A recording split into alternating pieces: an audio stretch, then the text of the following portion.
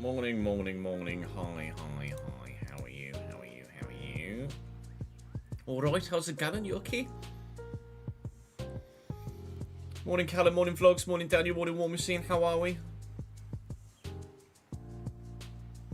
We're starting with the Journeyman, Callum.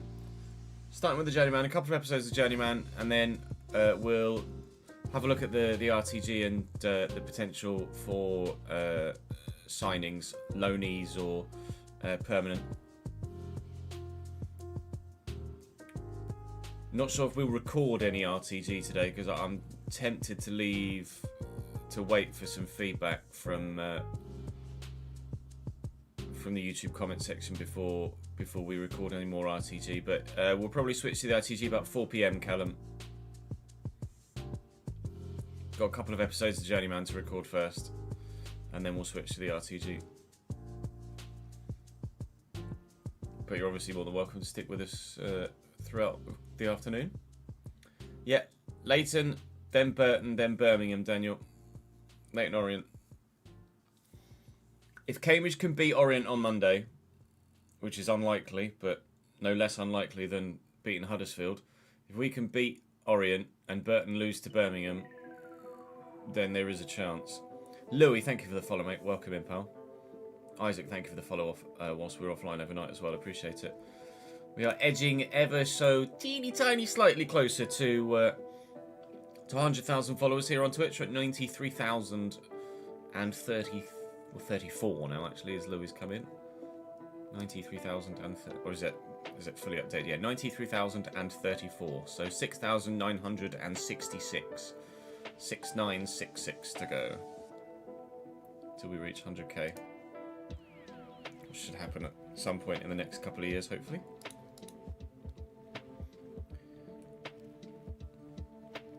We're growing at, well, I'll check my analytics. I've looked at this on stream before. We're growing at about 3,000 or 4,000 a year, I think, although it's been declining each year. Let's see.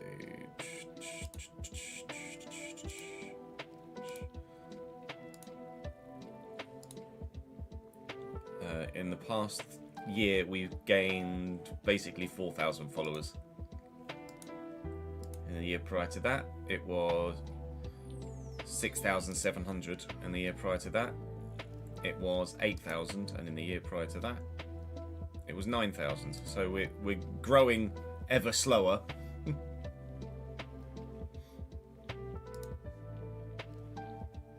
But it is what it is. That was our mix. In the mix year, we gained 656 follows.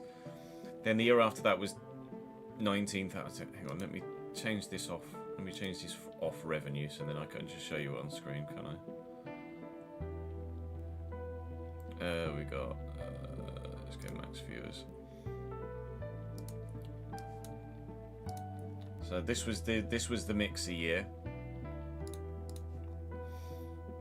Then this was our year back from mixer.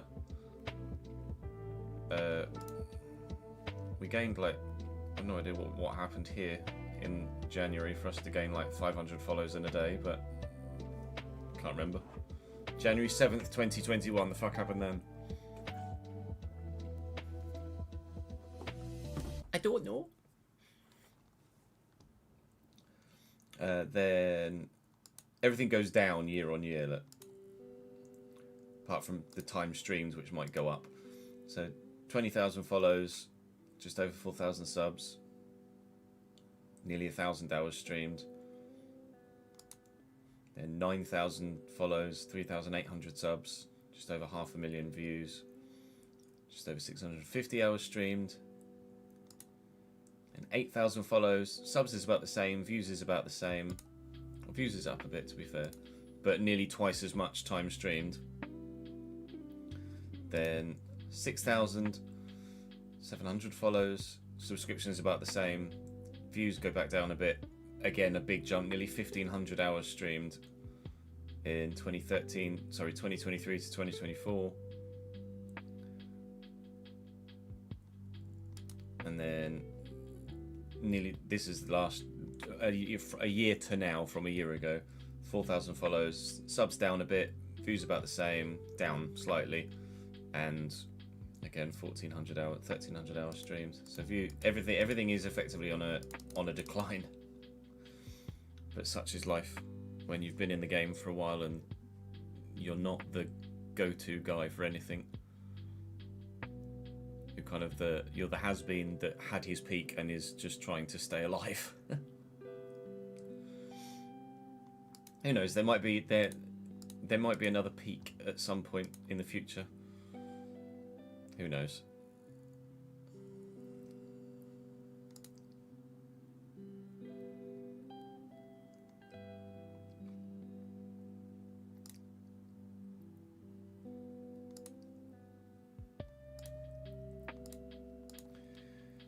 Yeah, F1 quali today, 6 o'clock it starts, so we'll probably go offline just before quali starts, I would imagine. NBA playoff day, WrestleMania day 1. True, we haven't had a new FM to boost the figures in the past 6 months, which would have happened obviously. And it was a quieter F1 year as well. So fingers crossed that a good F1 cycle and the inclusion of an FM cycle will make a difference, certainly. Certainly. I hadn't factored that in, to be fair, that we haven't had an FM launch in the midst of that 6 months. So it would have been slap bang. We're basically halfway through the FM cycle right now, aren't we? Or what would have been in April.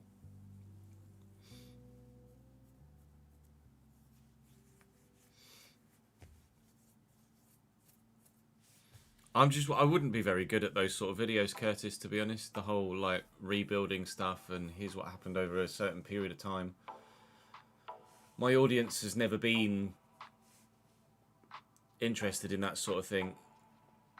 My core audience has always enjoyed more the longer form, longer series storytelling side of career mode, which is obviously significantly less viewed, but it's what I'm good at. So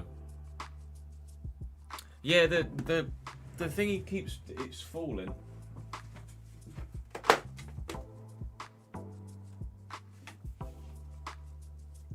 Need to put some more glue stuff on it. It's losing its stack. I wonder what the hell you're on about for a minute, Jamie. Stay there. Don't move. Stay there. Fucking hell.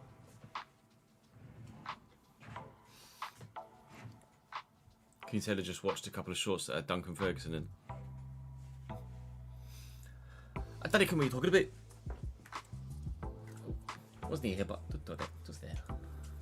Wasn't he here, but didn't he see that?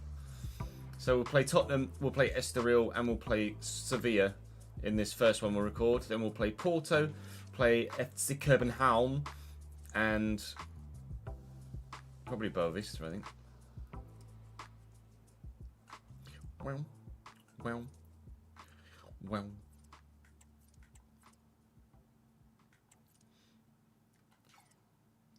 We'll see what happens in Europe.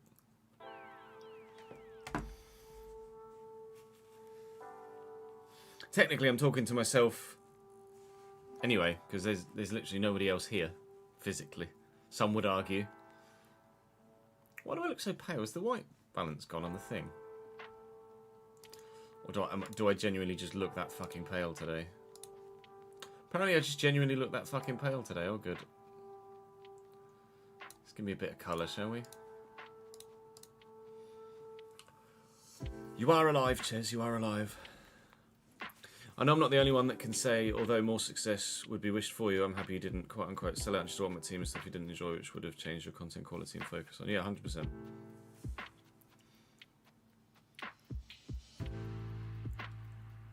I like having my little niche corner in the internet. I wish my niche corner in the internet was bigger, of course I do. But to still be able to hold a full-time job doing the content that I enjoy doing and get the most job satisfaction out of is a bonus. 100%. And I say this all the time, it's the Patreon that's made the difference. having the big one project has made such a big difference.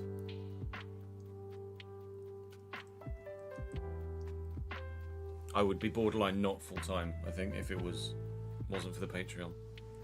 At the minute, with YouTube views and stuff that they are.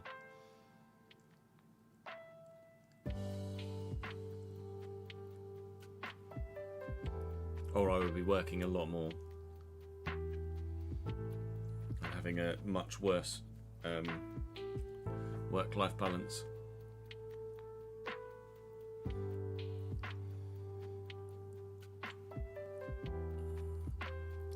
The whole planet would be fucked, Jamie, because if you lose paper, you lose trees. Trees are a bit important.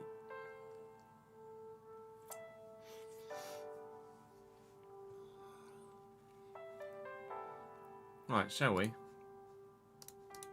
Let's.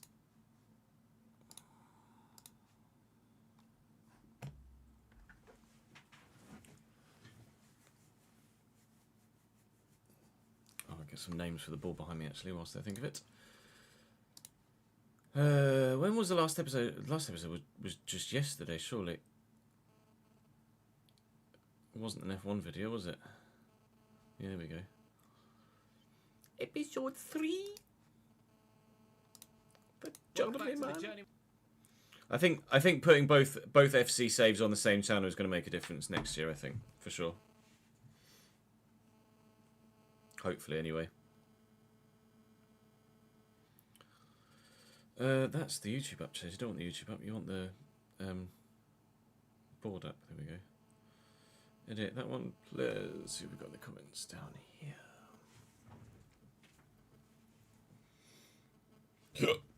Blood me.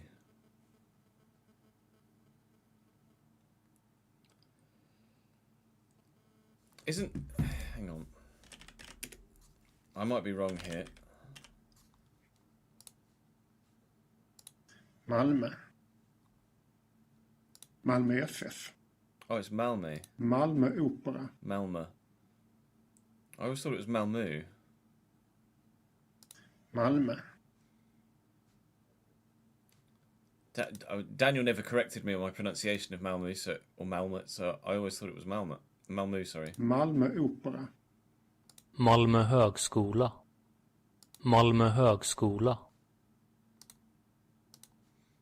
The O umlaut is like an ER rather than an double O.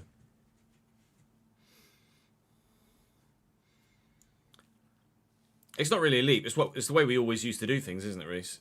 It's just it will probably slow down the progress on the second channel, but evidently the trying to get people to go across to the second channel thing to help grow that second channel for the other content hasn't really worked, has it? Because the second channel just hasn't really grown that much at all. So might as well put everything back on the same, every FC series back on the same channel again. Just upload twice a day on the main channel.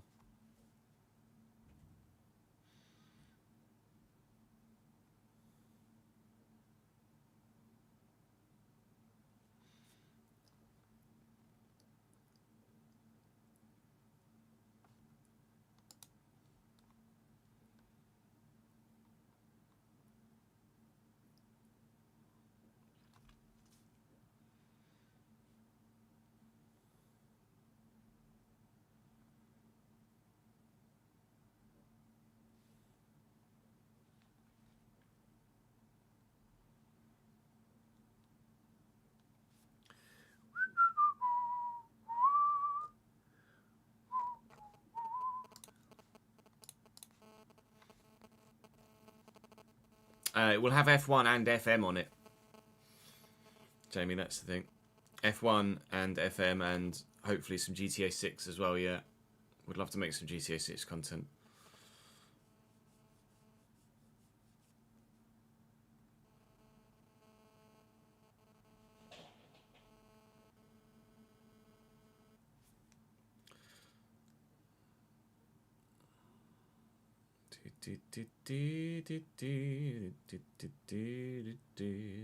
Changing the colour of the names for the board behind me and then we can get going.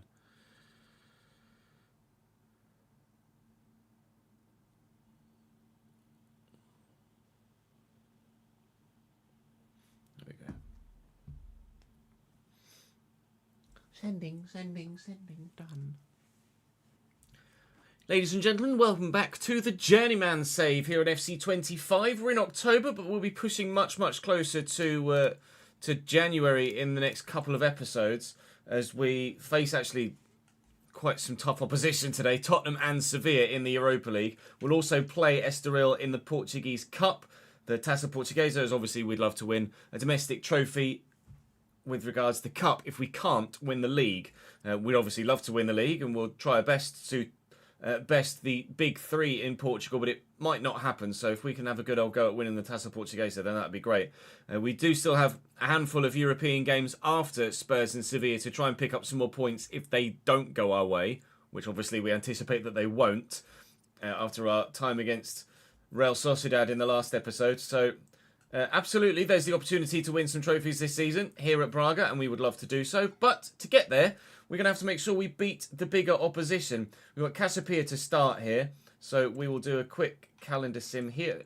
A lot of the calendar sims recently have ended in draws, but this one, thankfully, ends in a 2-0 win for us. So that's a great way to start, and hopefully we can continue in that vein. Saying thank you to Colin, Eric and Danny on the board behind me for your continued support on stream and in the comment section of the YouTube content, of course.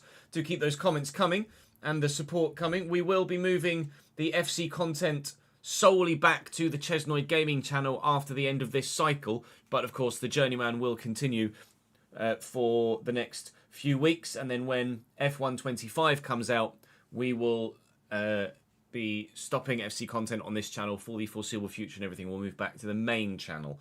But we hope to have finished this save by the time F125 comes out. We can have about 6 weeks or so to try and get as much through this save as we possibly can, and hopefully we can do exactly that. It is Spurs next.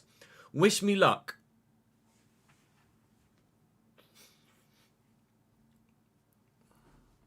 I hadn't seen that, Curtis. No, let me just bring up Spotify.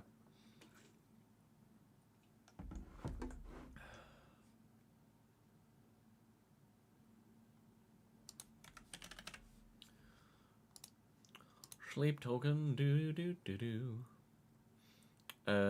Even in Arcadia. Okay. Oh, and song timings as well. So there's Look to Windward, 7 minutes 46. Emergence, which was 6:26. Past Self, which is shorter. Dangerous, which is shorter. Caramel, which is still nearly 5 minutes. Even in Arcadia, 4:28. Title track. Provider, 6 minutes. Damocles, maybe? 4 minutes 24. Then Gethsemane, 6:23. And Infinite Baths, 8:23. Ending on a biggie again. Love me a bit of Sleep Token. It's not long till that comes out, is it? 19 days, it says. Oh, I don't know if they're going to release a third single or not. Single or not. I don't know. Maybe they will, maybe they won't. Right, everyone's fully fit. Excellent. What isn't going to be excellent is having to play against this Tottenham side, which is surely going to be pretty fucking good. Thank you for the 10 bits, Danny. Kevin Archer, Ollie Watkins, Diaz. How many Easter eggs can you fit in an empty basket? Only one. After that, it's not empty anymore. Wee. Facts. Straight facts.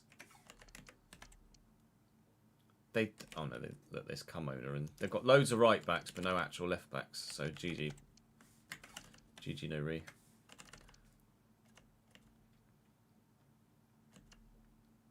Anyone that should be on the bench that isn't?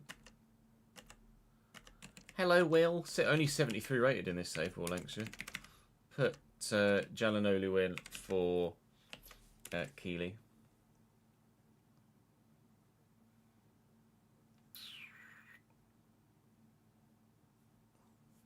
That'll be that. That'll be that then.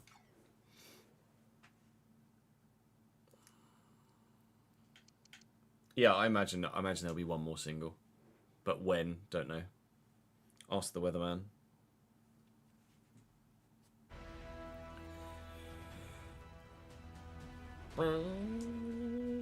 Bum bum bum bum bum bum, etc. Etc. etc.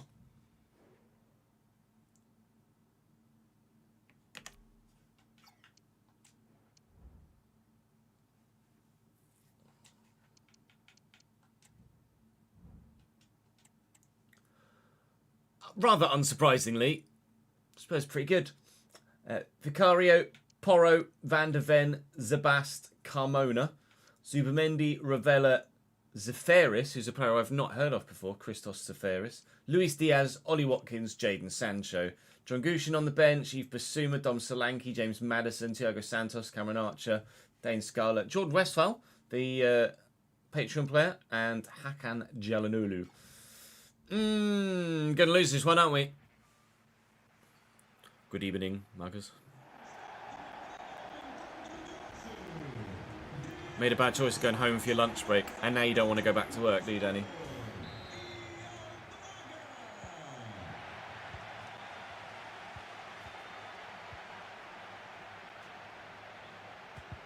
Thank you. Could be a gorgeous start if they've really messed that up.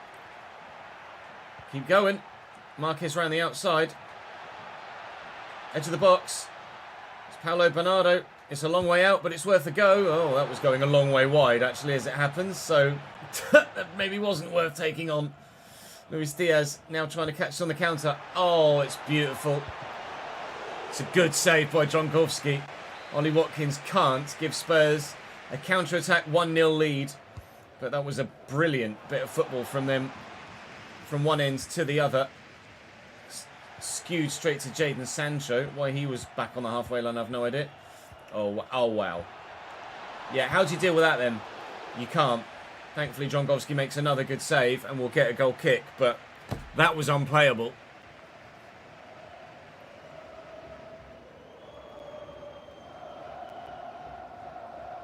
Working outside today and the weather's decent. Yeah, that's fair enough. Yeah, say you ate something dodgy for lunch and now you got the shits or something.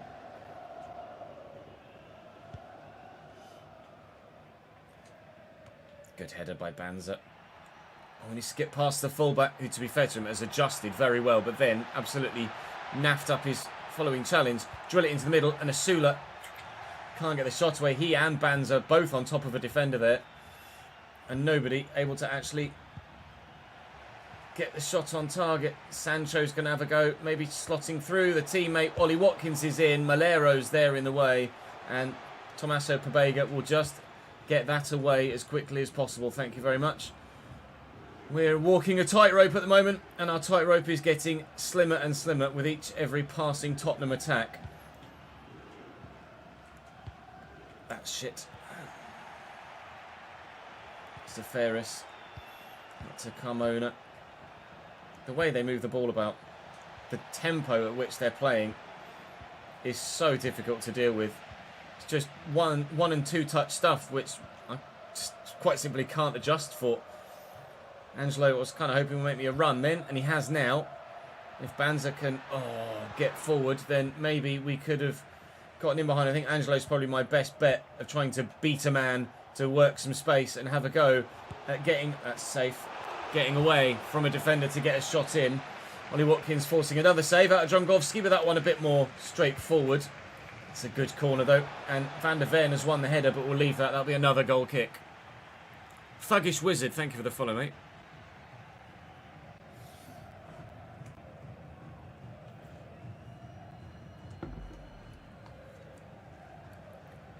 I fell over and landed in my gaming chair and can't get out.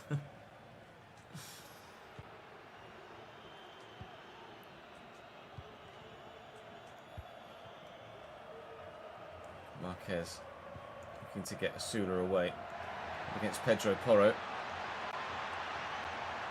Well, he was doing well. And Paulo Bernardo's arrived. And, well, Mickey Van der Ven is, Mickey Van der Ven, unfortunately.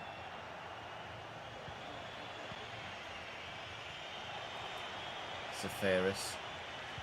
Option down the line is found. It's Ravella. It's tucked back well. Should he have gone for the squared ball? Maybe. Regardless, we've been able to again withstand... Well, Jesus Christ. Withstand a Spurs attack. Banza looking for Angelo. Wow. And Xavi Carmona does very, very well indeed. Oh, mate. I can get to that. Challenge, Charlie Hughes. We're holding our own, but at the minute, I don't think we're going to be scoring a goal. It's still going to be a case by how many will we lose by. at the minute. Oh no, don't tell me that's how we're going to end up conceding a goal! I thought that was in. I genuinely thought that was in. Somehow it's not. It still could be. It still could be. It's not. Bloody hell. My tightrope is not a tightrope anymore. It's a tight string. It's a tight piece of string. That's all we've got left. Nora, are you onside? You're not. Bollocks! Well, we've lasted 43 minutes so far, but I don't know how. Listen while you work. Do, do, do, do, do, do, do. Thanks, Danny. Oh, Banzer's nipped in. Back heel. Angelo, Banzer, let me run. For fuck's sake. It's a bit shit, isn't it? Sancho, Ollie Watkins is the man making the moves. Charlie Hughes coming across. Might have caught Jayden there a little bit. Be yellow, yeah, be yellow card, which is fair enough. Absolutely deserved. Corner for Spurs as the last action of this first half. 1 shot for Bernardo, 5 shots for Ollie Watkins, none in yet. We will hold the 0-0 scoreline till half time.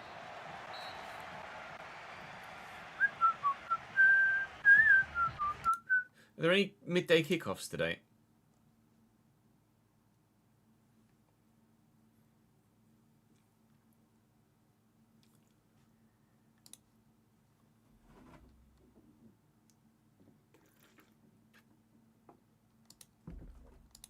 Or lunchtime kickoffs? No. Is it just Saturday night football?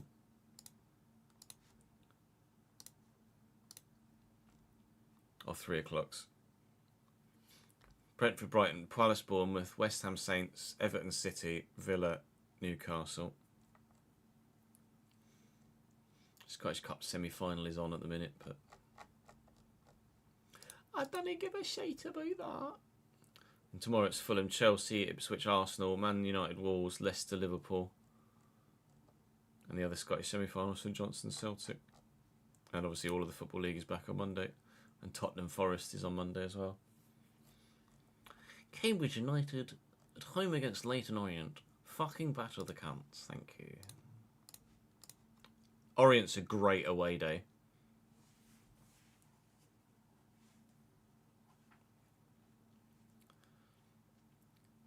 Got chocolate nibbles. Not jealous at all, Jamie. Don't know what you're talking about. We might have a little bit of RTG later, War Machine, yes. You could get relegated without kicking a ball today, right, Reese?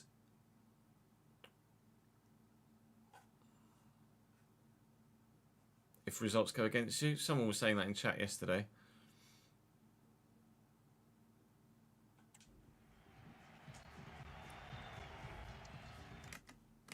I think. I swear someone was saying that yesterday.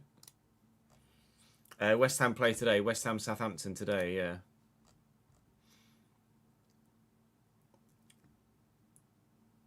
How many games you got left? 6. So it's 18 points. Yeah, so if West Ham win today... Oh, then we'll... No, because Wolves are on 35 points as well, so you might not be relegated. You can't be relegated today because Wolves don't play till tomorrow.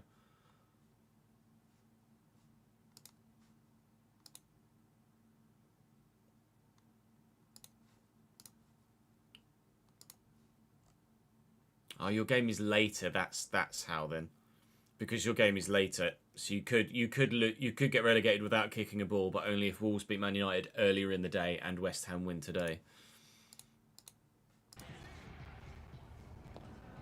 I see.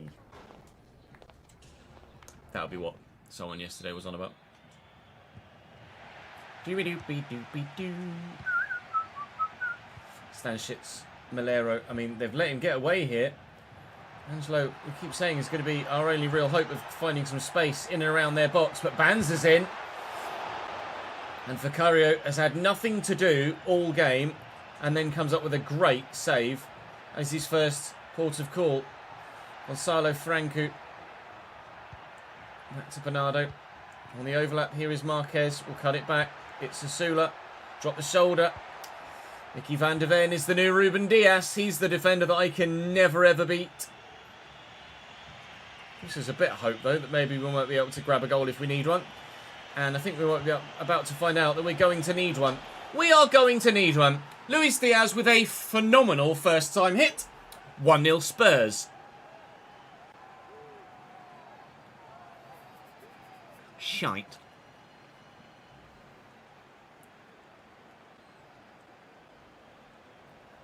I don't know what Southampton's final fixtures are.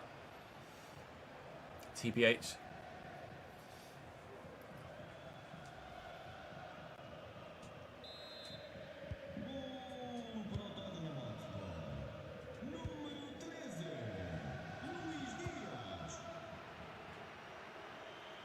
Angelo.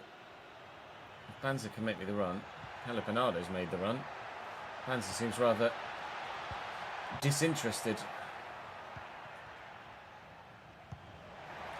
That's a ping. Bloody hell. Straight to Jadon Sancho. Straight into Malera. Leave me alone. Ollie. Bloody hell.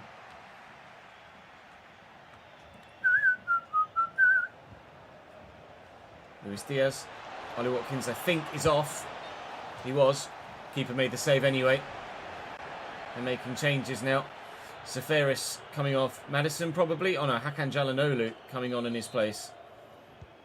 Don't give away any free kicks within goal scoring range because Hakan will bury them.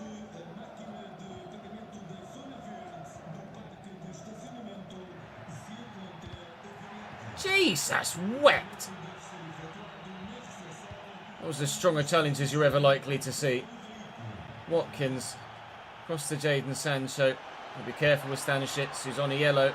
Oh, Luis Diaz again. Drongowski with the save. Are they going to keep that in? No, they'll take the corner. I'm going to take Stanisic out because I'm worried about him getting sent. Franco for Gorby. I don't really know if there's any other change I'd like to make. I would like an upgrade at CDM, I think, as an alternative option. I'd be tempted to sell Gordy and Helguera to try and consolidate those funds into one alternative defensive midfield option that is better than either of those two. Because I don't feel like I've got much as an alternative when Franco goes off. Win that. Well cleared. Oh my god. Oh my god. We're alright. We survived. Tabast just flattens me. Oh, let me take it quickly! Oh! Could have maybe still managed to get someone in behind. Manu Silva. Good. That's gone well. Challenge Paolo Bernardo. Thank God for you. Angelo. Asula through that gap. The gap disappeared, but we've still got the ball. Hands up. Angelo. And he's past the defender. Angelo. Goal! Braga! 1-1! The defender does FC25 defender things. And we're able to make them pay. You tell me, because I don't know. Golazo!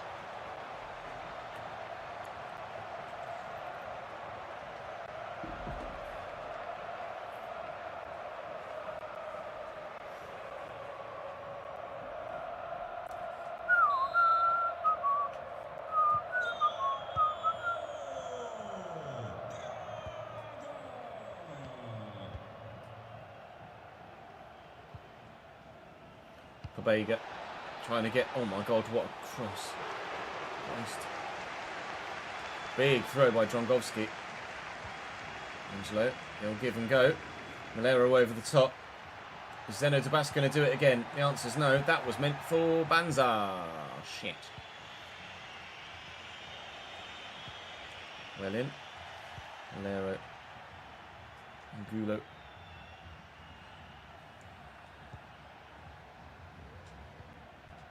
One, two, maybe. Right, Calhanoglu just stood there. Gorby's up. Good header. Quickly forward. Calhanoglu's in the way. Don't lose it now, Ches. Don't lose it now. Ollie Watkins. We've lost it now! Oh, it's not a free kick. But Hakan Calhanoglu has still won it for Spurs from open play. Ollie Watkins, the creator this time, and 5 minutes from time. We are still going to lose against Spurs. We've battled very well, defended to our absolute maximum, but it's just not quite been enough, unfortunately.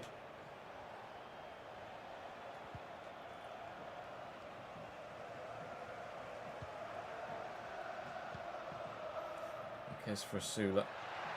Van der Ven does FC25 defender things too.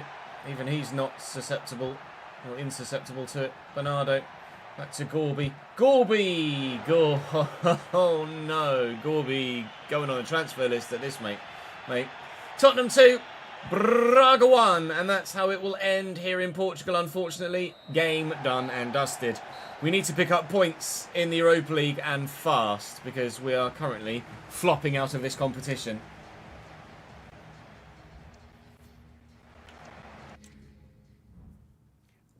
Basel beat Sociedad.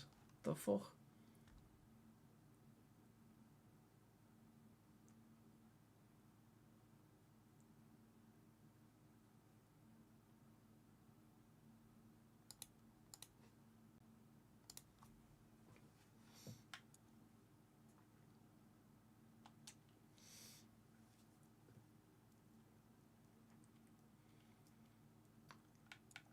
Give me that. I want to play some football.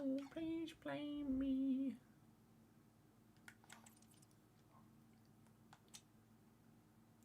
We've got big break to Leicester. Good. Right, Nacional next. We've wiped the floor with them in the cup. We're going to have to change a couple of things here, obviously, for stamina to ensure that we're at least half decent in this next game. We'll take Hughes out because he's the lower rated. Actually, Silva's even higher rated than he is. A quick sim should be enough here. We're away from home, but we should be strong enough to get a win. 0-0 against Nacional. I smashed them 4-0 in the cup. And it's the cup where we head next against Estoril in a couple of weeks' time. So there is the opportunity to get back to winning ways sooner rather than later. And get ourselves through to the semi-finals of the Cup. Because I believe this is going to be the quarter-final against Estoril.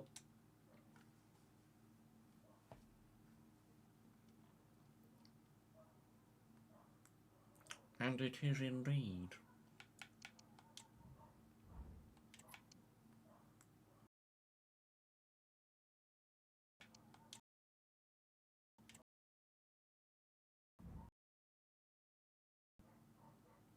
Fucking woof.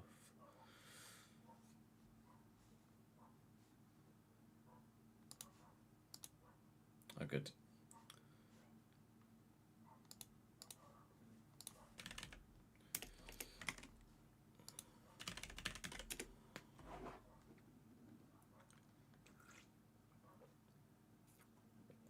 I'm still here. Still here. Still here. I wish I knew why it did that. PC just loses internet connection and then the internet comes back again.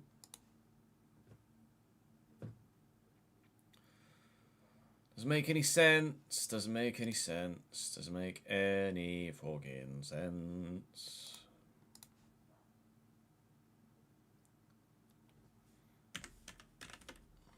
Say event viewer.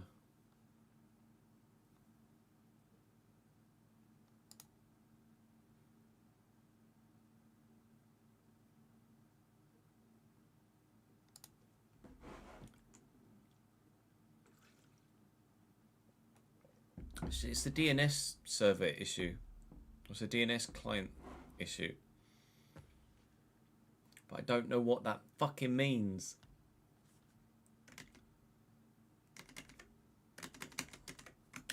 Event ID 1014.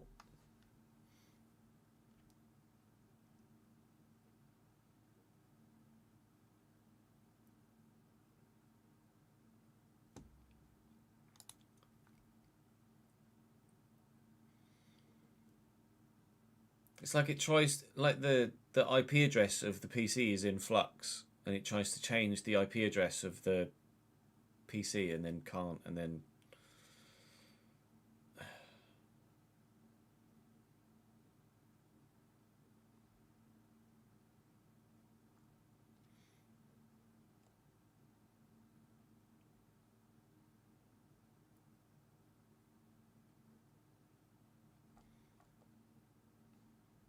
Could be any number of these things.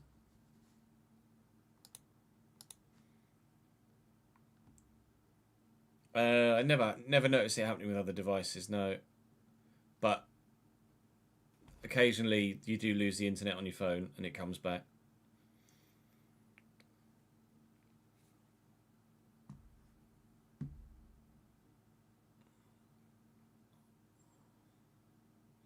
But I don't. Who knows? It's so momentary that you don't really notice it or acknowledge it. It's only when I'm live streaming and the stream goes down because it's cut for like it's literally like 1.5 seconds, if that it drops and comes back again. But I don't know if it's just the PC doing it or whether it's everything.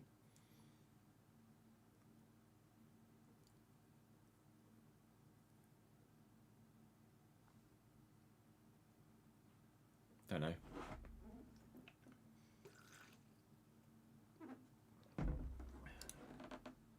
Don't know.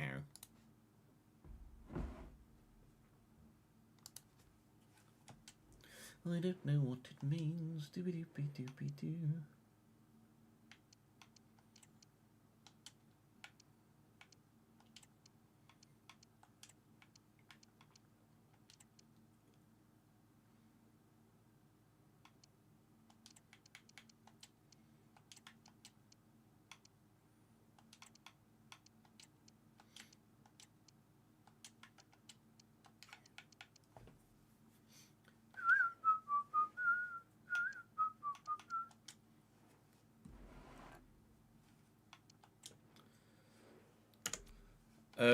The route was restarted not that long ago. I mean, maybe I should just routinely restart the router every couple of days, but it's just a pain in the arse, isn't it?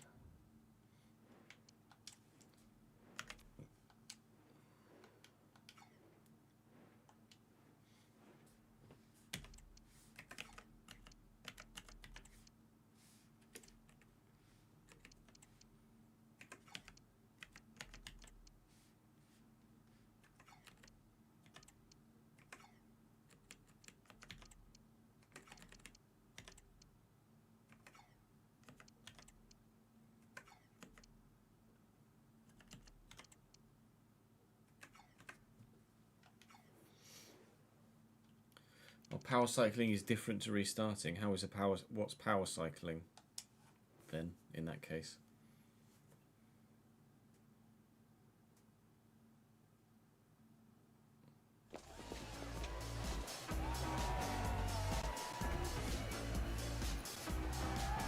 Is power cycling a process of some description?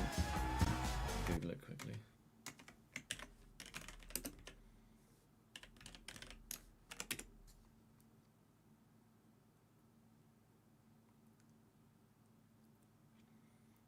Turning your device off and then back on again. Yeah, that's what I do. I don't just like hit a button that says restart route. Like I turn it off at the socket and then turn it back on again.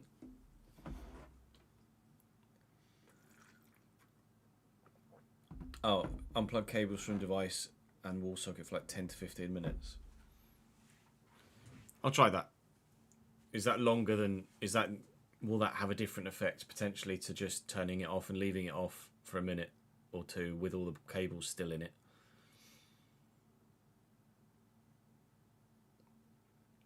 I don't know these things. Not really that computer literate.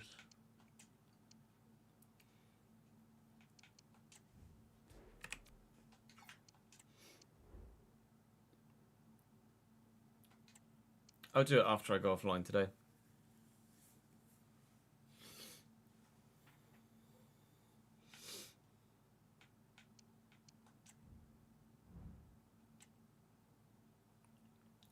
Estoril have a half-decent side. Kevin Chamorro in goal. Feltes, Basha and Alvaro. Begraoui, Zanacello, Jordan Holsgrove and Gonçalo Costa. Kamari Doyle, Carter Hartley, who's a youth prospect, and Dion Drainer Bellio. 79 rated, one of their best players. They've got a couple of options as well, including a 77 rated Nathan Patterson on the bench. I've rotated for this, as I have confidence in my lesser players to still get the job done. But there are still some first teamers in here, like Pobega, who's actually moved from left back to centre mid for this one. Will Asula starts. So the goalkeeper's the same. I probably could have put Papa in, but didn't bother. And Charlie Hughes starts at centre back as well. But we do have obviously the first teamers on the bench to call on if we need them. But hopefully we won't need them.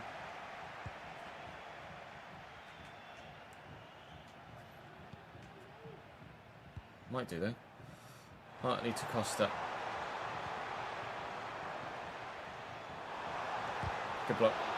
So to bide my time and make sure I got in the way of whatever it was he wanted to do. Estoril are playing that formation. So at times it might be pretty easy to break through them. Asula doing Asula things, which is having a decent opportunity and just straight up missing the target. That really is an Asula thing. Oh, I wouldn't understand a more technical term for it anyway. Not fully, anyway. Atom, Pobega. Hey, look, the defensive line just drops so deep that you just quite simply pick them apart. 1-0. This might be a bit like playing Watford in the RTG, really. It's a little bit silly. There's no reason why the three centre-backs should be 40 yards behind their midfield line and stood on the edge of their 6-yard box, not marking two strikers.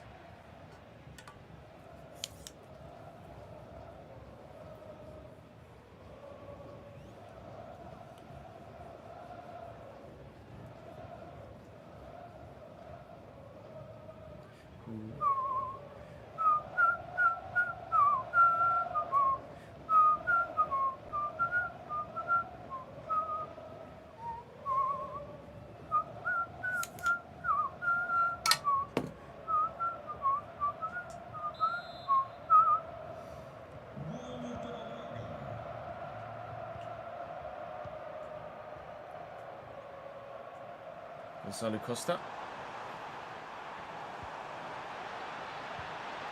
Pull back. Gonzalo again. Dinked. Oh, he's just over hit it, unfortunately for him. Spread to Marine. No, we will go out wide. Why not? There's Bruma. He's a bit quick in. Oh, cross is decent. And slightly overplayed as per theirs as well. Trying to get that round the corner. Eluzani does well. It's a nice turn as well, actually. Slightly unnecessary with the skill, but the shot is... Oh, in. I felt like it was hit with about half the shot power I put in. It took an age to actually reach the target, or reach the net. But because it was so in the corner, the keeper just couldn't get across to it. I need to see a replay of that. I felt like that took far too long to actually reach the goal. Right in the corner, though. Keeper no chance. 2-0.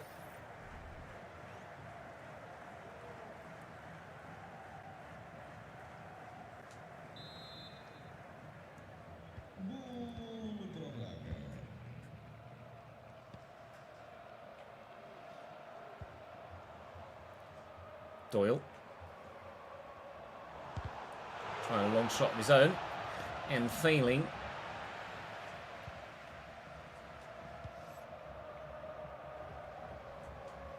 Vidovic. Mostly to Pobega. Get it out there to Axel Atom. He'll cut inside and then look quickly for Eluzani. Yeah, it's like playing Watford. Because it's just a AI not being good enough thing.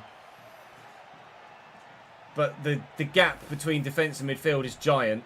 And then those three defenders are so concerned about their positioning in terms of where they are on the pitch that they don't actually mark any of the men. Well, no defender ever marks any man. But if I show you the highlight replay from a camera angle that zooms out quite a bit. We've got a sideline wide, sideline wide. So look at the gap between the centre mids and the centre backs. That's monstrous.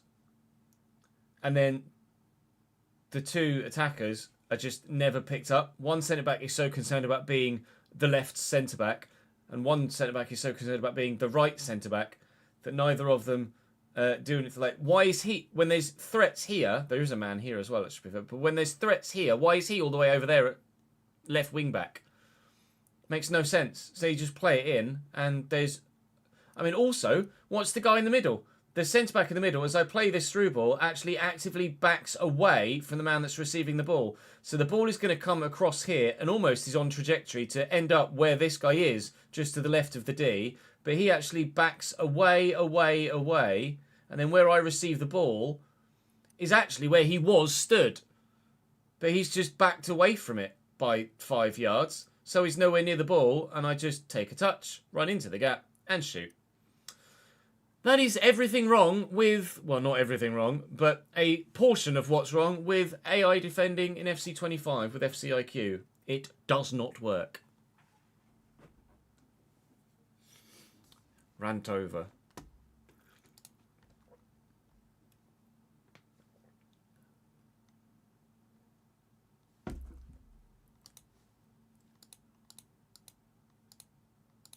Doesn't matter what you do with the sliders, doesn't change a thing.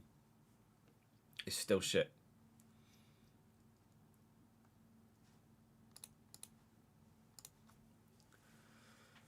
So what the gameplay wants you to do is, or what the gameplay presumes you'll do, because it's built around a user versus user basis, it anticipates someone will change player that they're controlling to that defender and close the gap. But of course, I'm playing the AI, so there's no one to change defender and close the gap. So it don't fucking happen.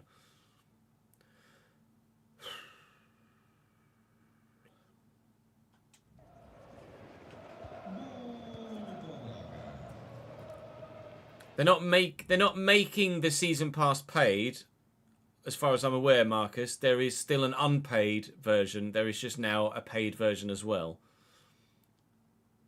There's 2 versions, right?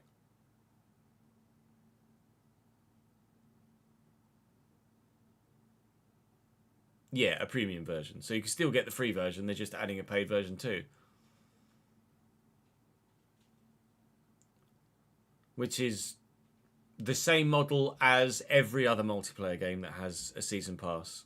But people will lose their shit because it's EA.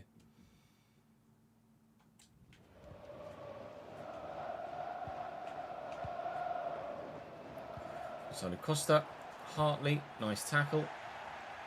Put it inside. Once we get to 4, which inevitably will happen, might even be nearly happening then, we'll just switch to the interactive sim and see it out from there like we did against Watford. Because quite frankly, it's pointless playing. The result is going to be monstrous. It's going to be too easy to just break them apart.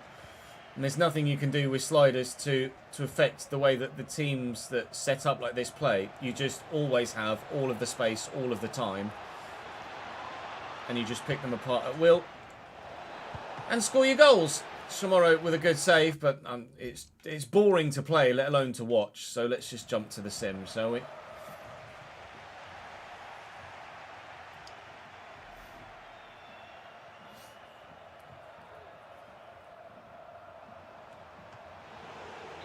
I wouldn't say it's utterly disgusting. Like, it's the industry standard to have a season pass and a premium season pass. No one's forced to pay for it. Like, if you don't want to pay for it, don't pay for it.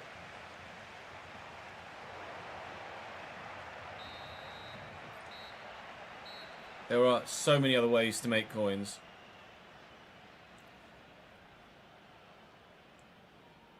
Okay, and maybe slightly rephrase. It's not disgusting on EA's part, it's disgusting on the entire industry's part.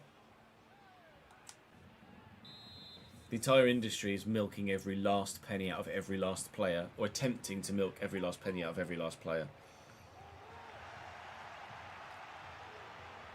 And games are being built around the idea of monetizing as much as possible rather than building a good, fun game.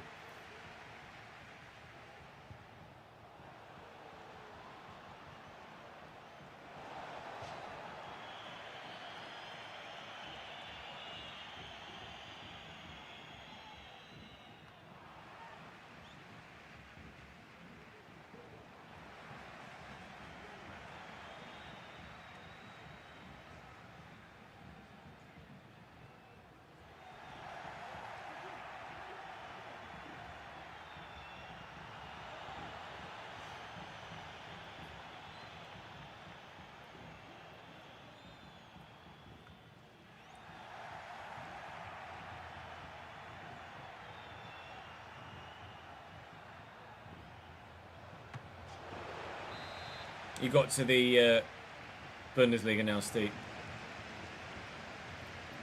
Did you find it pretty straight? Were you getting realistic results by simming?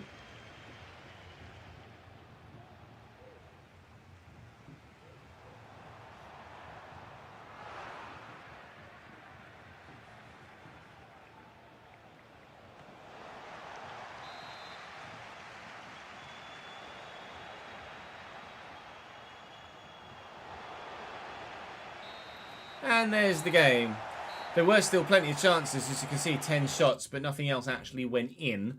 So through to the semi-finals of the Taça Portuguesa. Sporting are through as well, as are Porto. So we have to hope that we come up against Vitória. Although, last time we played Vitória in the league, they beat me yesterday. I mean, the last episode, whenever this one's going out, by 2-1. So I guess it doesn't really matter who we have. It's Porto in the league, and it will be Vitória away in the cup at the end of January. It's on paper the easier tie, but we have lost that exact fixture already this season, so we shall have to make sure that we're better. We have to be very good against Sevilla as well. They're currently top of the Europa League group stage, and we are currently fifth bottom of the 36. I need to try and get a point out of this one and then win my remaining 3 games if we're to make it through, basically. Not easy. Lost one game we'll see, that was because you had the best squad in the league with the young players progressing well. Yeah, that's fair. Sometimes sims make sense, sometimes sims make no sense.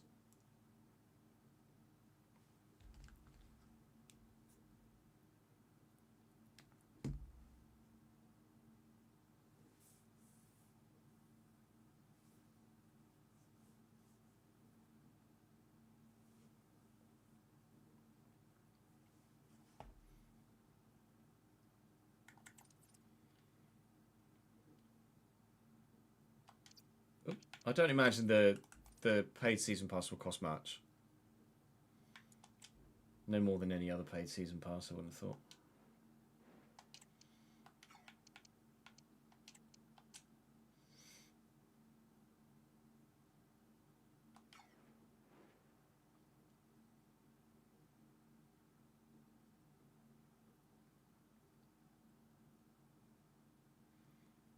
Evening, Mike. How are we, sir?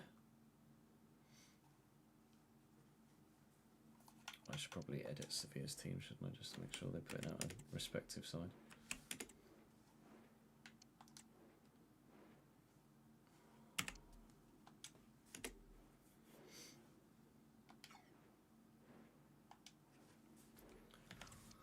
Jimenez.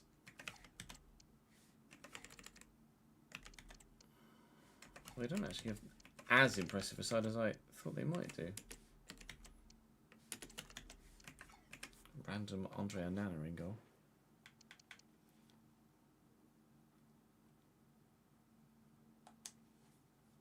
Do you use any sliders, Steve? Your AFL team won a game out of nowhere. Nice.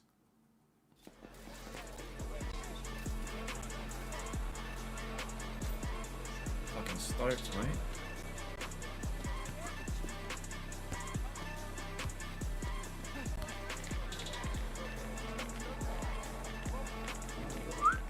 No sliders. Yeah, that gameplay is shite.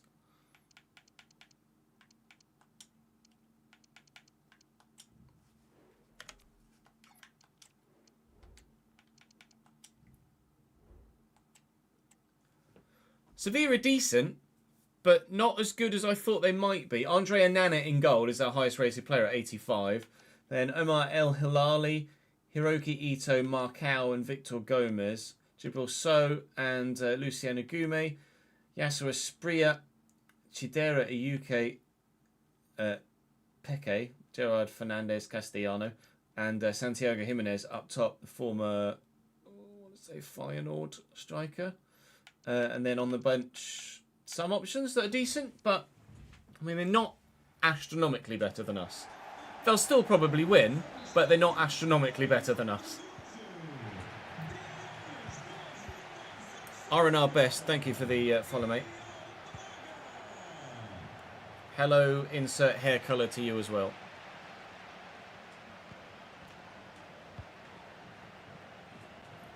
Valero down the line to Angelo. Inside to Banza. And Angelo again. Asula is in. Asula is up. Not going to get there.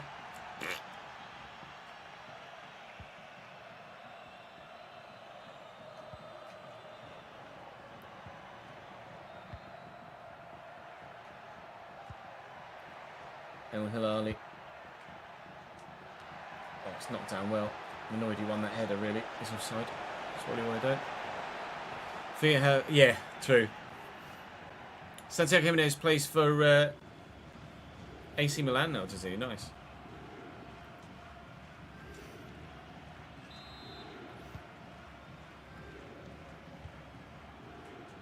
Pabaiga and Marquez. That was shit, Ches. Charlie Hughes steps in well. Just go short. Bands has disappeared. Space there, though. Oh, didn't play it quickly enough. Just trying to earn an extra yard. An extra second of decision time. Didn't work. Here's Peke. Yeah, that hard enough, didn't he? Bloody hell, Santi. Corner. Drongovski the beard. With a good save.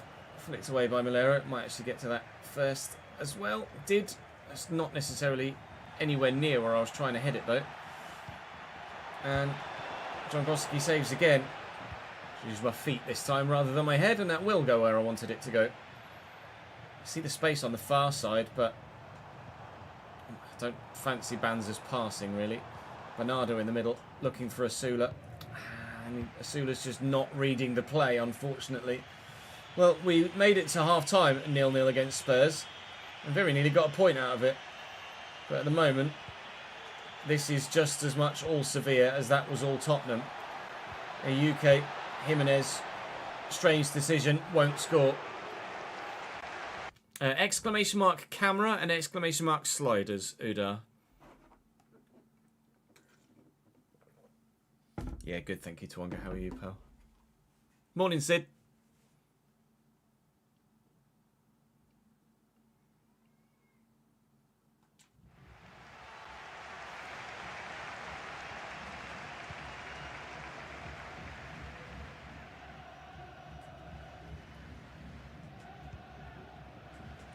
Hughes. Oh.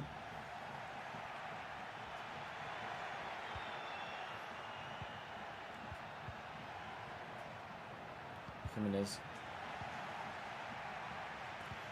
Bernardo. Angelo. Right back's going to arrive. Look for Banza here. That's a good ball.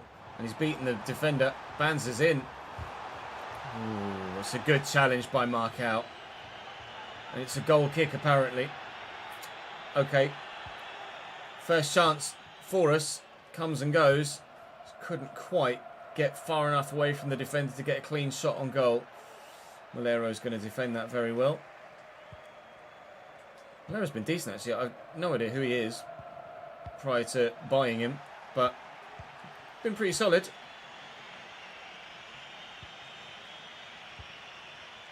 Here he is again. Shit. The UK. Good finish. Santiago Jimenez gives Sevilla a 1-0 lead in the 40th minute. Beating the defender and the goalkeeper to it to slot home at the near post. Rifling it high and hard like that at the near post is always a good recipe for success.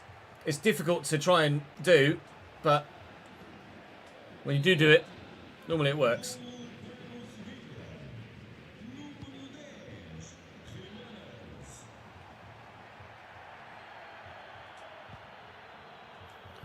Baker and down the line. Marquez through the gap looking for... Well, I wanted Asula. Went towards Banza. Misplaced the pass. Lost the ball. Great. Get off. It's not a foul. Well, it is a foul, probably.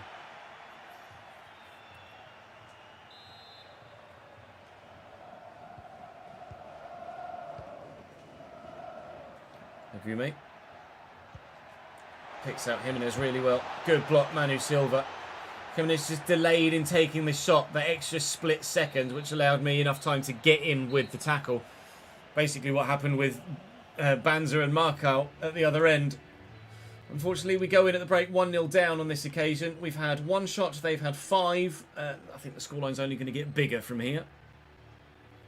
Can you tell how confident I am against big sides with this Braga team? Not very.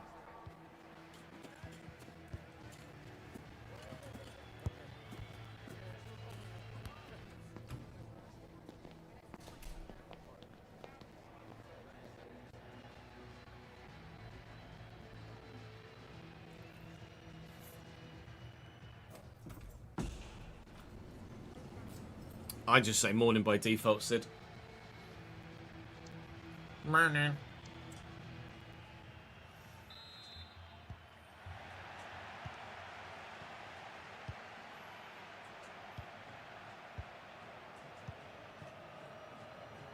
Angelo Banza. Be a great way to start the second half.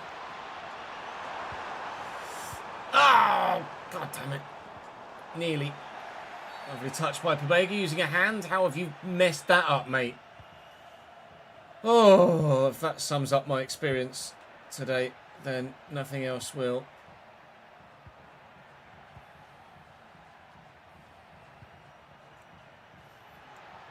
Hussein Agume, well in Manu Silva.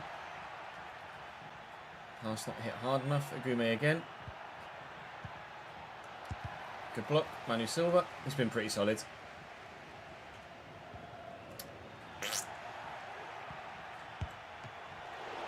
Santiago Jimenez has such strong shot power. Well up, Franco. Lift it quickly. And that's rubbish.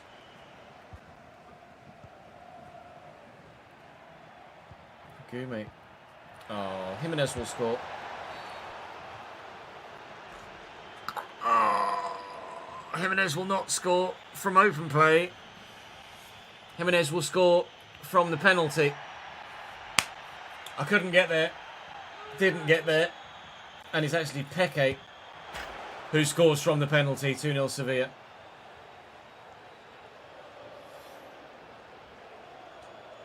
Correct, Jamie.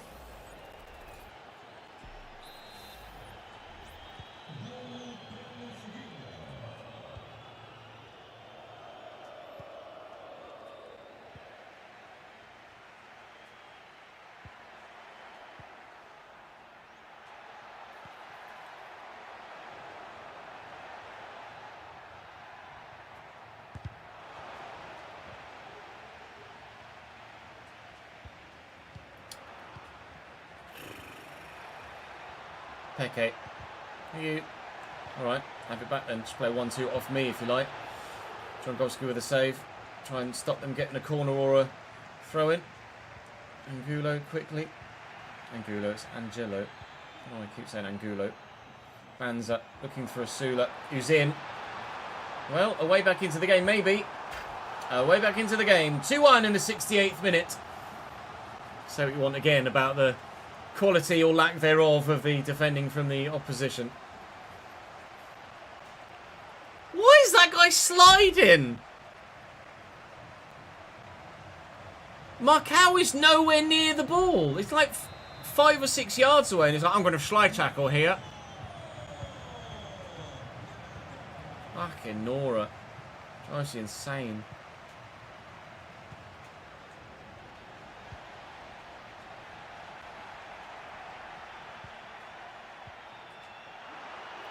Peque, wide.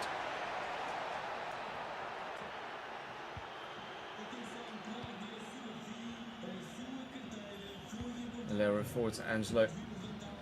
And Banza. Angelo's going again. He's beaten the defender to it.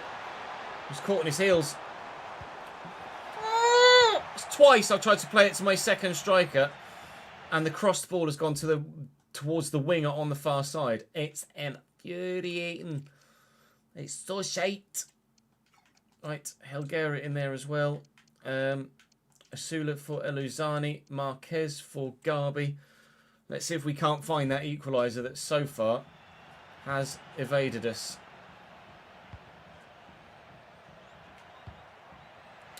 Oh, as if. Oh! No, we're not going to find the equaliser that has so far evaded us. Well, if the previous moment when I mentioned it didn't sum up my experience today, then that definitely does. Fucking hell.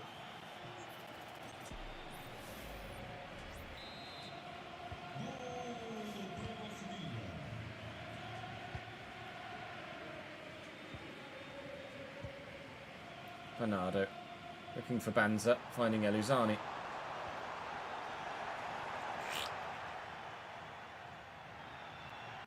I'll have that, thank you. Malero does well. Turn the man. Try and draw the number 18 in to open up a bit more space. Banza.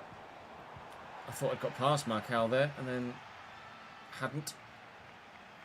Spreer with a heavy touch. This ball inside. Peque. This ball down the line. Jimenez. And away, please. Oh, the deflection. Header off the head of a defender. Oh, I tried to burst past him and it didn't work. Sevilla have just had the edge. We absolutely need to beat Basel, FC Copenhagen, and whoever it was we had in the other game that wasn't Basel or FC Copenhagen. Can't recall off the top of my head, but certainly need to win it. There are still 9 points available in the Europa League, and if we get all 9 points, we should still go through to at least the playoff round to get through to the round of 16. But at this moment in time, if we keep playing like that or having that sort of luck, we aren't going to get there. I can't remember who it is we have in that other game. We start the next episode with Porto, FC Copenhagen and RZ Alkmaar, which is not going to be an easy game actually. Basel beat Sociedad as well earlier in this episode, so that shows you the quality that Basel have too. Well, domestically it went alright. We're through to the semi-finals of the Taça Portuguesa, but I think in the league we are actually, we're only 6 points off top. We're closer than I thought. If we'd have won that game against Nacional in the Sim, then we'd have been on 22 and only 4 points off top. If we can not lose to Porto, especially if we can beat Porto at the beginning of the next episode, then we might still be very much in this Liga Portugal title fight. There is the chance potentially for multiple trophies this year. Drop this video a like though if you've enjoyed. Make sure you subscribe to the channel so you don't miss out on any more. And I will see you tomorrow for more.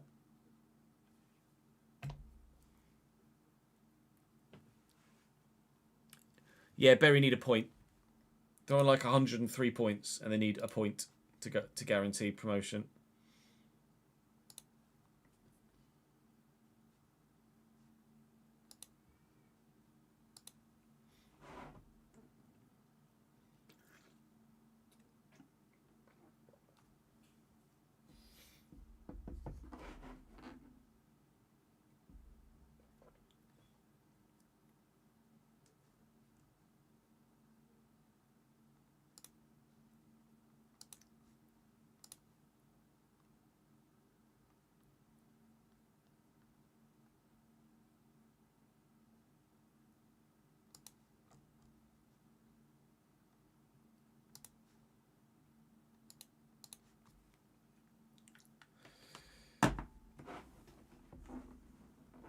You won the championship with Ipswich on 110 points and there was only 3 points between you and Leicester. Yikes. I think if one side is certainly just too good for the level, or two sides are too good for the level, you could get a points tally like that and still be very close run for the title.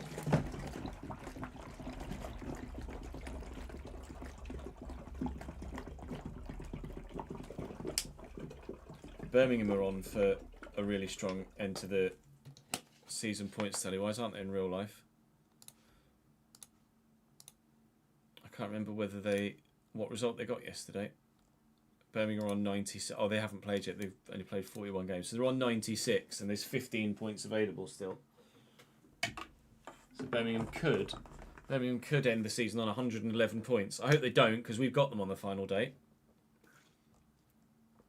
We might very well need the win, although we might also have been relegated before then. Right, was that episode 4? It was episode 4, wasn't it? Let me just double check.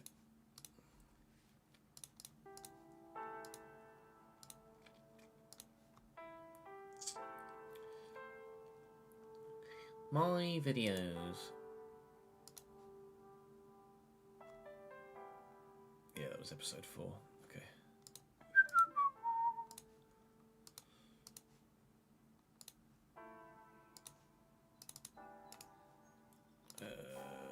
Journeyman S6 4.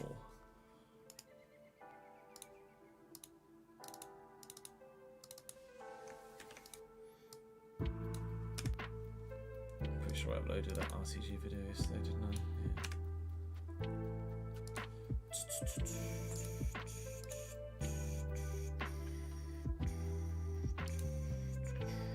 Right, I'm just going to have a quick toilet break chat and then we'll record another one. BRB. Hopefully Wickham, Ronald. Hopefully Wickham.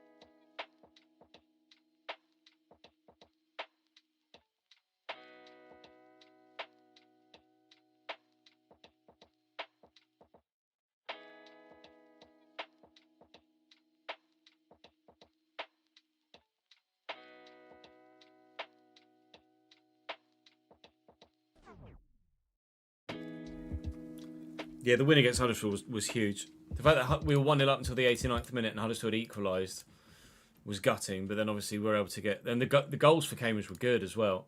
I don't know if you've seen the highlights. Where are we?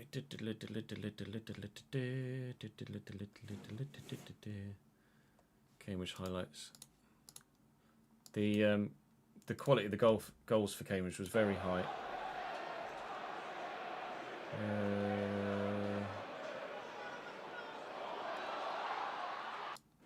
This was the first goal, so we just lumped it, just smashed away downfield that Stokesy was able to run onto. Couldn't get it across to Dom, and then Brovs, touch, finish. Banger! Brophy doesn't score many. Then Huddersfield scored from this corner, just a scramble in the box.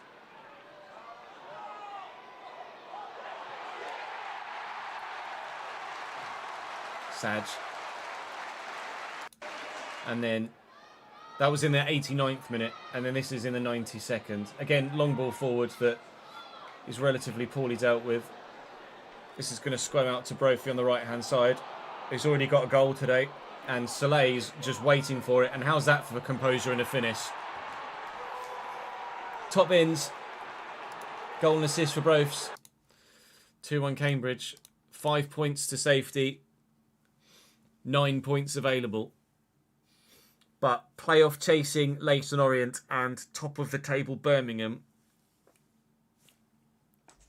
left to play, as well as a side that we would need to probably overtake to survive, Burton in the middle. Yeah, the green kit is so nice.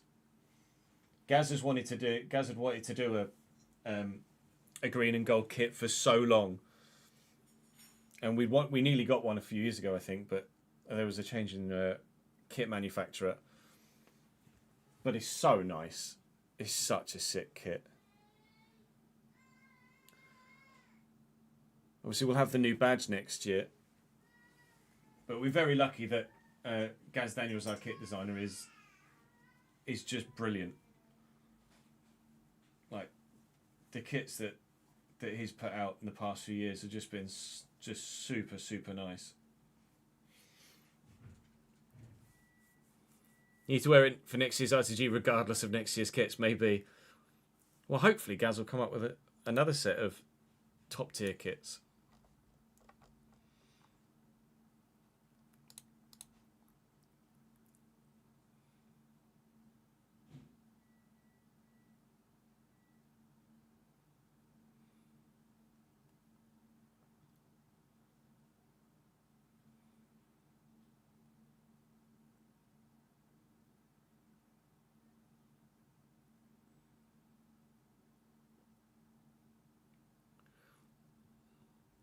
Yeah, I'm pretty sure the RTG will be with Cambridge next year, regardless of what division we're in.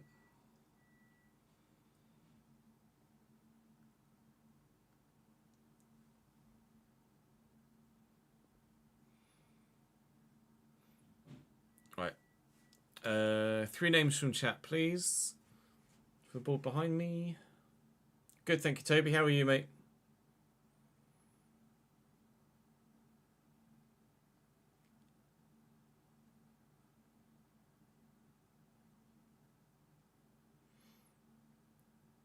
Josh Stokes has been so good. See, he's been so good. Would love to have him on loan again next year, but I think Bristol City are probably going to want him in their fold. Kind of hope that Bristol City get promoted so that we could have Stokes for another year. Honestly.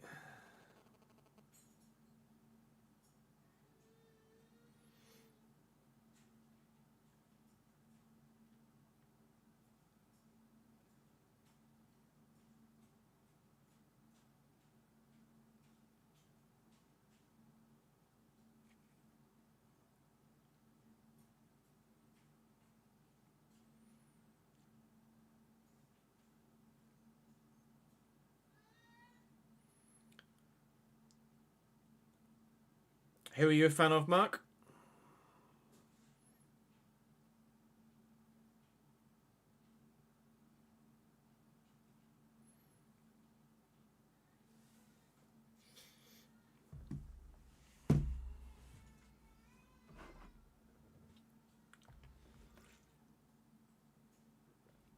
Right, let's get to that game against Porto.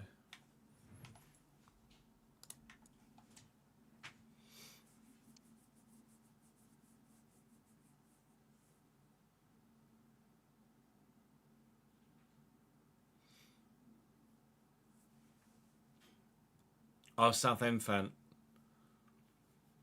After not beating Solihull Moors and Braintree, not going to get the playoffs.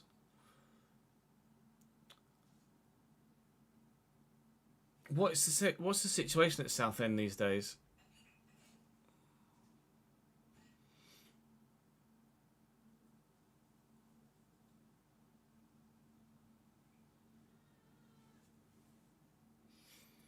Like financially, they're a bit more stable now. I know you nearly went under. Right. Welcome back to the Journeyman Save here on FC 25. We start with a very important game in the league against second-placed Porto. We were 6 points from top. Benfica have won on match day 12, so the gap is now 9 points. And obviously we would like to close said gap to all of the 3 teams above us by beating Porto out the box today to begin. That's the dream way to start.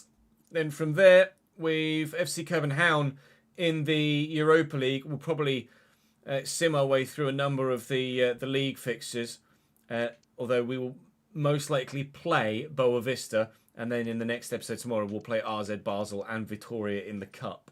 That is the current plan. We shall wait and see how things unfold, but we can start off on the front foot and hopefully set the tone for the rest of the episode by getting victory at home against Porto. Saying thank you to Curtis, to Data and to Toby Curtis on the board behind me. Thank you for your continued support in the comments section and on stream. Do come and join me live. Be great to have you on Chesnoid Live here on YouTube, or of course the Twitch channel, twitch.tv/Chesnoid Gaming, so you can see every minute of every game that we play live. Obviously all of the other content too, Football Manager and Formula 1. But concentrating solely on FC for the time being, it's Porto first.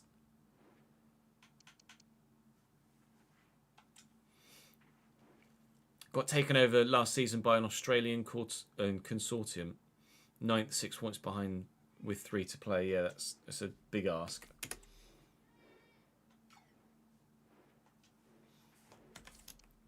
Fucking Porto still got Samu, fuck my life. 81 rated Chavez as well, good. Porto are very bloody good, chat. Porto are really, really... 89 rated Diogo Costa. Fucking hell. Gonna lose this one, chat. Gonna lose this one.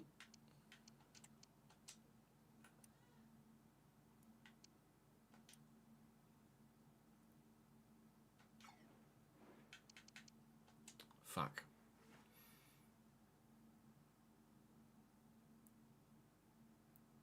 Hopefully you'll just loan him back to us. But if we go down, then I obviously imagine that you want to loan him to someone else that's League One, or maybe even... I don't know, as you'd loan him to bottom end of the Championship, but certainly you wouldn't loan him to League 2 after loaning him to League 1 this year and him having such a good season. Official Amy, thank you very much for the follow, mate. Apologies for almost certainly butchering the username.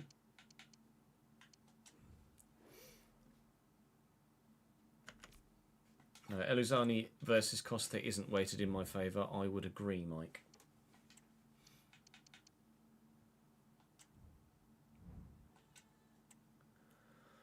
Porto are a bit good, annoyingly. Diogo Costa in goal, 89 rated, still here at Porto. Juan Foyth, Tomas Aviles, Otavio and Melvin Bard, and then it just gets better from there. Nico Gonzalez and Alan Varela are both 85. Pablo Cabrera, an 87 rated Martin Chavez, Vasco Souza, and then an 87 rated Samu. I wanted to beat Porto. I will go out on a limb here, and it's not much of a limb, to say that we will not beat Porto. That's better than half the sides we've played in Europe this season, and our European campaign is not going well.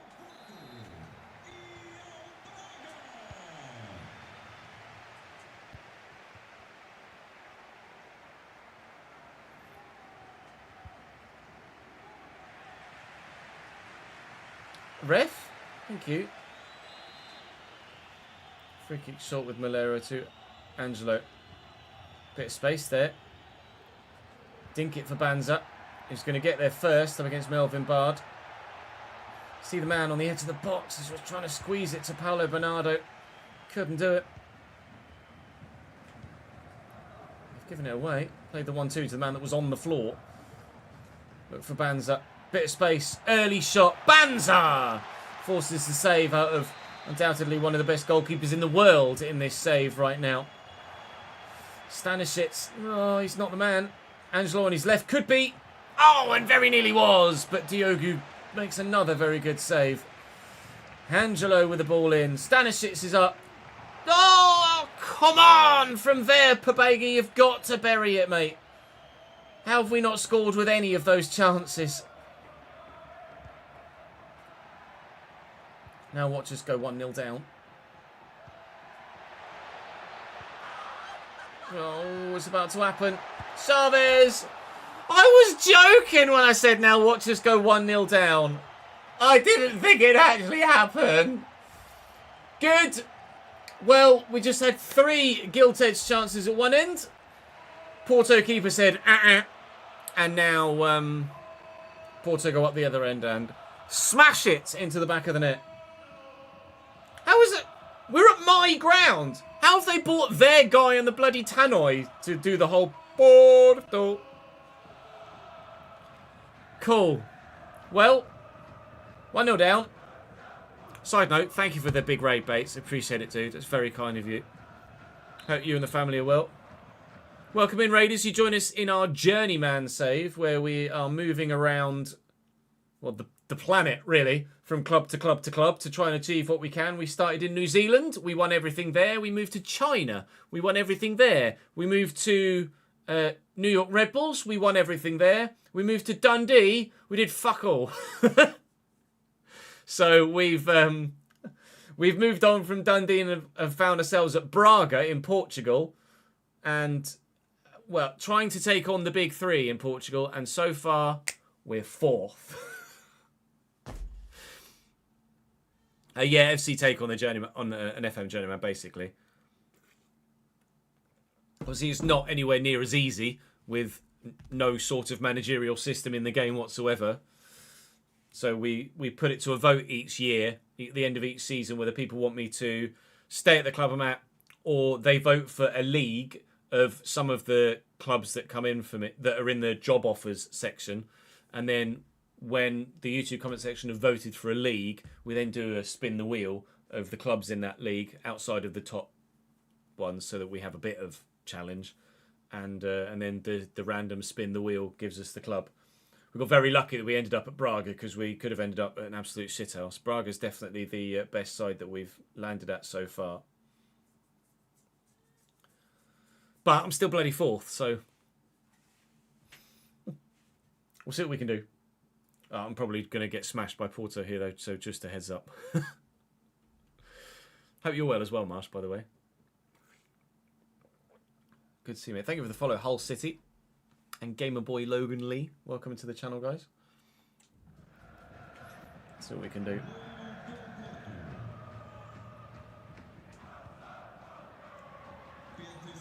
Bernardo. And Angelo. Looking for Banza. Found well.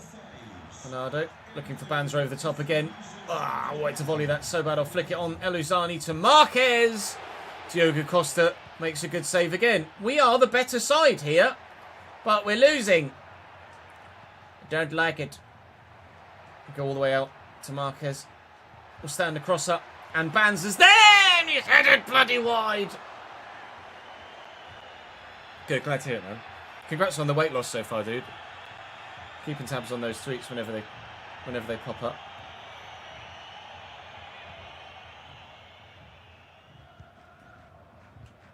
Thank you, Malero.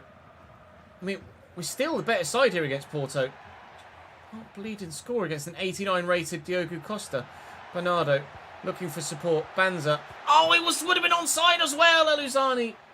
What the hell? Some man got to do to score a goal. Samu out to Juan Foyt. Samu again. Samu. Good block.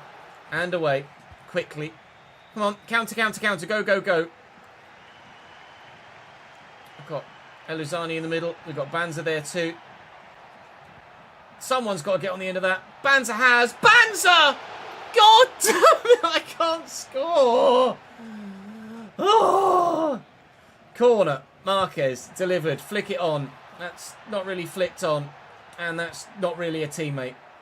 Half an hour in, we're still 1-0 down. We've had all of the play. Stanisic beats the tackle. Go on then. Centre back. Yeah, no. Maniacal Bunnies, thank you for the follow, mate. Welcome to the channel, pal. Appreciate it. Boyski, boyski.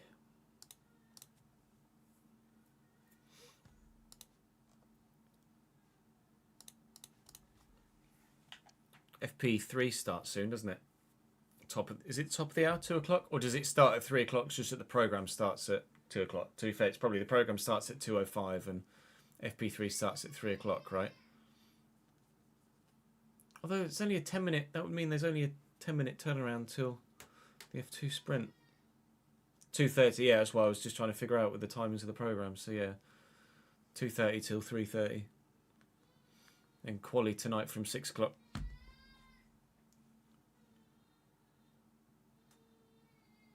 Jude's very happy right now. Probably in between courses in his lunch. Honestly, that boy would eat anything, and a lot of it.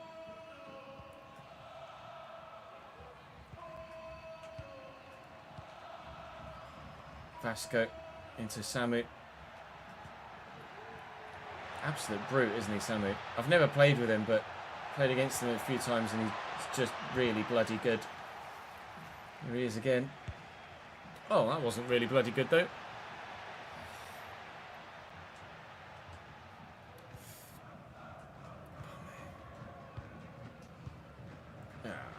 Shit. Strike, wide.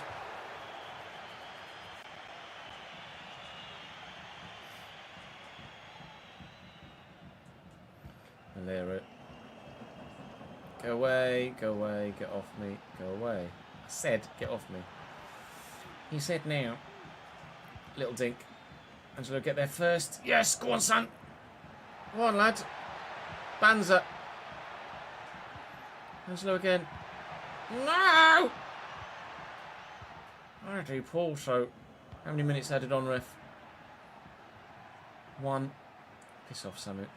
Well, we'll be losing at half time, but I mean, we have been absolutely the better side by a long way.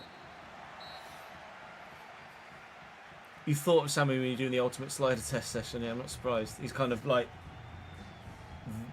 the quintessential that style of player, isn't he? Sun fan, thank you for the follow, mate.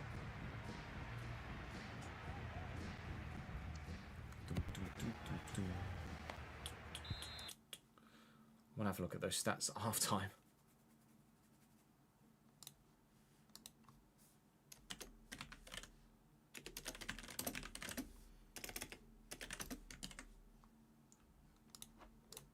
So I bet we're getting 3 times as many shots as them. 5 to 8. Well, they've had 5 apparently. 1.9 XG. No bloody goals yet. Thanks to that man in bloody yellow.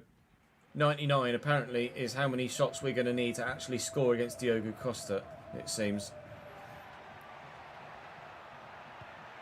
Oh, but Samu is going to need at least 1 more, thankfully.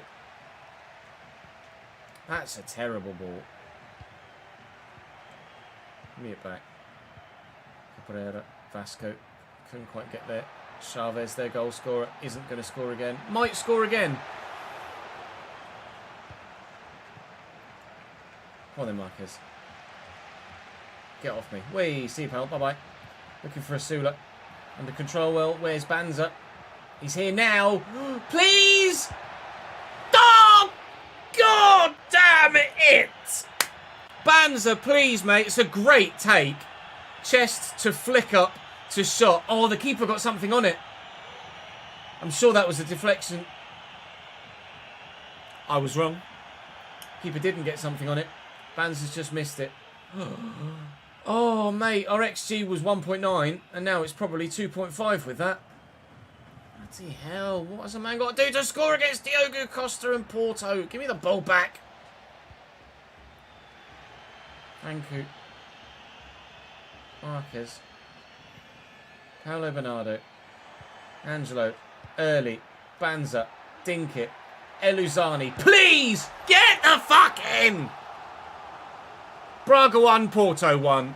Jesus wept. At last. It is possible. 59 minutes, not 99 minutes needed.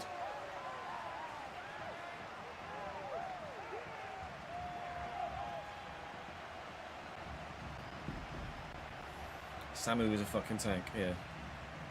Lovely little scoot ball, touch, and on his favoured side, slammed. Oh.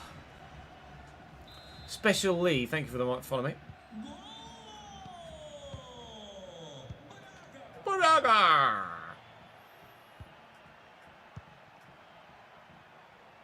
Gimme. Thank you. Oh, God. Somehow managed to get out of there alive. Franco. Go to Angulo again. I keep calling him Angulo. It's Angelo. Bloody Angulo. Where have I got Angulo from? Who's Angulo? I know there is an Angulo.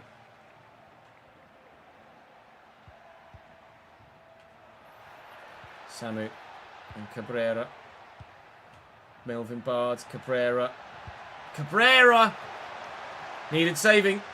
Drongovski obliged. Chavez with the corner for them. Haney's on for Cabrera now. Away!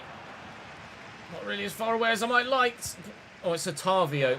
Apparently still needed saving. Drongovski obliged.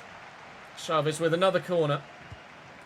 Again, Porter the near post. And again, we will clear it.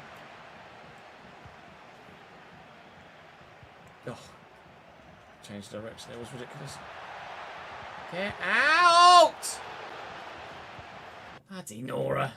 Now it's Porto's time to dominate. Marquez for Bruma. Banza for Sula. Stanisic for Silva. I'll leave Franco on for now.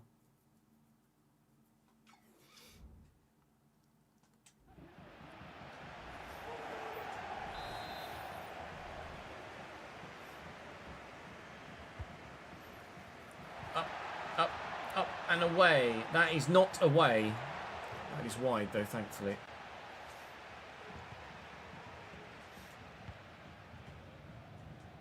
Malero. Angelo. Asula through the gap. Asula through the gap. Asula! No! Balls! Just not quite fast enough. Gimme. Didn't gimme. No, Charlie! Oh my god, that was supposed to go to Angelo first time. Asula. Franco. Bruma.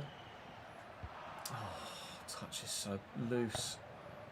Close control just isn't there. Vasco. Chavez. Lilian Manu.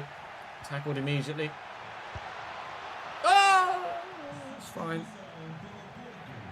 Are you a Benfica fan, Ailey?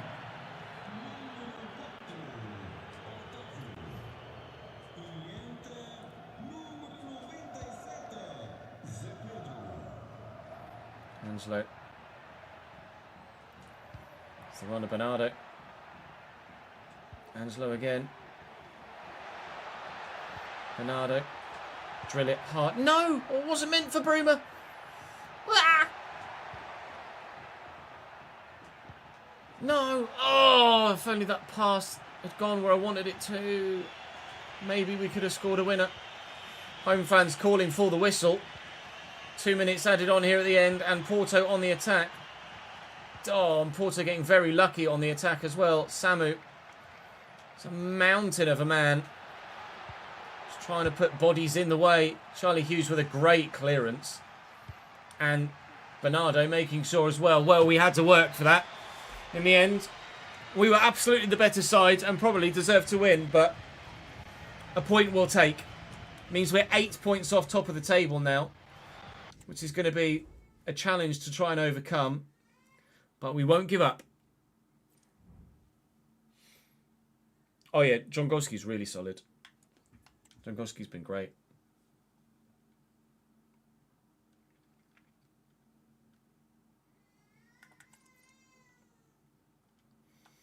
Right, there were a few games we were going to sim through. Next one, oh no, just this one, and then FC Copenhagen.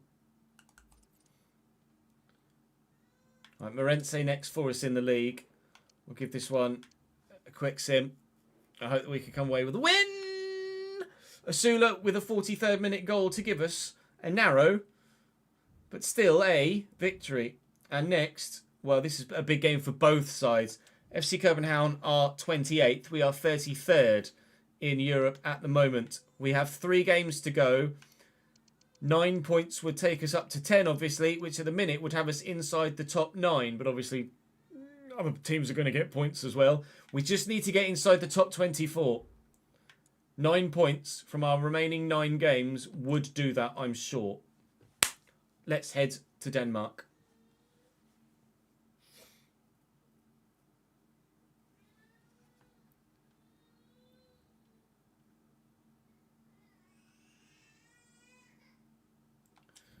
Jude is not happy.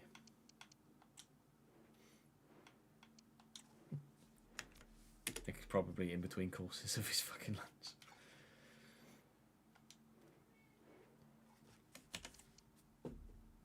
Ivanov, Matson, Gendry, Furholt, Sumare. Yeah, they basically put out their strong. Oh no, hang on. Can you play left back as well, Gendry? No. Reynolds. 3-star week for plays, 2-star week for OK. Is that Nathan Trott? Wow.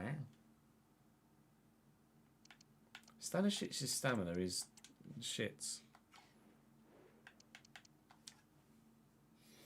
Diogo Costa was the go-to goalkeeper. So I think he still is, to be fair. Certainly one of.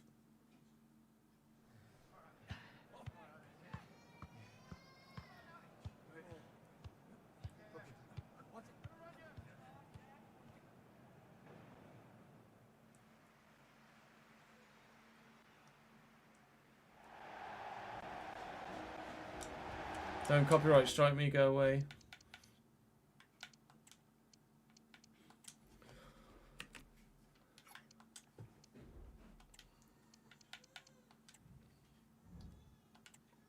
FC Copenhagen are similar to a lot of the sides in our division in terms of their quality. Slightly better than some. They're kind of between us and the next tier of sides in Portugal. Trott in goal. Gendry at right back. Flamingo, Palacio, Reynolds, Sumare, Clem, Froholt, Ashuri, Matson and Ivanov. At the back, they're very good.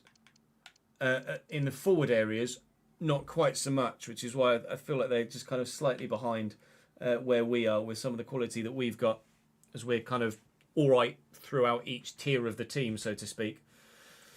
We need a win. Only wins will do, really, in the Europa League for us for now.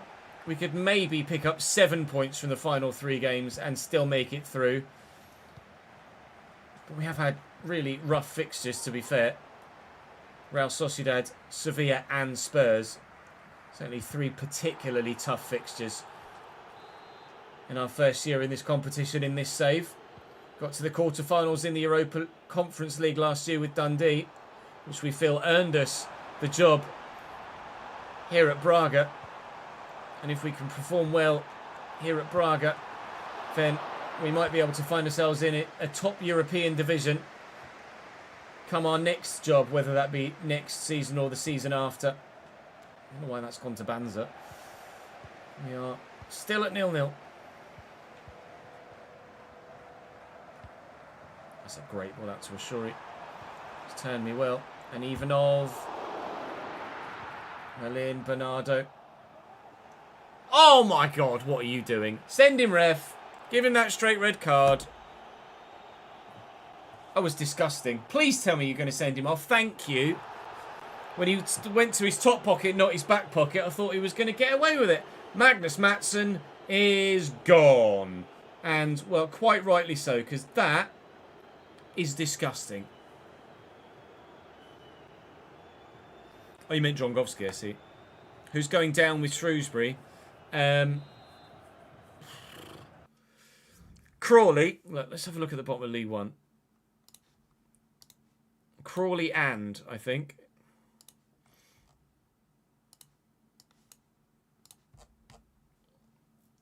I mean, there's only a point in it for Crawley, but at this stage of the season, that makes all the difference, doesn't it? Crawley will go down. I think we'll go down, given the nature of our final 3 fixtures. And then probably Bristol Rovers. Burton have been in a relegation fight the past 3 years straight, same as us. And every year they seem to survive. They've been... Is it... List of seasons. Is it? Have they been involved in the relegation fight every year? 20th. Oh no, 15th, 16th. No, they haven't. This year was when they... was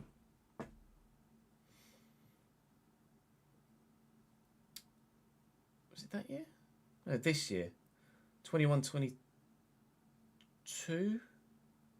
No, 22-23 was when we survived on the last day because Burton held MK Dons to a 0-0 draw. Then last year we survived late on too. Let's see, Cambridge United.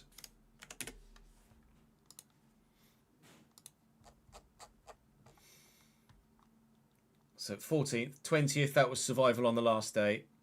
And then last year we were 18th and survived a little bit earlier on. 58 points, 46 points, 48 points. So far this year we're on 38 points and have a maximum of 47 points that we can get to. So it'll be our second lowest points tally if we win all 3 of our remaining games, which we won't do.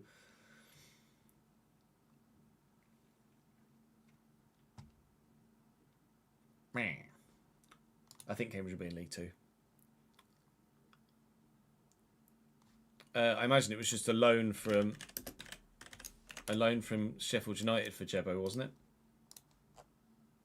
Yeah, Burton on loan from Sheffield United. He's on Watford this year on loan from Bournemouth.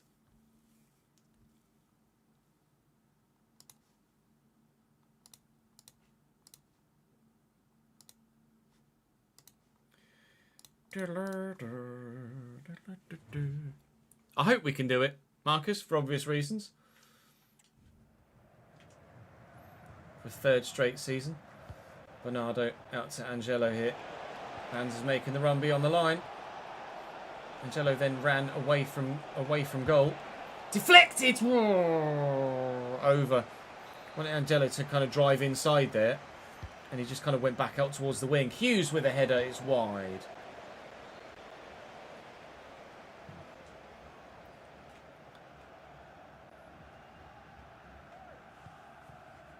Yeah, under Neil Harris, we've been decent. We've drawn a lot of games, but we've been drawing games that previously we would have lost under Gary Monk, so... Angelo, Banza. Get on his left, then deliver a ball and hope we can find the man at the back post, or that man at the back post, or this man in the... Can I please win a header? Can I please win a header? Thank you. Oh, I would a first time shot and he wouldn't hit it.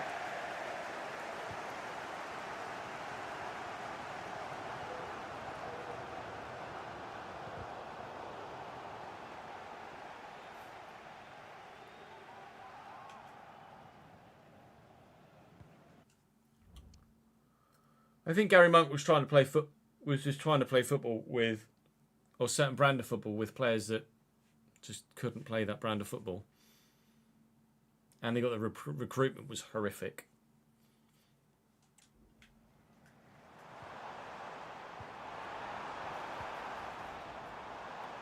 Clem. Angelo. Banza through that gap. I think Gary Monk is one of those managers that can be decent at championship level, but just doesn't know how to manage in the lower leagues. We play with sliders, Benedict, so our gameplay is slower here than you would usually see.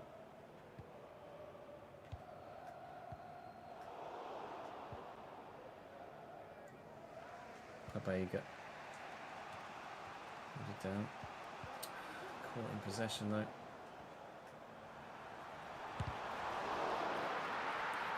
Shuri. His turn. Clem. Finish. Great striker play from Ivanov. Holding up the ball. And then beating the man and the keeper. 10 men. Copenhagen. Lead. Meet.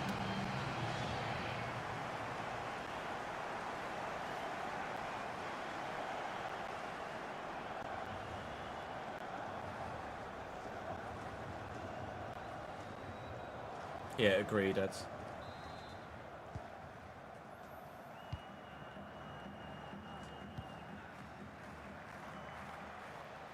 Bernardo through the gap, finds Banza. Banza will find Angelo.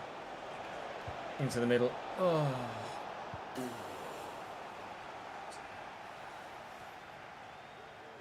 Marquez and Bernardo. In the wrong way.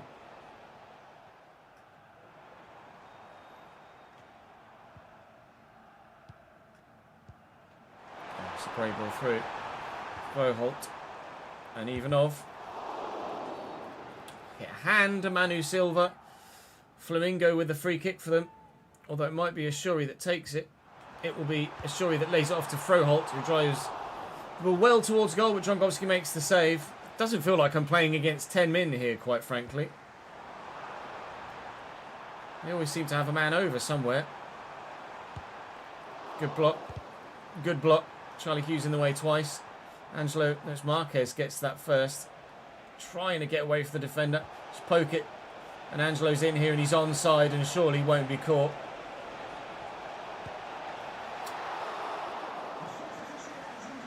Had to finish and didn't. Because he's left-footed, I couldn't really drift any further to get a better angle on his left because the defender would have gotten a block on it.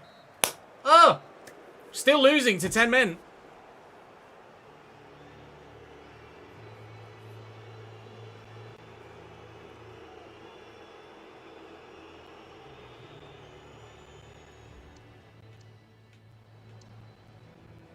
Three shots to their 8 and they've had more possession. Anyone would think that we were the ones down to 10 men.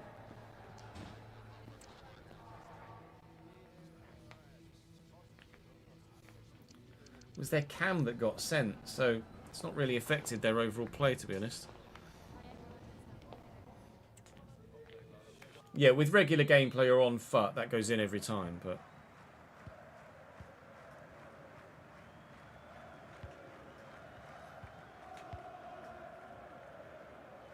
with the sliders it doesn't. Have you missed that, Bernardo? Ivanov. Ashuri.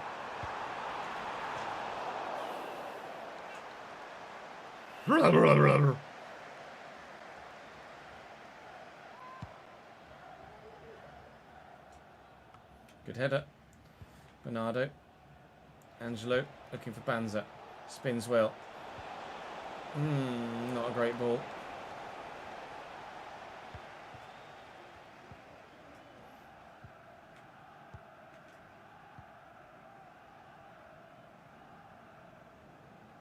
Games in Europe are just more difficult, inherently, I think.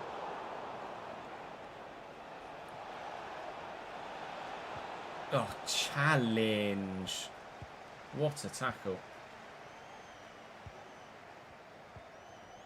Well in, Hughes. One interception. Marquez is 79 rated, but I really don't feel like I get much out of him. Sula to him. Here. He's beaten the man. Oh, Banza, get on target, please. I'm on my knees. Begging. Please score a bloody goal, someone. Fucking hell. Fucking hell.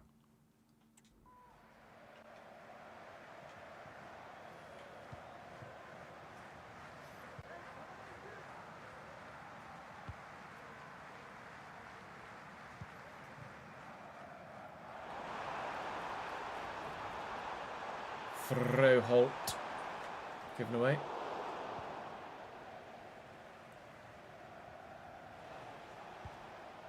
Alright, defender, what are you doing? Well in. Marcus, good turn. It's Franco.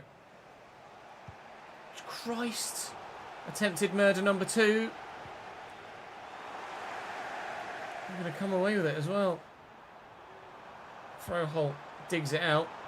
It's not a great ball at all, but they will recover it. Hello, calm down. They're showboating now. 1-0 up with 10 men, and they're showboating. When a side that plays 4-2-3-1 gets their cams sent off, really doesn't change the flow or feel of the game at all. They're still just as sound defensively with the 2 CDMs and the 4 defenders. And provided they just build wide rather than central, then they're just as effective offensively as well. It does make it less obvious that they've got a man gone. Please, Asula. Oh my God, Flamingo! Oh, mate. Strugs. Really struggles. We ground out a draw against Porto, who were so much better than this Copenhagen side.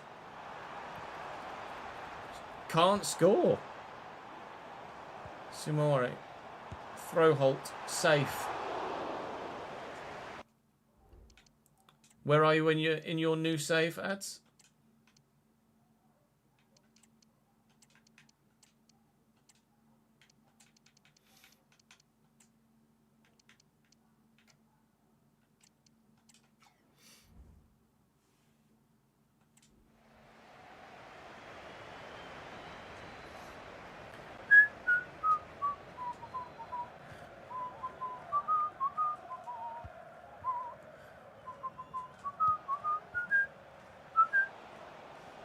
Bernardo to Bruma.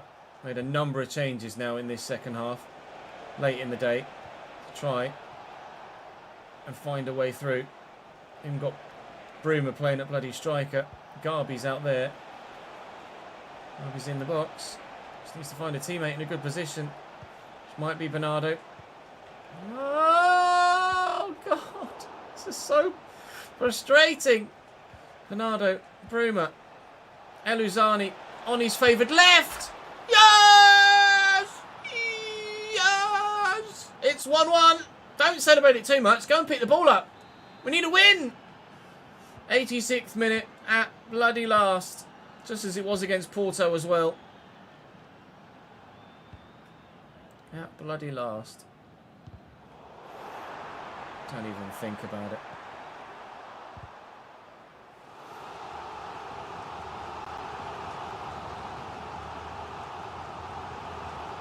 Borgeles, corner, keeps. Oh my God, acrobatic save. Got out quickly. Find Malera, the right back. And there is the worst attempted pass you've seen in your life. Players clean through if he just plays an accurate pass, and he's kicked it straight at the Copenhagen man, and they might win it. If it wasn't for a tackle and a block by Manu Silva, they may well have won it. They still could. A home crowd roaring their side forward. Pobega will clear. It'll be a 1-1 draw. Draw's not what we need. 7 points would be enough, I hope, from our remaining 3 games to get us through to the knockout stages of this competition. But we now abso-bloody-lutely need to beat RZ and Basel. We've drawn 3. We've lost 3 in the Europa League so far. We desperately need wins. Fucking shite. Right, I'm just going to calendar sim all the way to Boa Vista now. And hopefully we'll get wins in these 3 upcoming games.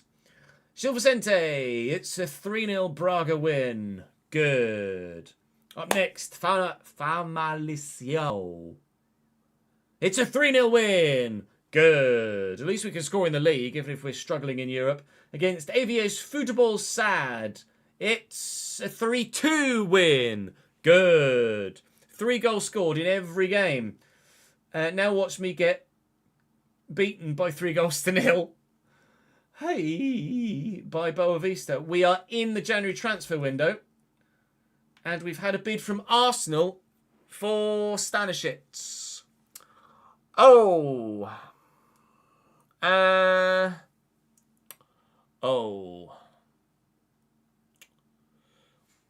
I will negotiate because I don't want to just lose him.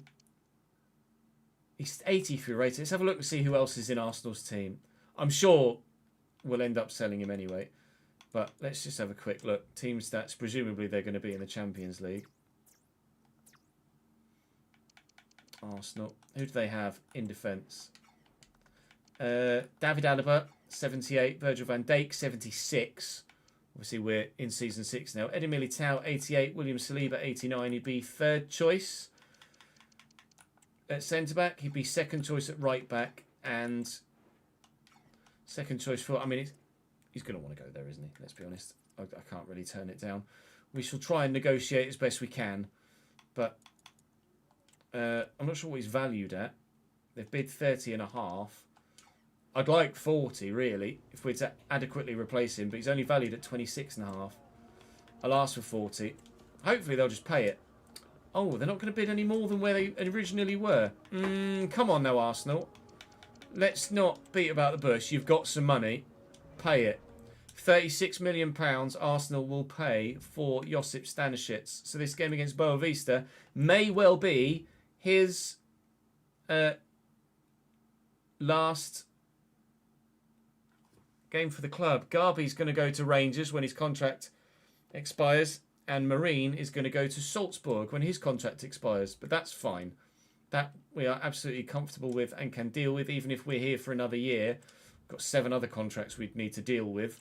I wouldn't want to leave them in the shit here in Braga, but certainly we're concentrating for the time being on the here and now. So let's play Boa Vista, get a win, and then we'll have to think about how to replace Stanisic once we've hopefully won this next fixture. We are still a long way off top. Have they played a game more? They haven't. 8 points the gap to Benfica at the moment.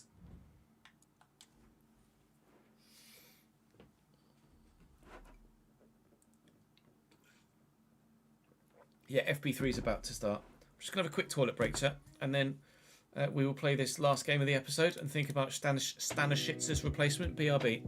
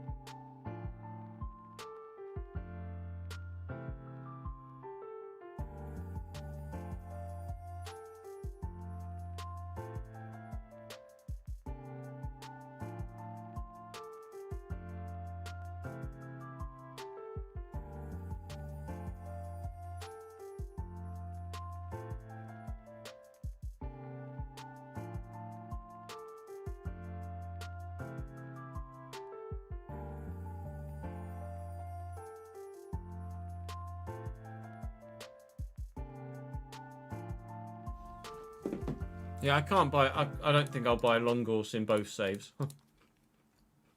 As good as you'd be.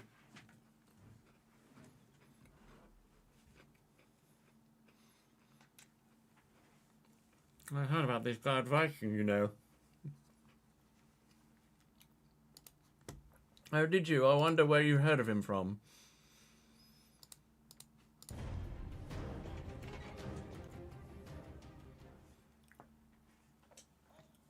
Right. Boa Vista finished 8th last year, and they were one of the sides on the vote. They're 16th at the minute in the league. So I think we lucked out by not ending up there, don't you? Luis Henrique Moraes Pires in goal, 70 rated. Almeida, Gomez, Abascal and Bruno Onyemaechi. And Nicolas Fernandez, Joel Silva, Ibrahima Kamara, Carlin Grant? Bloody hell. Miguel Reysinho or Reysinho and Thiago Machado up top. Yeah, it's not a very good team, is it, really? Let's be honest. We lucked out getting Braga anyway. But even if Braga weren't on the vote and it was 5th to 8th, I think we lucked out by not getting this Boa Vista side. They look absolutely rubbish. They'll probably hammer me now, and I'll regret everything I've ever said about any team in a negative sense ever, but we gotta win. We gotta win this. We gotta win this, surely. Oh, but we won't win it with passes like that. Corner, though.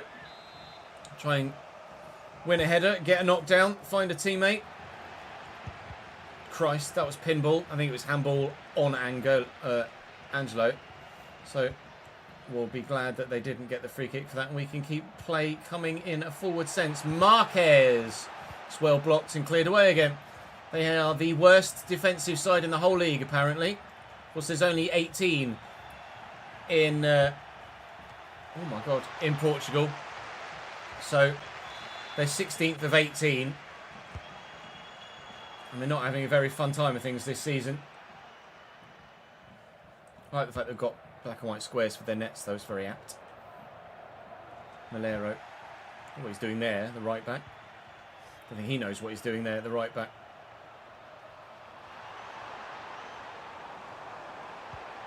Uh-oh. Safe.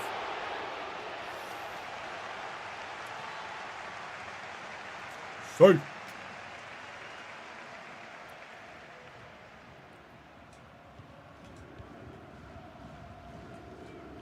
Franco. Babega. Out to Marquez. Good movement, good run.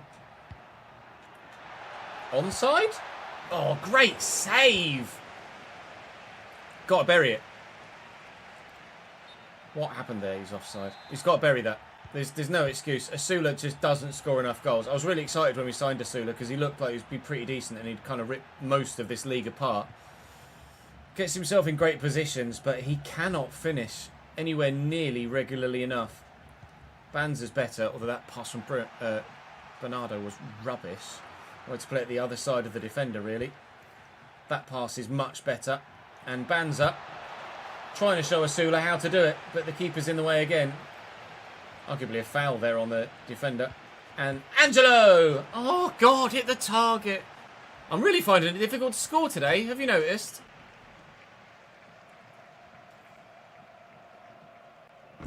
Why still fucking live?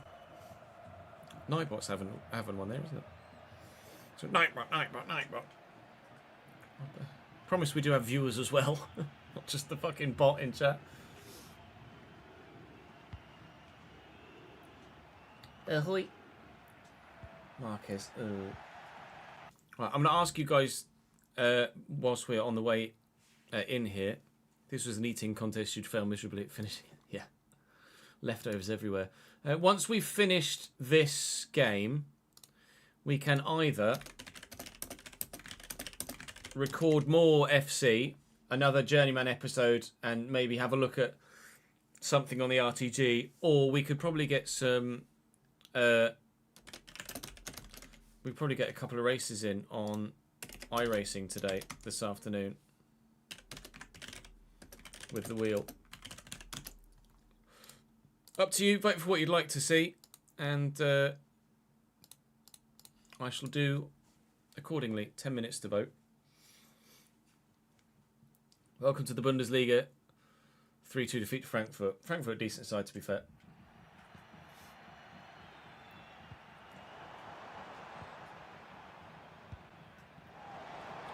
Senior. He's shrugged me off, and he's played in Machado. Thankfully, John Golski equal to it. Half an hour in here, Boavista have had a couple of decent chances themselves. Got to be wary. We don't just let them sneak a 1-0 scoreline and then hold on to it. They won't like that. Gladius faux show.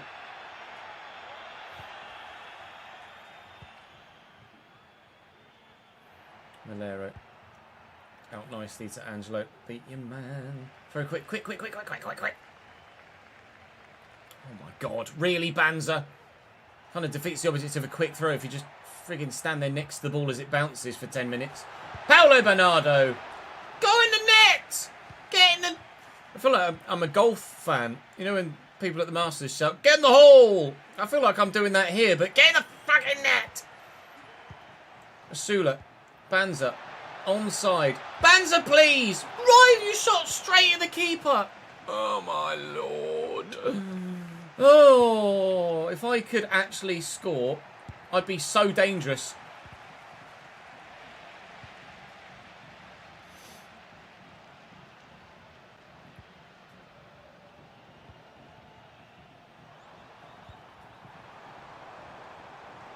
Bruno. That's a lovely cutback. Carlin Grant. Never mind. Quickly forward. Good. Quickly back at the defence then. Jairzinho. Cross to Ibrahima. Jairzinho again. Machado or blocked. That will be half time. It won't be half time. That will be half time. Stan, thank you for the follow, mate. Bloody hell. 10 shots, not bloody scored. Worst defensive record in the league? Not on this showing. Not a chance.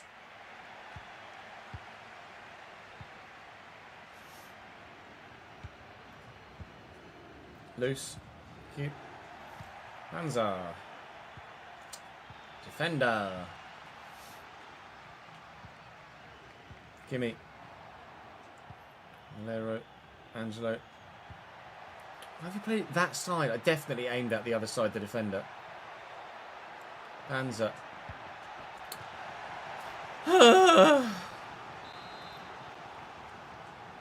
Marquez corner. Up we go. Stop. My God, how hard is it to win a header? Why have you shot with your head, you prick? It's like ducked down to waist height to head that towards goal. Swing a leg at it, pal. My God. Carlin Grant played in. On the counter from our corner. Oh, Vista looking dangerous again. Machado tackled.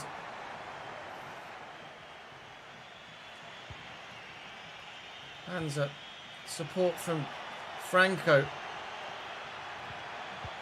Fucking hell. I'm going to drop Asula, I think. For Eluzani, he's more dangerous. Thank you for the follow, Jack. Have you got any particular preference as to what league you'd like to manage in, Jack?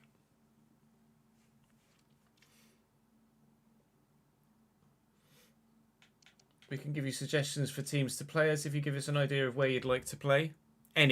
Anywhere, like, okay, how about a hierarchy of teams? Do you want to play as like a Champions League team or Europa League team, a Europa Conference League level team, a top tier team, a lower league team?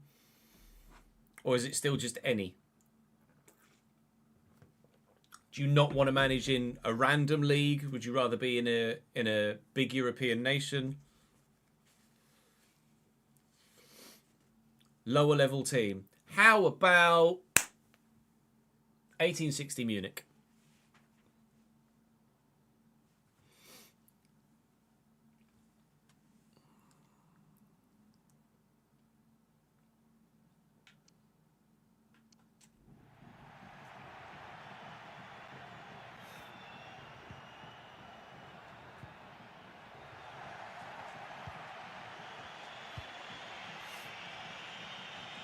Franco. Bernardo. Angelo. Beat the man. Well done. Banza. Asula.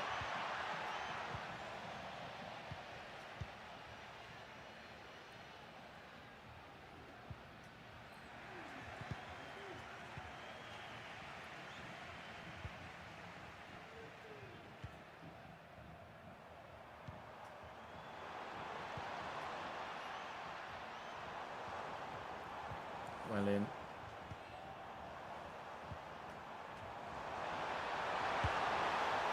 Oh my lord. I can't believe it. I've done everything but score in this game. I did everything but score in the first 85 minutes against FC Copenhagen. I did everything but score against Porto.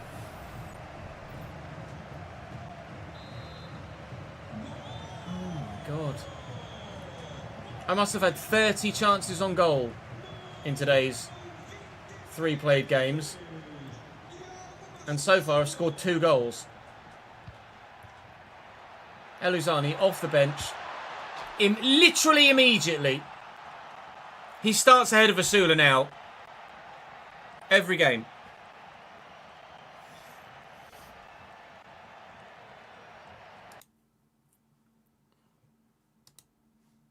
That's fine. We'll just play iRacing next week.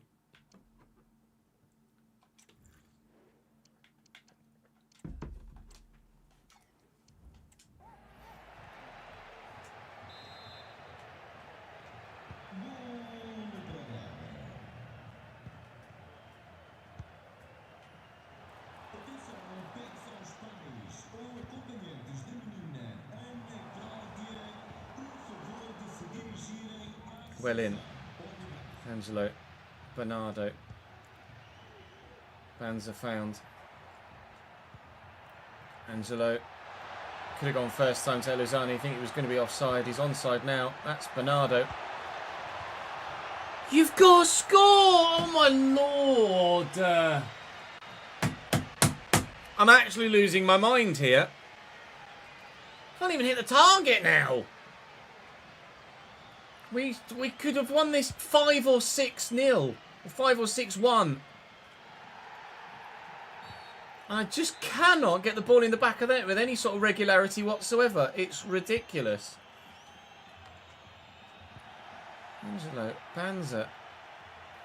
Please, for the love... Oh, pass it, mate. Come on. Madsen, off the bench. Tackled immediately by Manu Silva. Angelo. Banza. I feel like Banza's goals have dried up a little bit late. Eluzani's the best striker we've got at the club right now. Marquez played in. Takes so long to get it under control that he gets tackled. Yay. Put them under pressure, though. Try and get the ball back again. And Banza will win it. And here comes Angelo. Oh, come on! It can't be that hard to play a 10-yard pass to a teammate. How are we not winning? By a lot. It's ridiculous. Bernardo. Marquez. Eluzani. Going not all the way. Christ's sake. I think with this draw, we can kiss goodbye any hopes of winning the Portuguese league. It is not going to happen.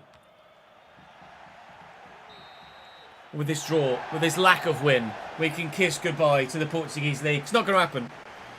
We're not going to win the league this year. If we just keep playing like this and can't put the ball in the back of the net, despite creating so many chances, 13 shots, 1 goal, then we're just not going to win the league, are we? Sporting win, Porto win, we draw again, and are finding ourselves continually a long way from the top of the table.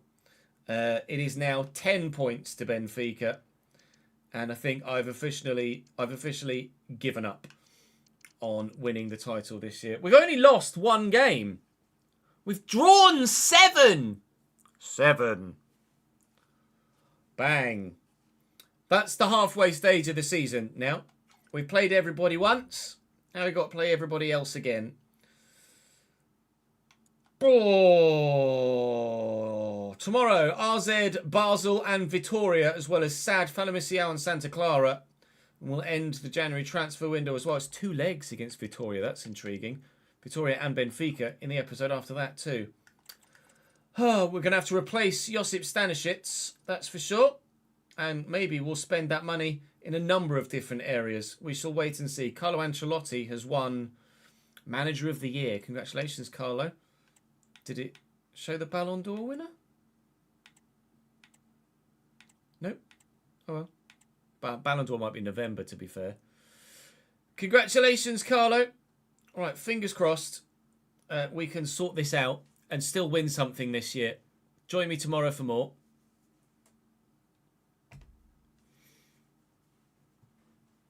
Bloody hell. Draw merchants, indeed. Bloody ridiculous. Bloody ridiculous. Saskalula, thank you very much for the follow, mate.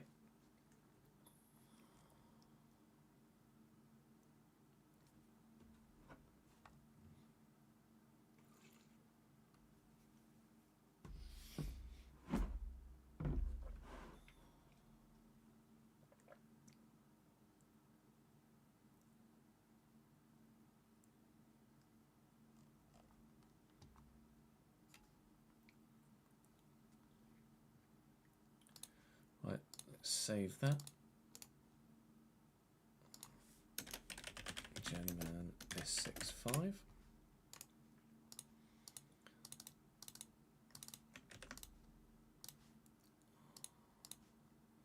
And you guys have voted for more FC, so more FC is what we will do.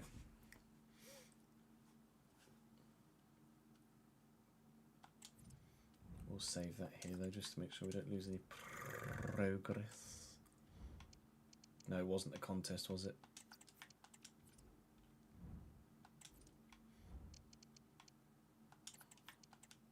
Sad, kind of want to do some iRacing. We will play iRacing. It was 17 votes to 2. We will play iRacing next week.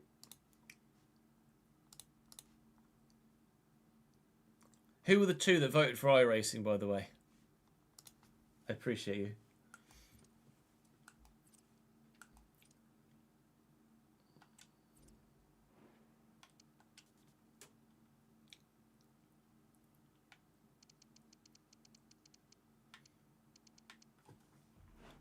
Let me take the real life players out that we're not going to sign, so Eric can come out. Gustavo, Maga, Fernandez. Could go for Totti actually from Wolves as a replacement.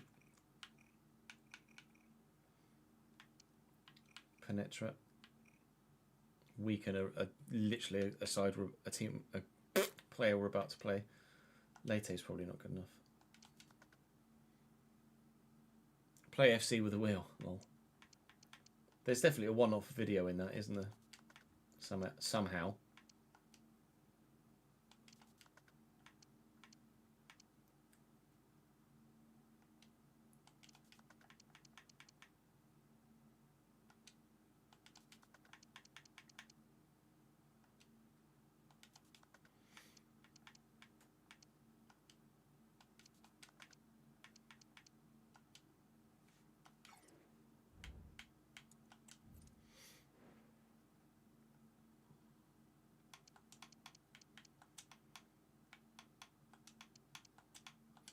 Transfer listed centre backs. Nobody that's any good. There's not going to be any loan listed centre backs that are any good, is there really? No.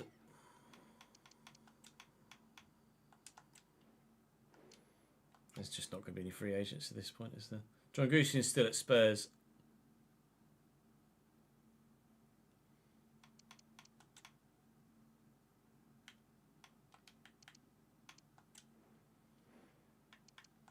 I'll look for Portuguese centre backs again. Araujo.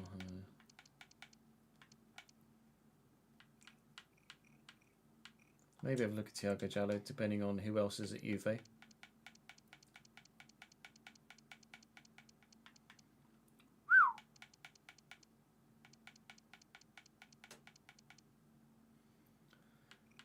Eduardo Quaresma. Looks very, very good. That's Saints.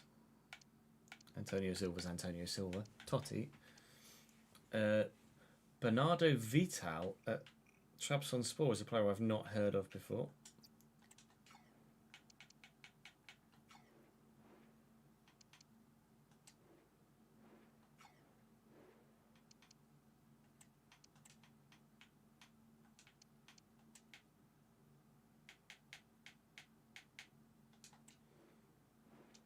I think everybody that's any good in this league is going to be at one of the big clubs, aren't they? Not going to be a random 80 plus somewhere else, is there?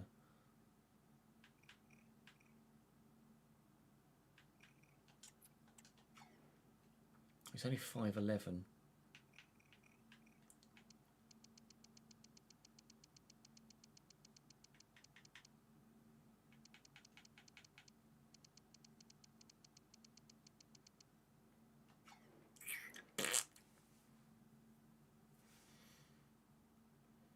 Inacio is really good, yeah. He has been in previous saves.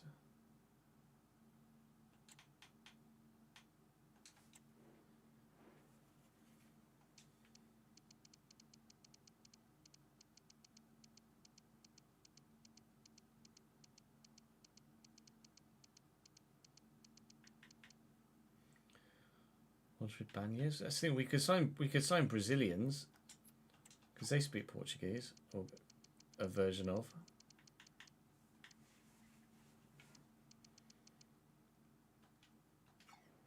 Have a look for Brazilian centre backs.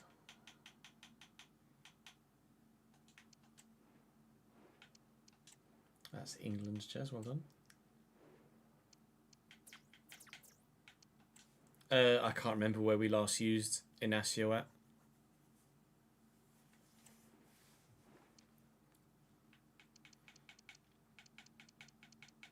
I know we've used him relatively recently.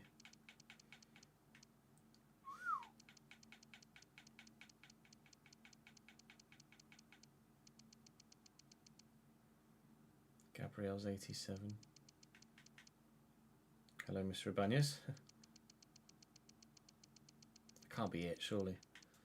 Marquinhos, Militao, Morato, Betis. Mario's 85, wow. Nathan, 86 defensive awareness. Otavio's already at a club we can't sign him from.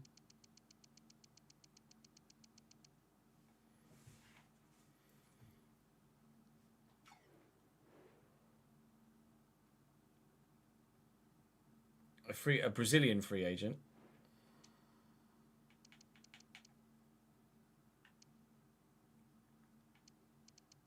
Or Portuguese free agent.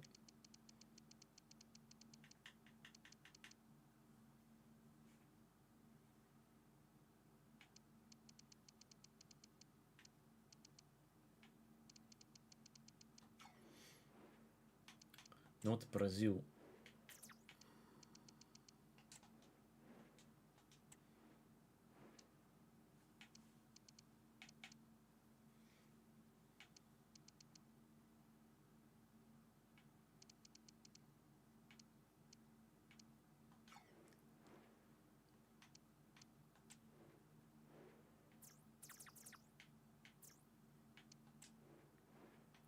Let's have a look at CDMs. That'll be a CDM we can drop into centre back. No worries, TJ.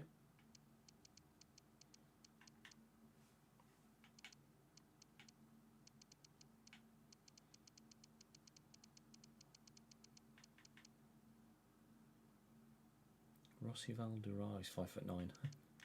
No then.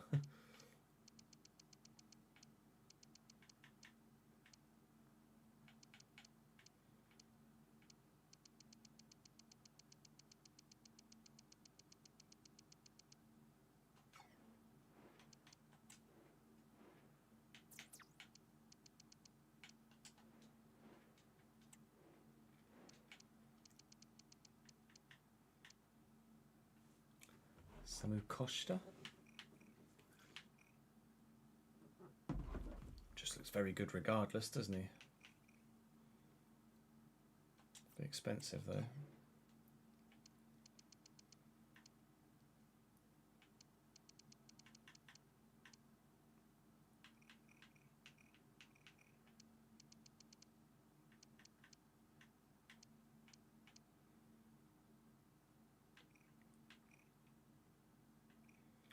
Could get Joao Polina from Valencia, pop him at centre back. He's not very quick, obviously, but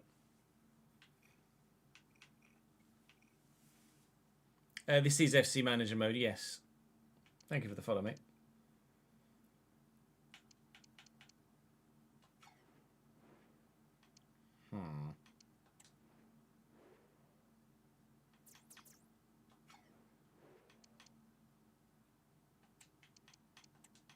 So annoying you can't reset one fucking tile. Like I want to reset just the nationality but keep everything else. I swear I'm not a team who can do that. What am I doing?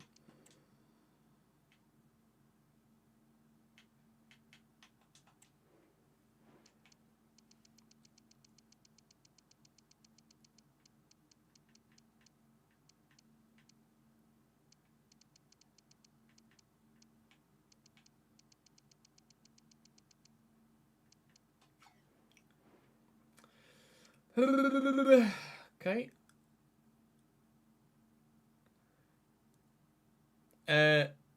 Because there isn't a new one. We do play a lot of FM. We've played FM every year for a long time, but at the minute, obviously, there's a long 2-year cycle now, so views are significantly down on the game as a whole. So we haven't played any FM for a few months.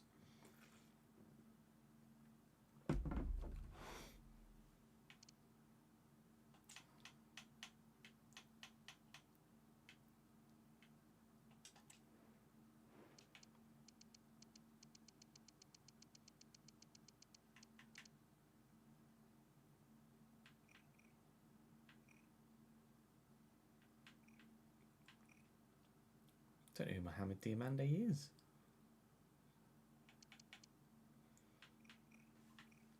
Pop Fabinho at centre back.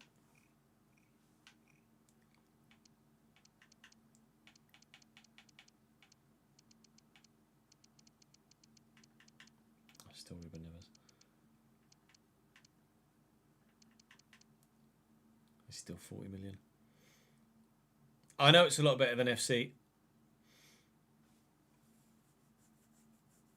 We'd be looking to change someone from CDM to centre back. They were looking for a centre back.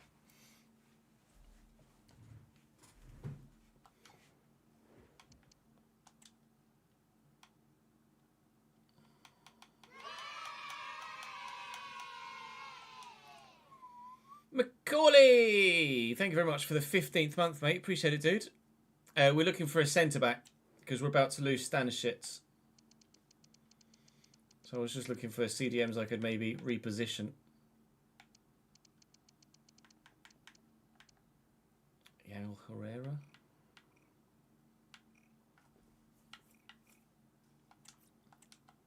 Do a job at centre back for sure. Mandela Keita. Oh, he's 5'11". It's only an inch. It's got 82 jumping. We'll have a look at centre backs in Kessier, maybe from these.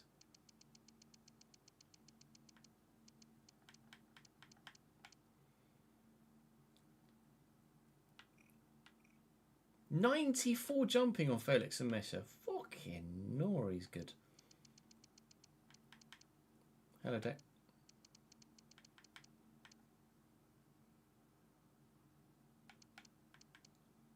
That's the guy at Spurs, right? Papi Matassa. Tanner Tessman. Let's have a look at the centre backs in Liga. Yeah, I'm sure Felix Amesh is very good.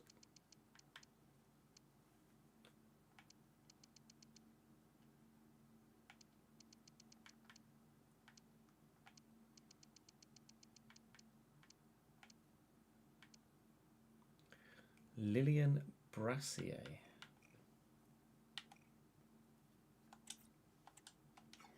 Not bad, mate.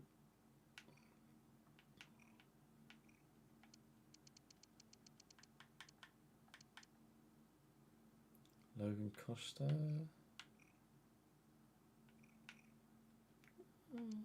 Doesn't wow me.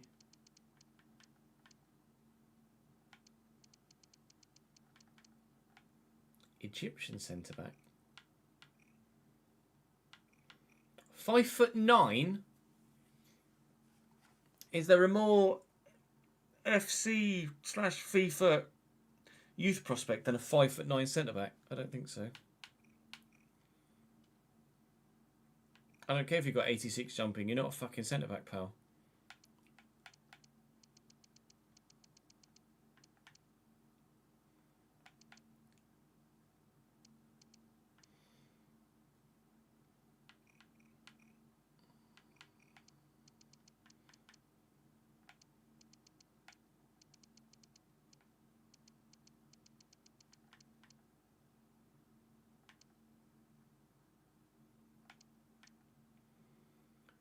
Omaragic, Bashir Omaragic, Bashir Omaragic.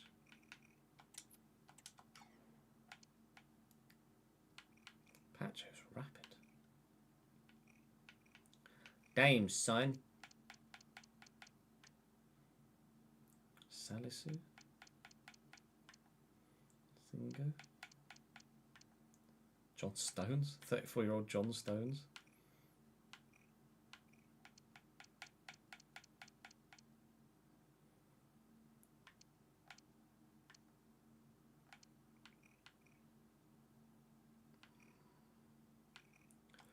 Zubeldia at Toulouse looks like a no-brainer.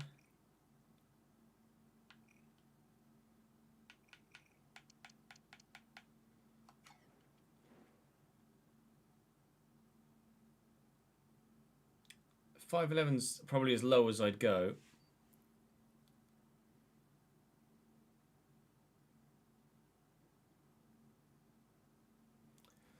Thank you for the follow, Donkolski. Welcome to the channel, mate. So who have we got on the list now? Have a look. Centre back wise, there is Totti, who's still a very good option, to be fair. 85 defensive awareness as well is quite important. Thiago Jallo, we were going to check Juve's other options. Let me do that first. Quickest and easiest way to do that is going to be through this, isn't it?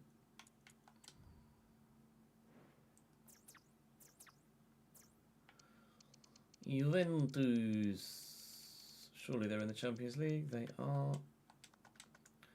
Romagnoli 82, Rugani 74, Borsali 82, Jallo 82, Tarek Mukhamarovic, Gatti 82. They'll have an 82 rated centre back, don't they? Okay, so they play Gatti and Romagnoli, and Jallo comes off the bench.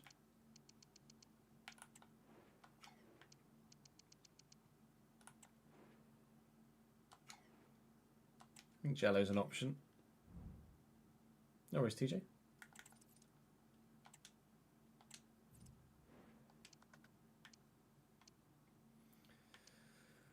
Zubeldia looks very good, especially for the money. Although Lilian Brassier is good too.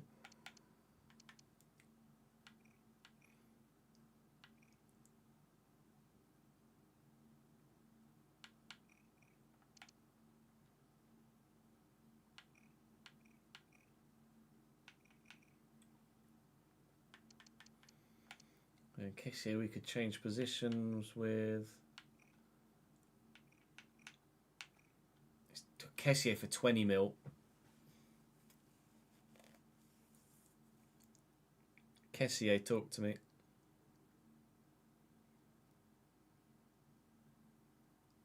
They can't play 3 centre-back formation, Davidenko, because there was 2 centre-backs with 6 games and 1 centre-back with 3.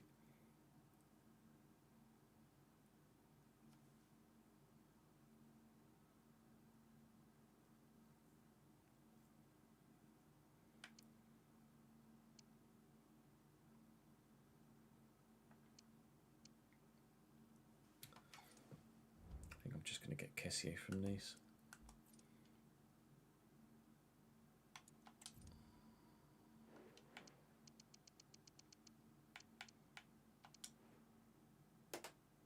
Oh, who are massively underperforming. Nice are 9th in France. Yeah, I'm doing it. Kessié it is. Oh, it was easy, wasn't it? He says, after fucking 40 minutes of looking at players.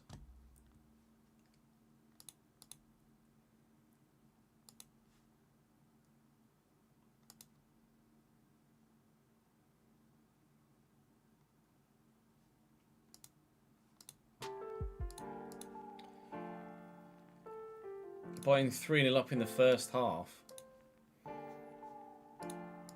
Who've Bayern got today? FC Bayern München. Heidenheim away. Well, it's not exactly a difficult fixture, is it?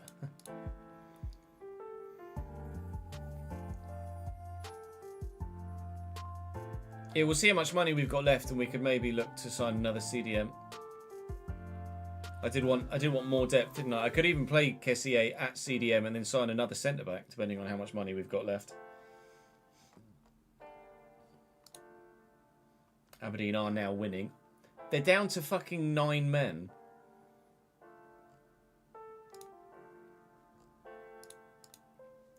What you doing, Hearts? What you doing? Straight red in the 44th. Second yellow for Devlin in the 116th. Shout out Leighton Clarkson and Dimi Mitov.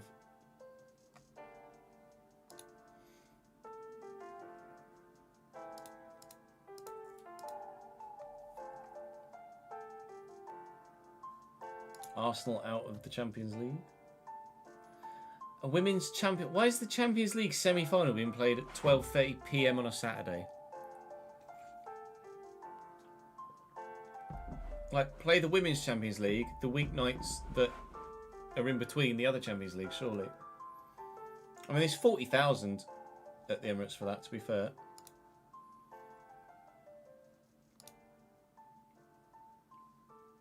No attendance figures for Women's Super League.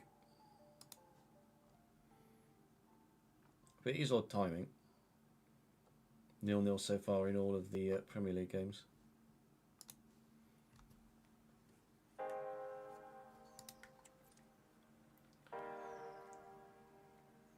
Arsenal women get great crowds. Seemingly so, yeah.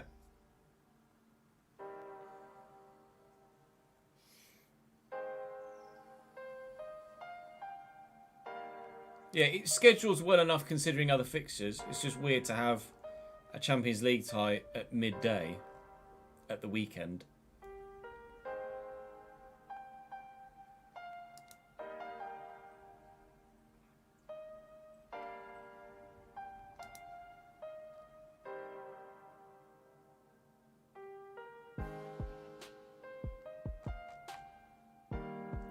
And Burmo's just scored.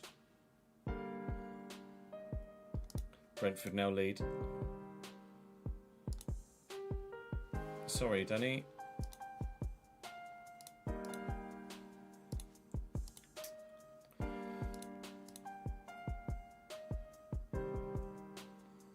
Happy Saturday to you too, Lethal. Right, I'm just going to go and make a sandwich quickly. And then we will make some transfers in the journeyman. BRB.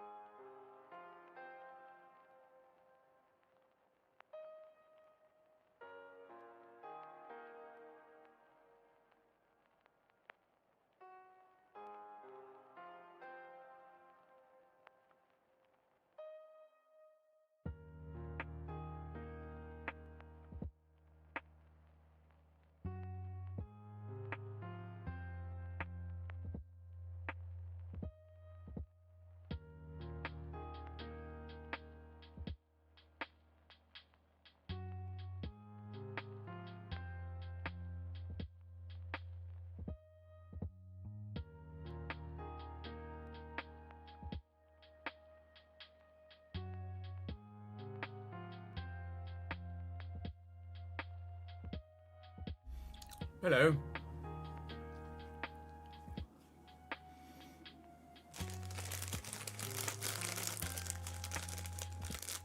Piastri from Norris in FP3. Significantly quicker than anyone. I don't know what Russell's time is because it says outlap, but Leclerc in fourth is 8.5 tenths off. I think McLaren are the team to beat here, don't you?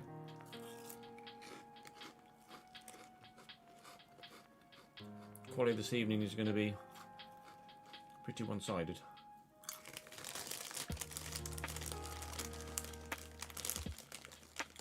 It was a chocolate bar, ads, not biscuits. But, yeah, it was really average. Couldn't really taste the Biscoff. Just was like having crunchy Cadbury. Could have had digestive in it, really.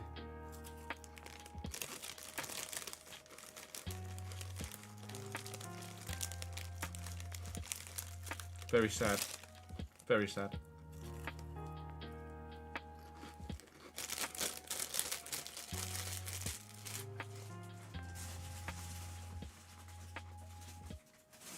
I think if it was the other way round, and it was a decent layer of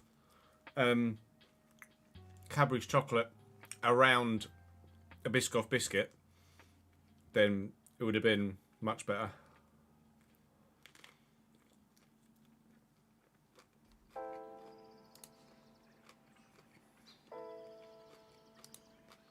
Underwhelmed is the phrase, probably.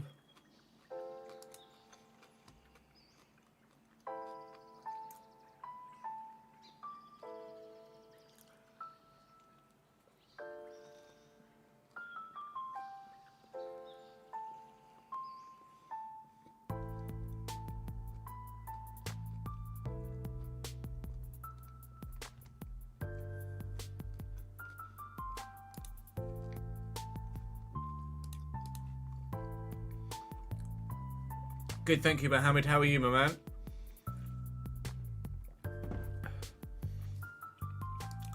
So if we end up signing Frank Kessié, but actually play him as a CDM, have I got 40? Was it 14 million? 42 plus whatever we get for Stanishits. Oh, in that case, we're going big. For some reason I thought I had 14 million. I've got 14 million.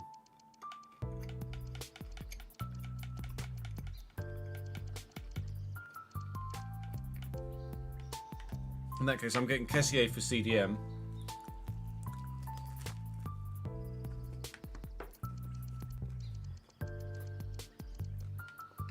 And we'll get Zubeldia for centre back.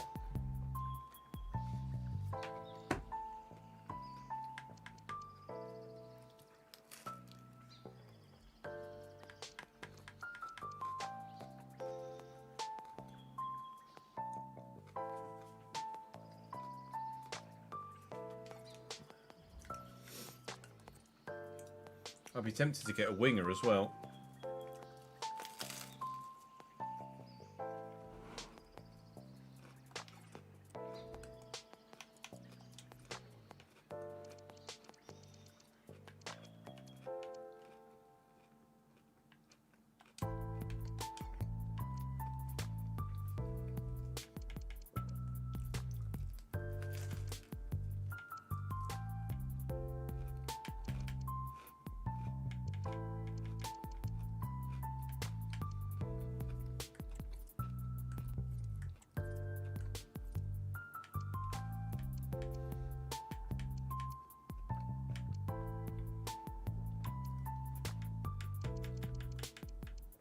Anyone else we consider selling?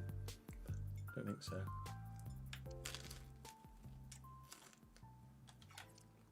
Should we be worth selling? 1.6 mil. I mean, I'm not using Papa.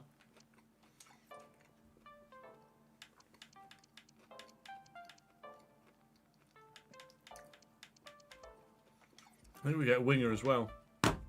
Great win for Cambridge yesterday, Danny.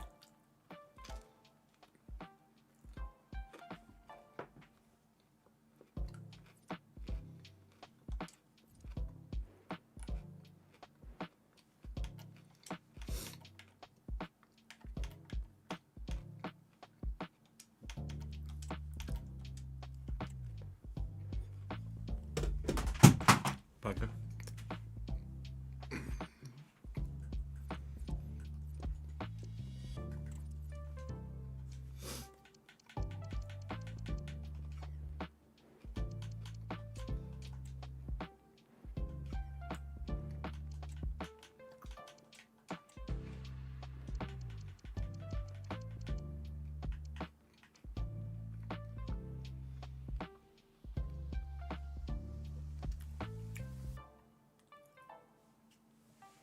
Yeah, Lando's just gone P1. 7/10 faster than anybody else. They've not been that clear anywhere else, have they? Really? They're obviously the two clear fastest in Australia, but they went thick end of 3/4 of a second faster than anybody else.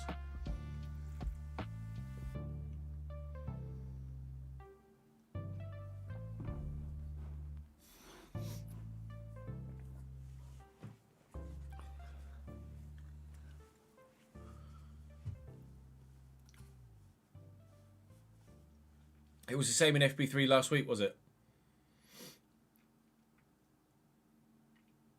Hamilton's going to be about a second off here.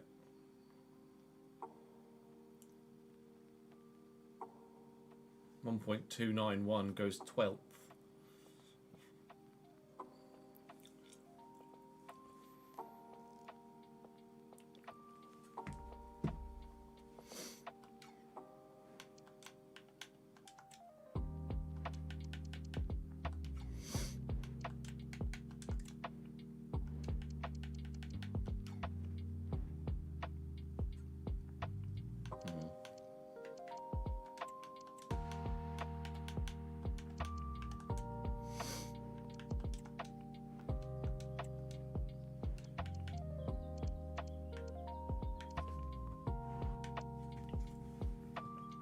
Right wing, left wing.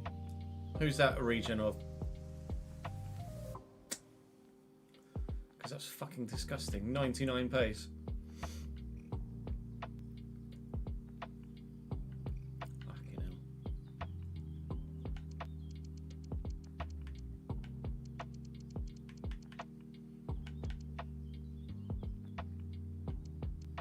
Kenderson I'd love to have in the RTG.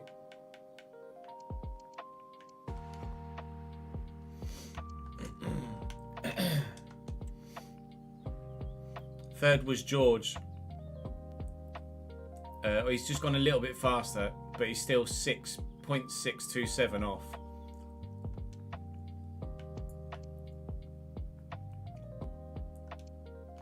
Could it have been Neto?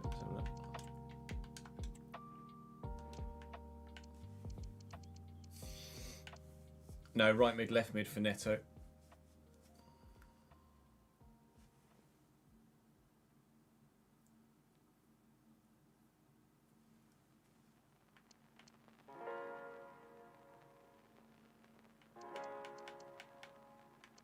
Sorry, yeah, no, it's my bad for misreading your comment.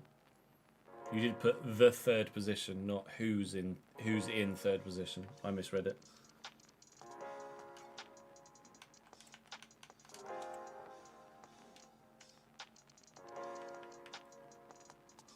Roger Fernandez. Where does Roger Fernandez start? Right mid, left wing. Right mid, right wing, left wing. Charlie. Now, Bernardo Silva has centre mid in his positions.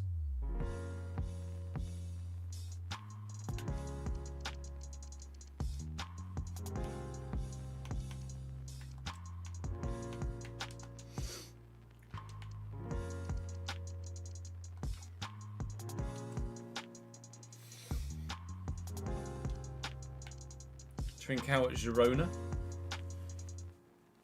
It's very expensive though. Very expensive.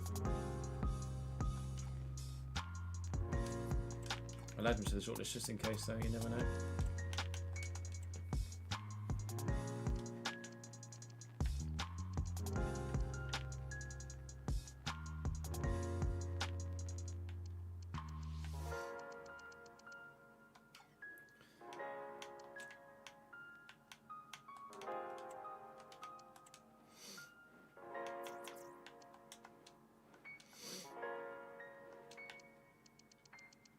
Shall I sign Anthony, chat? Luis Guillerme.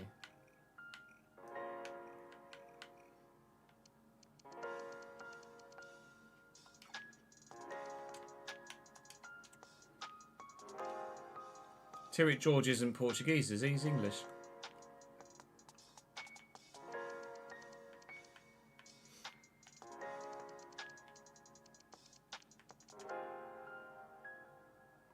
Samuel Lino?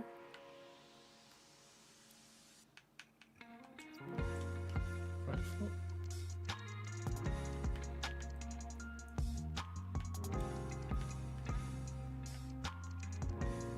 If I cheap out on a centre-back, we might be able to afford a really decent winger.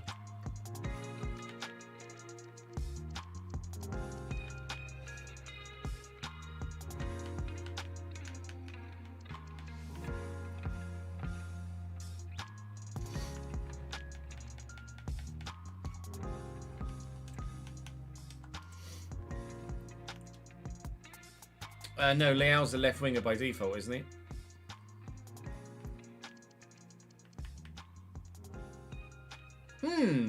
Brazilian left wing striker, Real Madrid.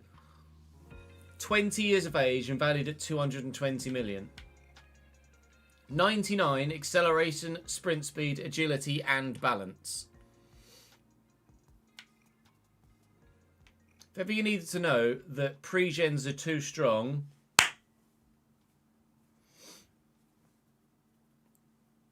I don't know why they're so broken this year. But next year I will be, certainly, I'm going to do it for the rest of the RTG, I think, from the end of Season 7 onwards. And next year, if they're still just as broken, we're definitely just going to mud the regens. Because it's just silly. I don't mind genuine youth prospects coming through, but regens and the pre-gens specifically are just fucked. They're so fucked. Martinelli's at Wolves. Newerton. Is it Newerton or Neverton? Newerton, I imagine. Flair and Quickstep. Cheaper option. Igor Pajau. Hello, Igor Pajau.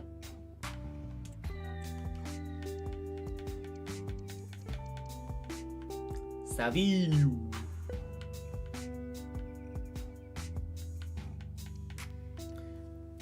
Vinny's at AC Milan actually now, intriguingly.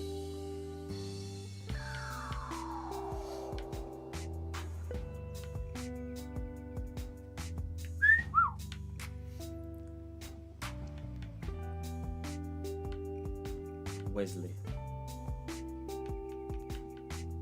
89 long shots. Intrigued.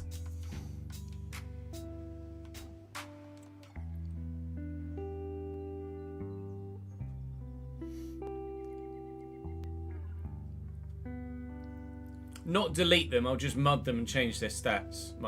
I can't physically delete them. Actually, I might be able to with the latest edition of the live editor. I think you can remove people from the database. Oh, Albon's got technical issues.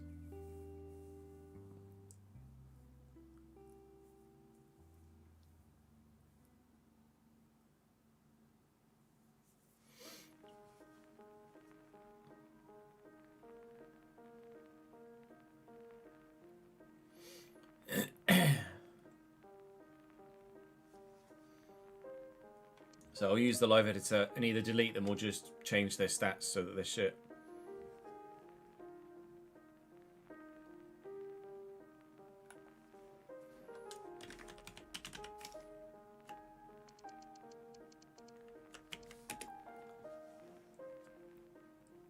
Conceição's pre-gen.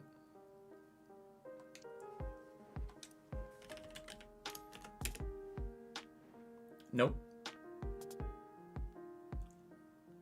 Conceição's right mid, right wing. Cardoso is right mid, right wing, left wing.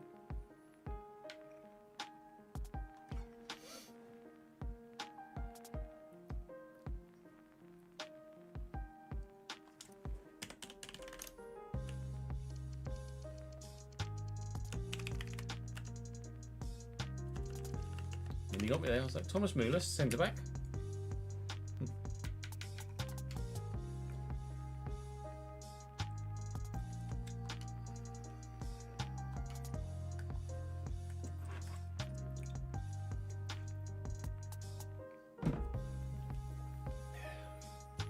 Right, change names on the board, and then we will record another episode.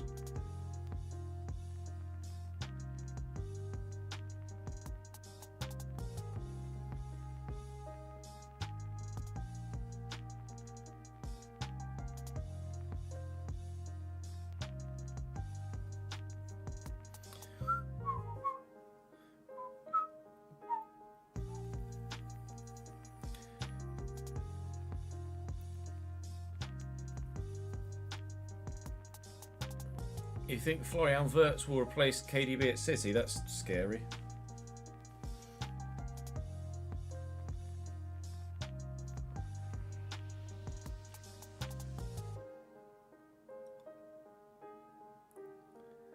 Gate said were or weren't allowed to compete in the playoffs, Mark.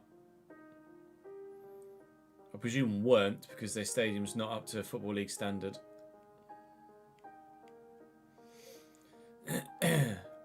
Wirtz will replace Vinny at Madrid, do you reckon?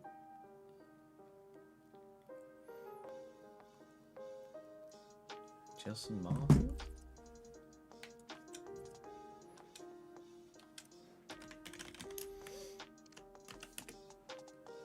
Right mid, left mid.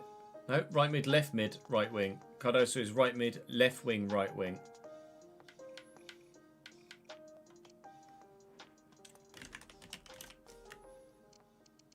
Is right mid and then the wingers. Right mid, right wing, left wing. He might just be if he is a genuine new gen, then that's still fucked. To be 89 rated at 22.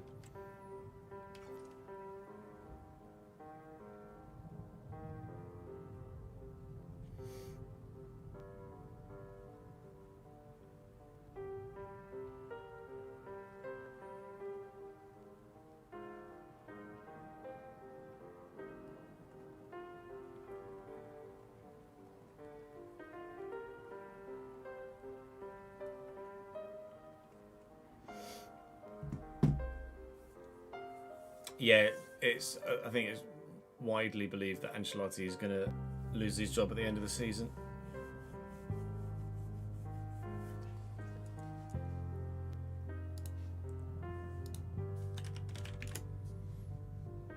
Let's have a look.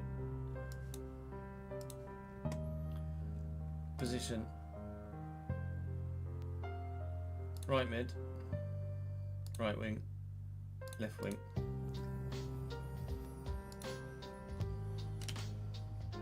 Portuguese.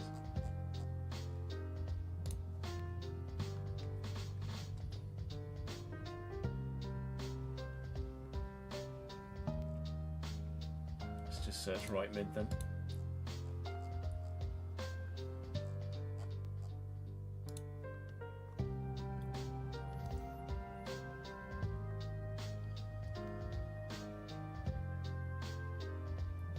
Right mid, right wing, left wing.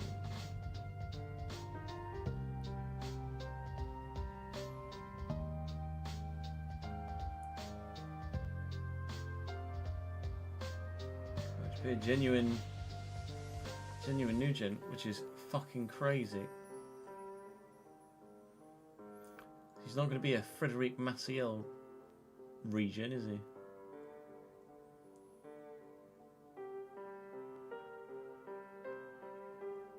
That is mental, chicken.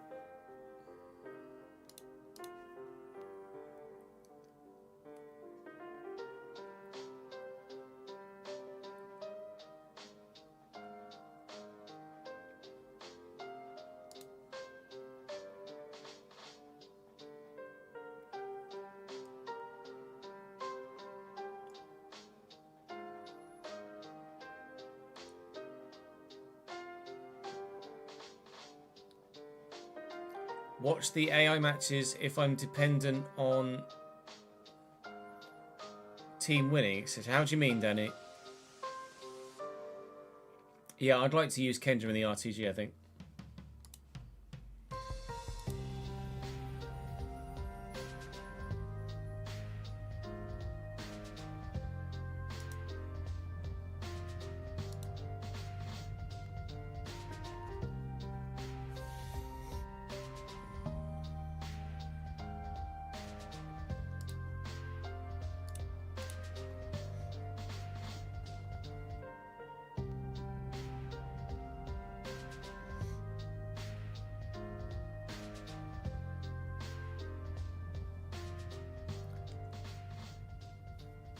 Oh, you mean as a feature, not as in for my content, Danny?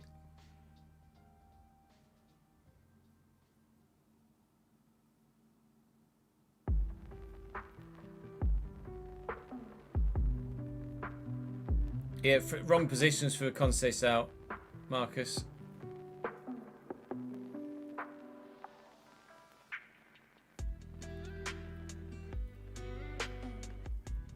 Yeah, being able to spectate other games would be an idea for sure.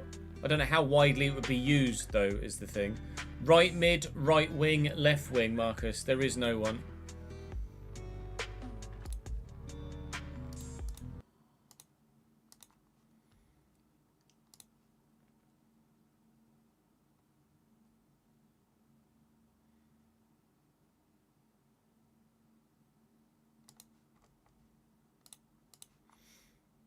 Yeah, just a new gen, just a random new gen. That's fucking insane.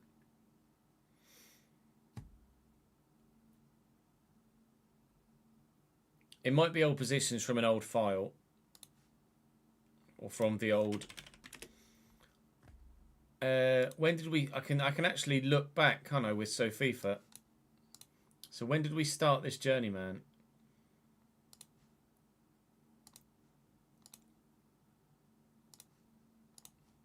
We can have a look back on the old databases.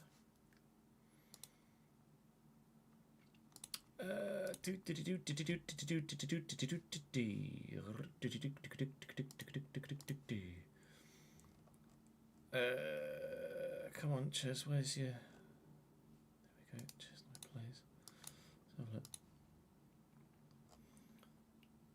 have a look. When was episode 1 of the Journeyman?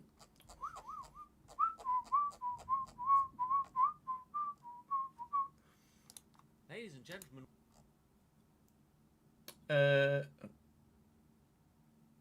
Or 3 months ago doesn't fucking help, does it? 13th of January. So it would have been probably the January the 9th data set.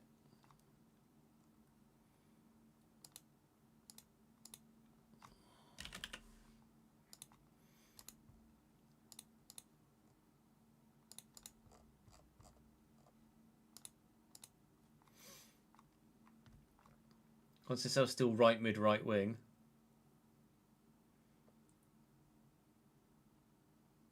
Kenda.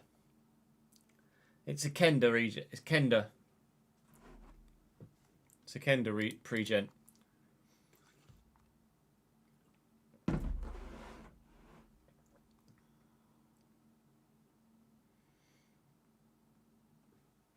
Kenda's had his positions changed. He's now right mid, left mid, not right mid, right wing. Well, that's that conundrum solved. But it shows you how stupid the pre-gens are. That's Kenda.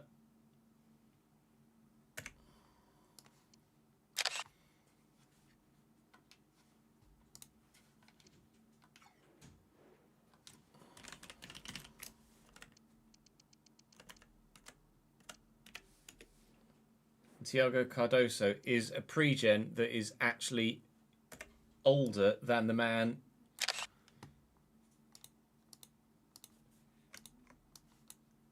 Cardoso is a pre-gen that's older than the man he's pre-genning.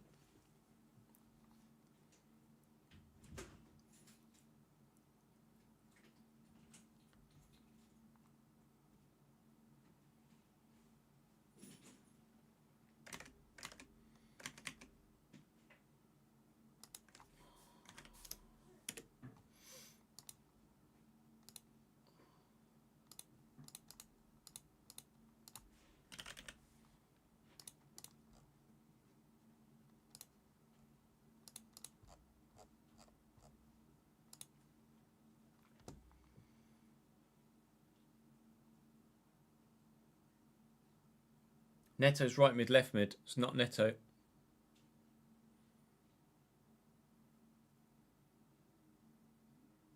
It's Kenda.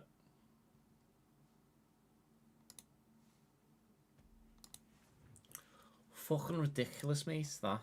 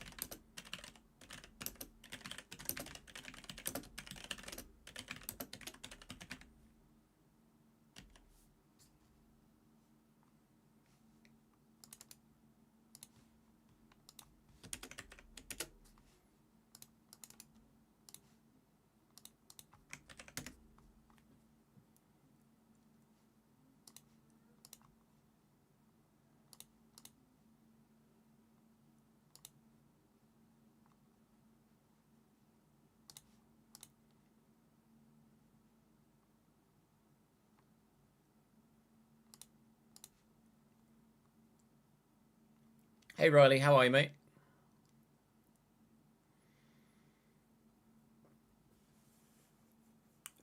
We mainly play on PC, Mohammed, yes. The first save of the year is always done on console because we only get early access to console versions. But every other save we do after that is done on PC with mods, yeah.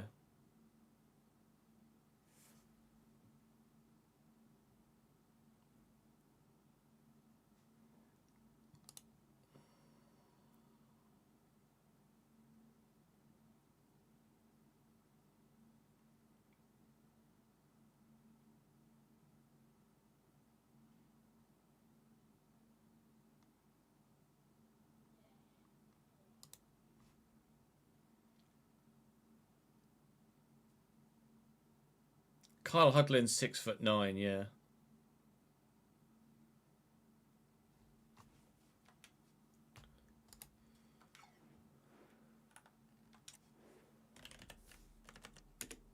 (6'9"? 6'9". Still at Huddersfield in this save.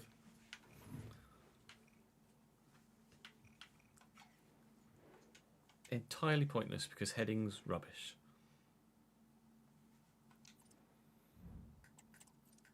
Right, let's record another episode.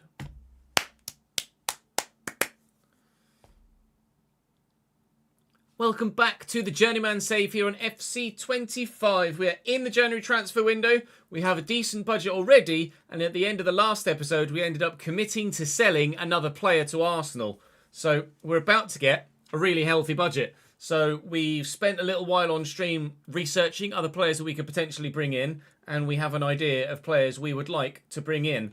And the 5 days between ourselves and the current game against SAD, we're hoping to raise some extra funds by selling a couple of players, and then also, expect this transfer to actually finally go through. It's Josip Stanisic leaving us to go to Arsenal in the Premier League. We had a bid in the summer from City, I think, to sell him, or maybe it was the Inter one, I can't quite recall. But we rejected it at the time because we wanted to use him rather than just sign for Braga and then immediately sell the best player that we had without having a chance to use him at all.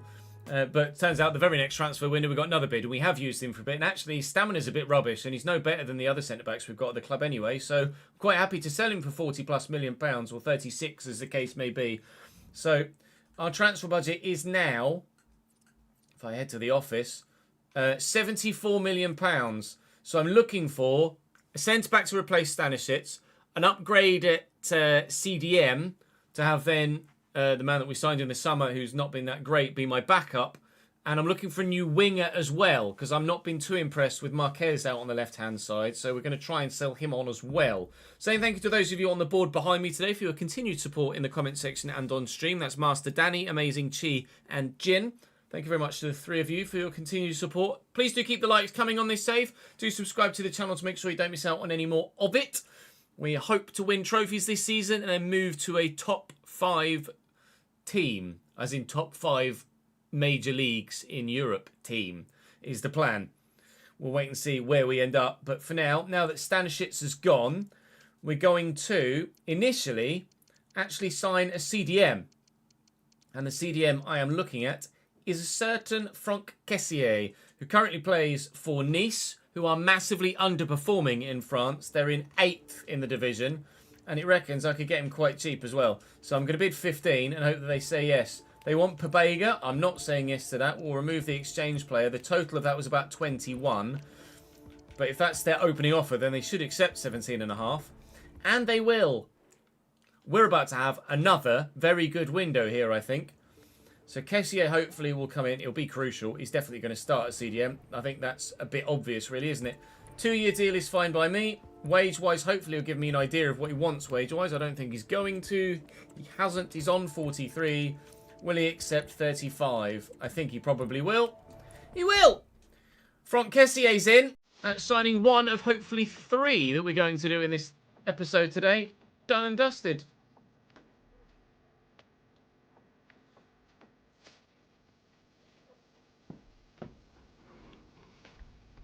When I did contracts in the first season as extensions, do you mean for my current... How do you mean, Isaac? When I did them for extensions?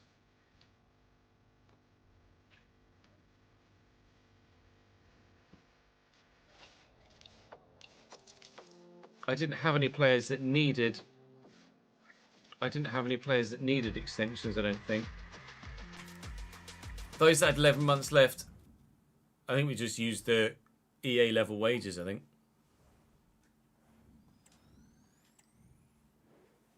Gave me an F for that. Give you an F. All right. At centre back, I think we were thinking of Zubeldia because he's higher rated and slightly cheaper. He's at Toulouse. We're basically looking at Portuguese nationals and Brazilian nationals for that kind of Portuguese link. Roger Ibanez has slide tackle playstyle plus, apparently, and he's not that expensive either. He's only 82 rated, not 83, but quite frankly, looking at those stats, I think it's going to matter that much that he's slightly lower rated, is it? I cannot get Roger Ibanez because Al Nassr don't want to sell him. I could use the live editor to try and get him in. I think what I'll actually do is just go for one of my other options. So we'll look at Brassier as well. Doesn't look like he excels anywhere other than slide tackle, but supposedly he's half decent.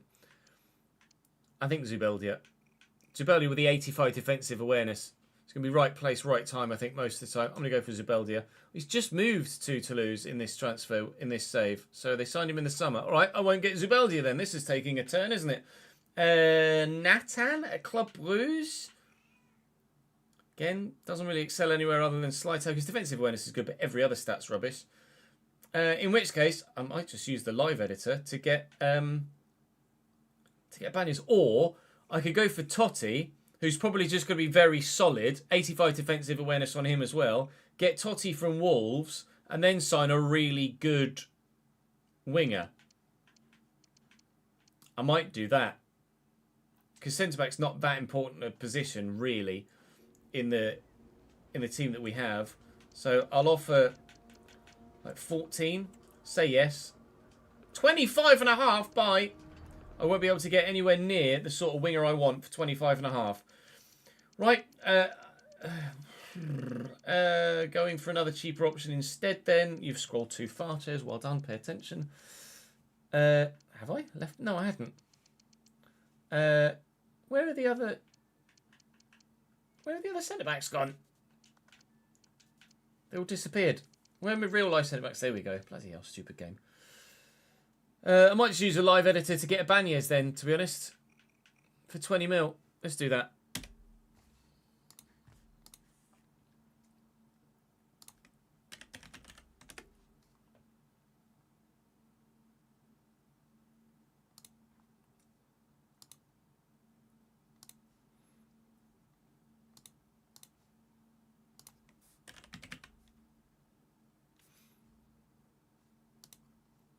Braga, transfer sum 20 mil.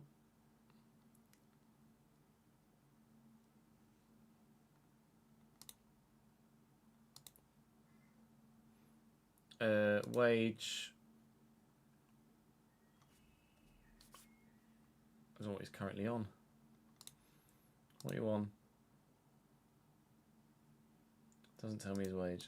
Right, what are you on? 47.5, so we'll give him 35 as well.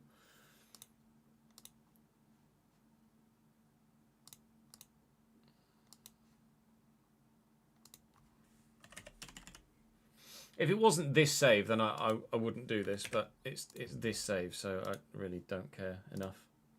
I want Ibanez. I'm getting Ibanez, basically.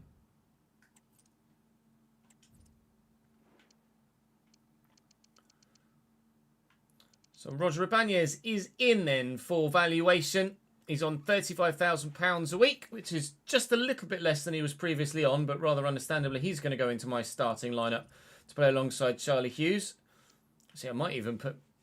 Charlie Hughes is just really solid because he's got the extra pace. We'll put Ibanez in there. Put Kessié in there as well. We've got some players that we're looking to sell to try and raise some extra funds, which hopefully will help, certainly. Put Manu Silva on the bench now for Gorby, who's going to be leaving us very soon. And I'm going to try and get a good winger in as well. But we're going to wait for other sales to go through before we do that, because we're going to need the extra money, I think, to be able to afford someone that's any decent or any good. So we'll sim through the next couple of games. Bid for Gorby from Burnley. Good. Is it decent? 5.7. I mean, it's not bad, but I would like a little bit more if I can get it. It's valued at 5.5, so if they'll pay the other way round, 7.5. For a 26-year-old who's probably got the chance to grow, they're saying no. How about 6.7? Cabo Burley! Oh, 6 mil will do, fine. 6 mil. It's 300 grand more than I was going to get anyway. Gorby looks like he's gonzoed. So we have some, quite a few games actually today. 6 games in total we will have in the episode. So we'll go past SAD. We'll play RZ, Basel and Vitoria and sim the 3 league games. Because basically we've given up on any chance of winning the league this year. In Portugal, Benfica, Sporting and Porto are too good.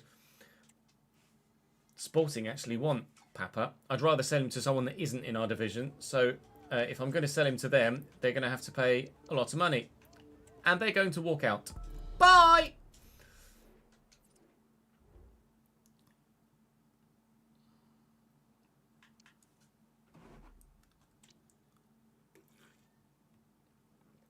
The live editor is available by subscribing to Aranaktu's Patreon, Mohammed. I know we've got a command on console for live editor. I don't know whether there's a command on YouTube for the live editor. So let me copy that. And I'll paste it so that it goes onto YouTube as well. That's where we get the live editor from.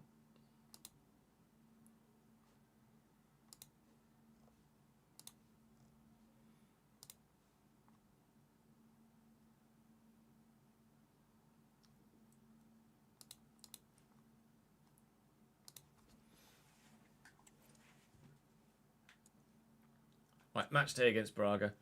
Against Braga, we're Braga, Ches. Win, Ples. Merci beaucoup. Banza and Bernardo Kessier missed a penalty after 3 minutes. Welcome to the club. Imagine missing a penalty 3 minutes into your debut for your new side. That's not gone well for him, has it? That is Gorby on his way. So that's another 6 million or so raised. He's off to Burnley. And hopefully we shall get a decent amount for him.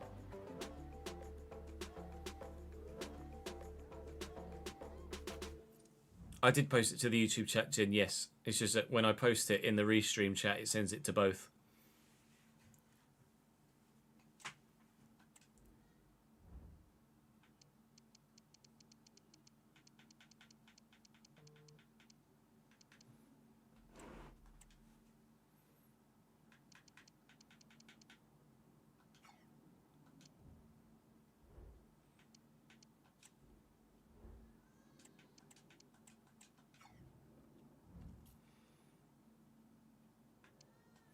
Three bids. What? Lol. Papa. Galatasaray have bid 13.8. Porto are in as well. Well, Porto are going to have to pay through the nose too.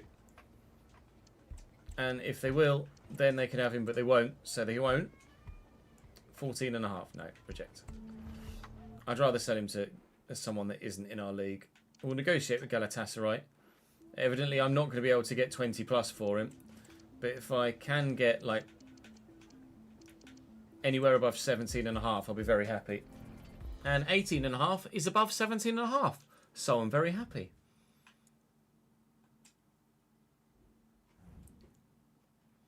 Jean-Baptiste Gorby has gone to Burnley. Bye. £6 million added. Hopefully, we can get the deal for Papa to go before the RZ game, which we can't, because then I can sign a winger, but it hasn't gone through in time. So we'll go and play RZ now, hopefully get a result. I'm pretty desperate for one, and then we'll look to bring in a new winger as well. Marcus has grown up to 80 now, but I'm still not very impressed with him. And I'm going to take Asula out my starting lineup because Eluzani scores more goals and is better. Hey, Purity, dude. Yeah, RZ are decent.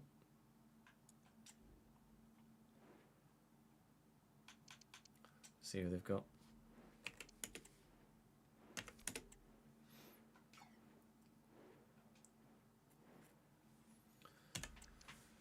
Saunders. Let's put a real life player right there. Van Brederode.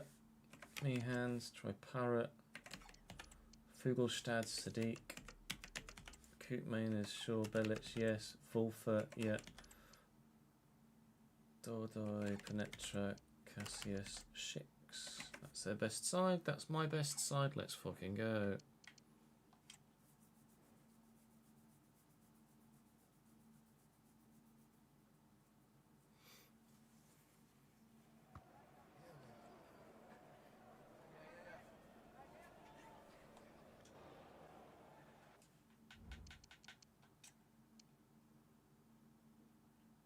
Lando's so close to the wall on that fast lap. Like, millimeters at most.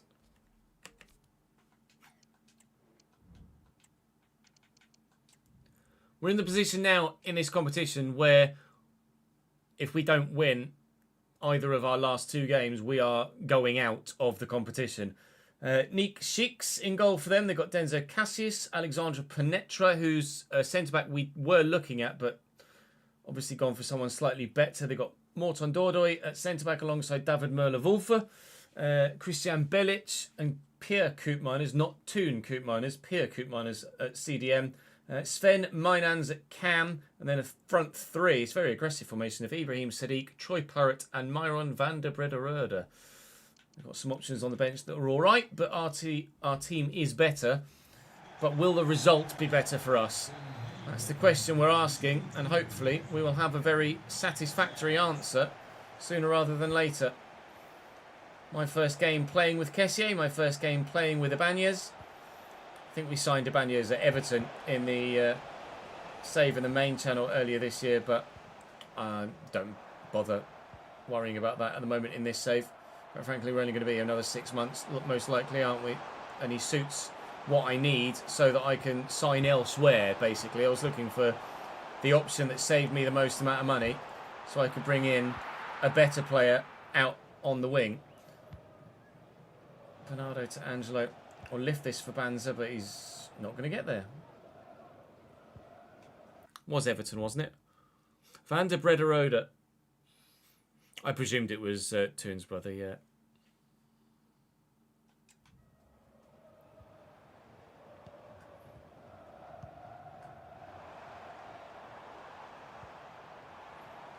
Here's Wolf. Thank you. Bay with a relatively straightforward header. Bernardo. Angelo. Banza. Beats his man and driving towards the goal. Good save. Oh, good block. A follow-up with an open goal with no goalkeeper, but plenty of defenders in the way and couldn't get there. I'll have that. I won't have that. Sadiq's a bit quick. Sadiq's in behind. Try Parrott's offside. That's gone well for them, isn't it?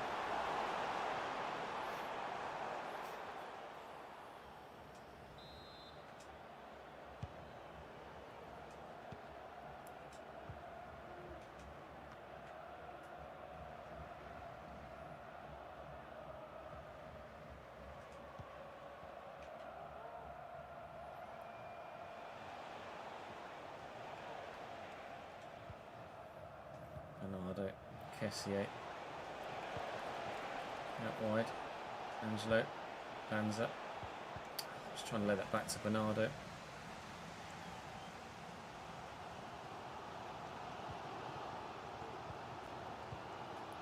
It's well worked.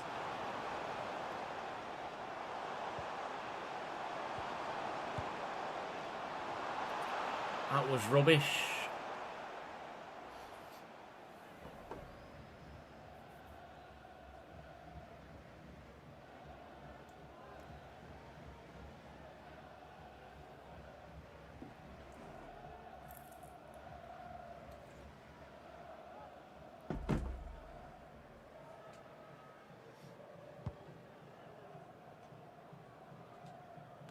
There by Banza.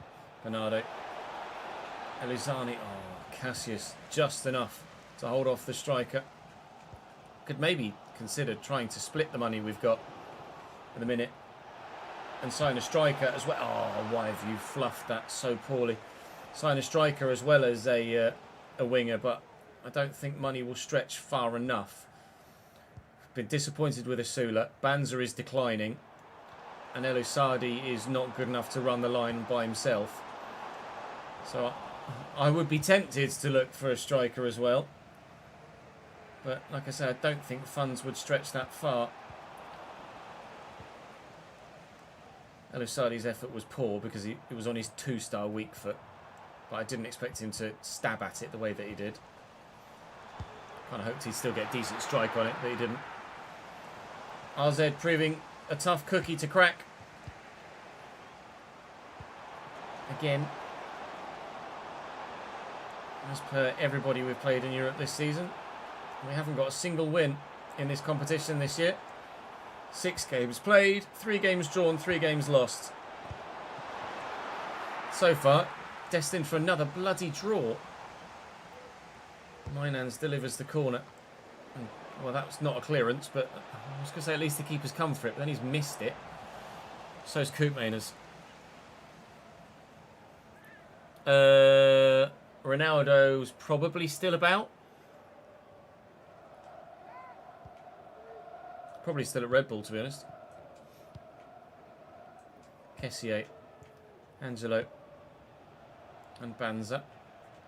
Dink it. Touch is good. Turns good.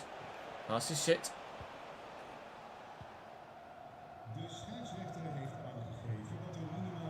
Well in, Charlie.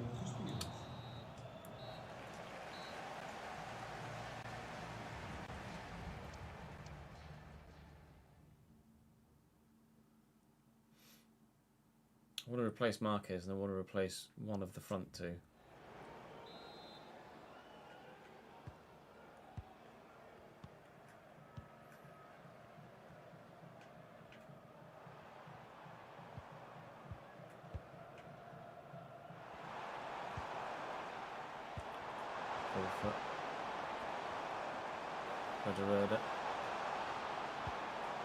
Lovely ball into Mollewolf. Good tackle. Bernardo to Kessier. Kessier is my CDM, but he is absolutely loving getting forward, and I am absolutely loving that. Banza looking for Eluzani. Struck it better on his favoured side, but still rubbish. Yeah, the formation we're using is bad.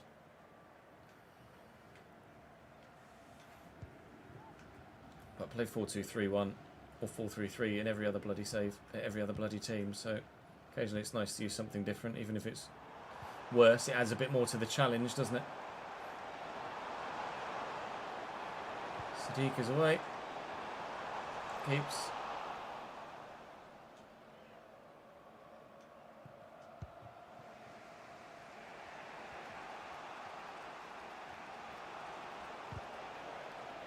Extra touch.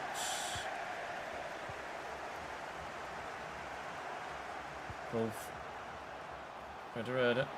Nice turn. Nice 1-2 as well. Mynans. Carrot blocked. Ibanez in the way.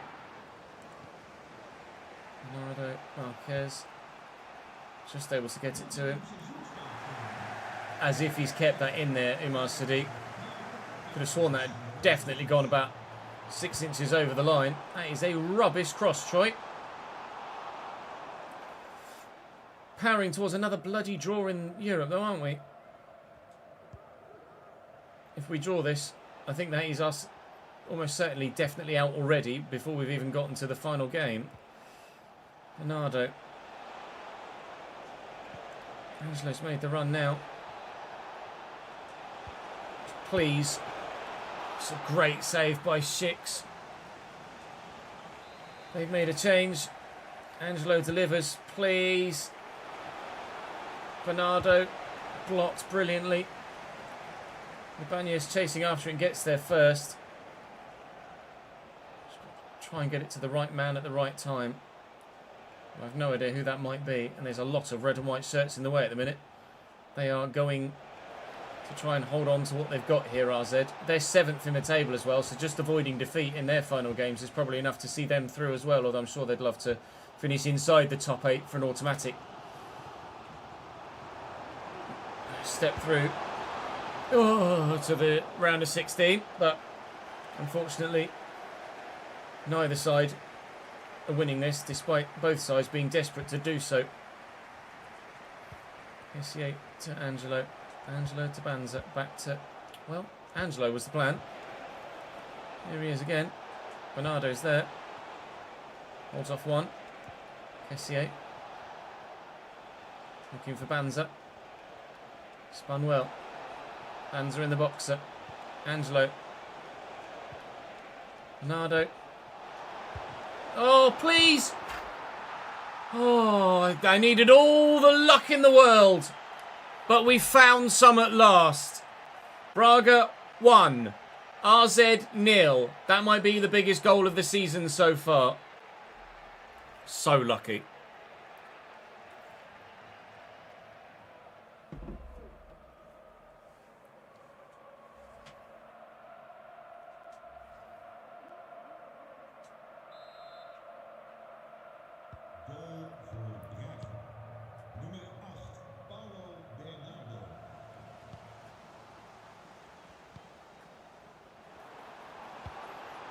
Let's pull that wide to Sadiq. Coming back at us, keeps.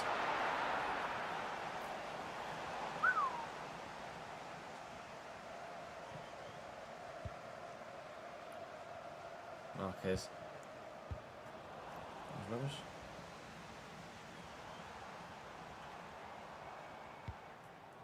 Good ball into Kristovic, who's off the bench here.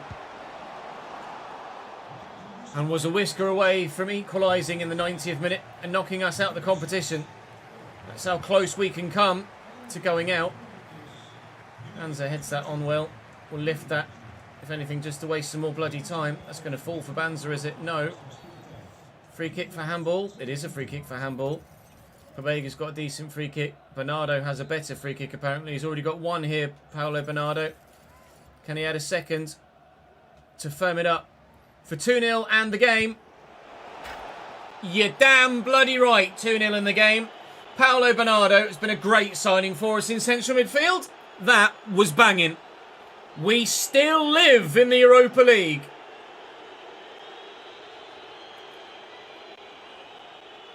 How's that for top bins?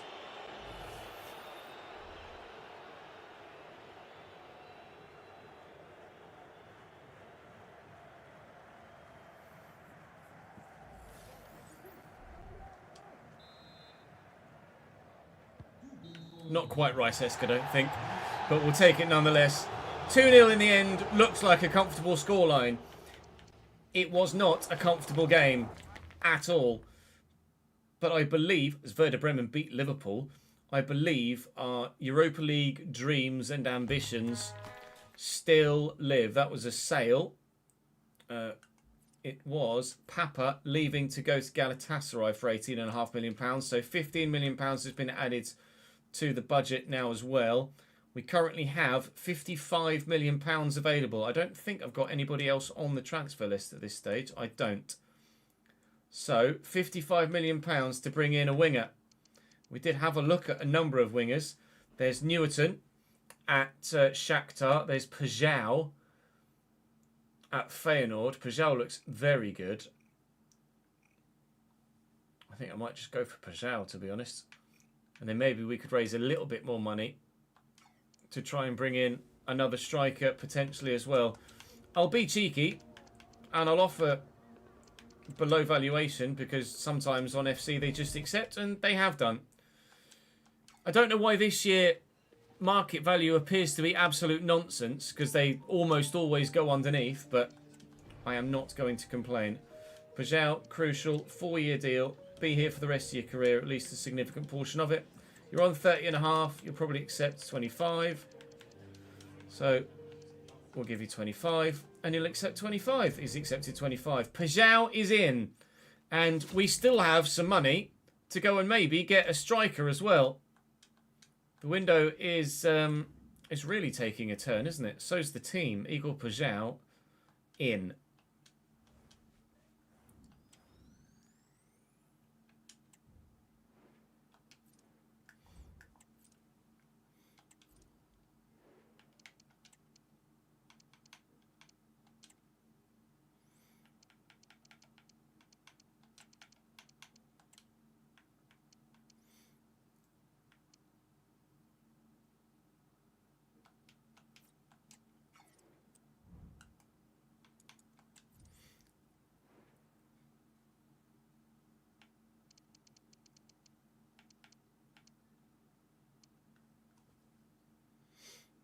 his contract is expiring at the moment.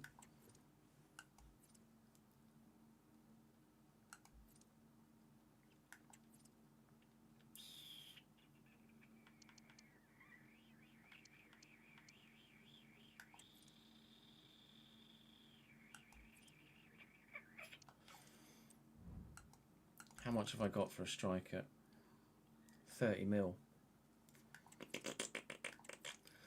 I mean, that's doable, isn't it? Let's be honest, that's doable. Conrad Harder. 85. Who the shit is he?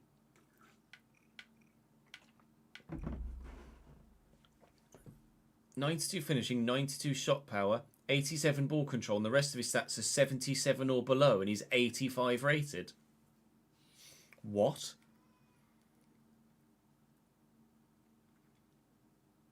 Understudy to Gyökeres in real life.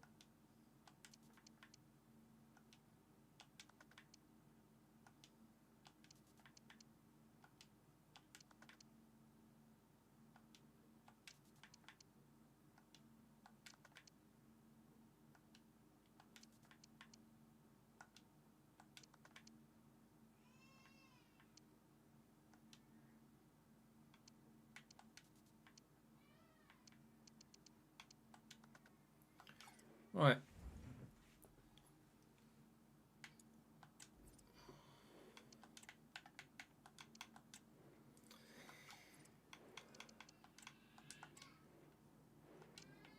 Transfer listed strikers. Anyone that's any good?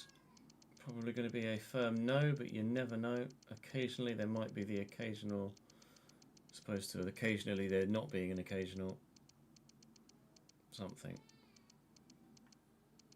So I'll just go out and buy Ryan Loft. I fucking don't know how he's a professional footballer at any level whatsoever. William Burving.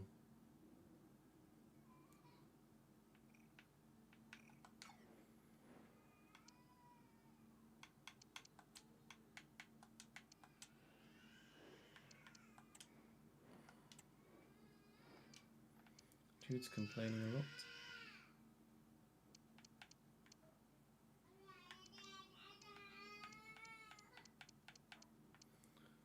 Jota at PSG? I don't have enough for Jota.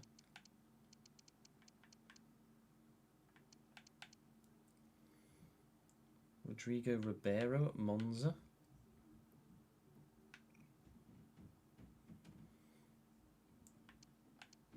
That is a neck. Chimiti was so bad at Everton. Absolutely awful.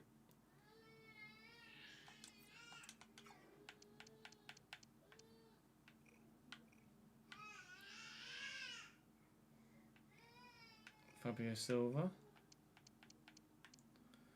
Thiago Thomas. Doesn't look that bad, actually. Is Fabio Silva actually that good?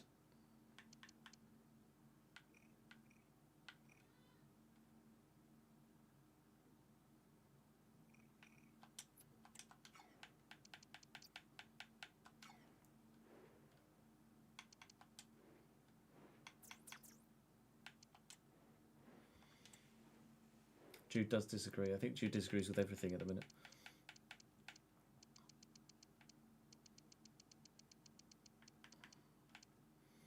Evan Nielsen at Atalanta, can't afford. Hendrix. Not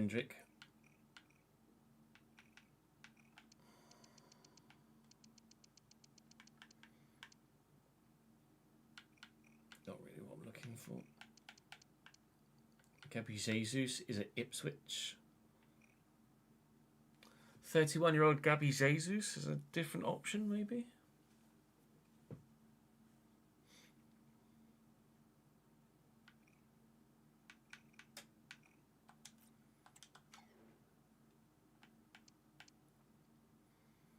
Can't afford Joao Pedro.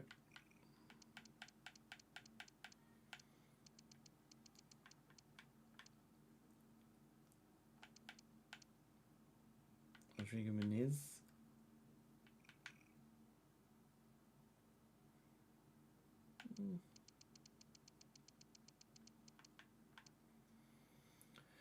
Chinese. Hello, Vita Roque.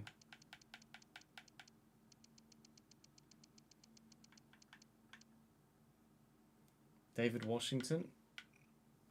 He was rubbish in the RTG to play against. Not very good at all, but...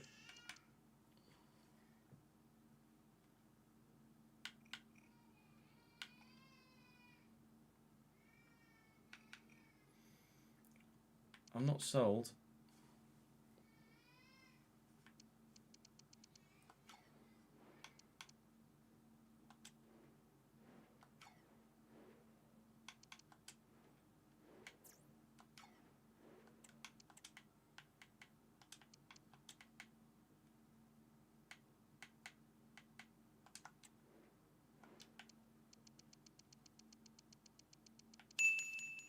Shitting. Thank you, Danny. 3-1 down and down to 10 men. I love this game. Not. Brighton having a bad day. Is Sammy really the only player that's over 80 rated in the whole division at striker? Apparently not over 81 rated. Raphael Nell was very good for them, but obviously I can't sign Sporting starting striker, really, can I? What about Liga? We signed from Liga already.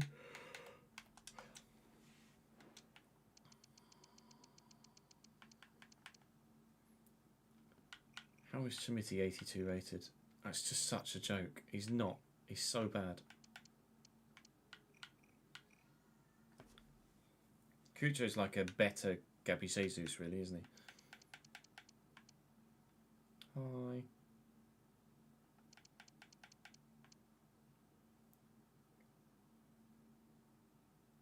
Who?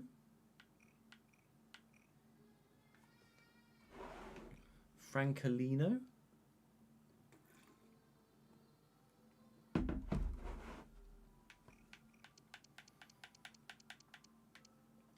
Adam Project.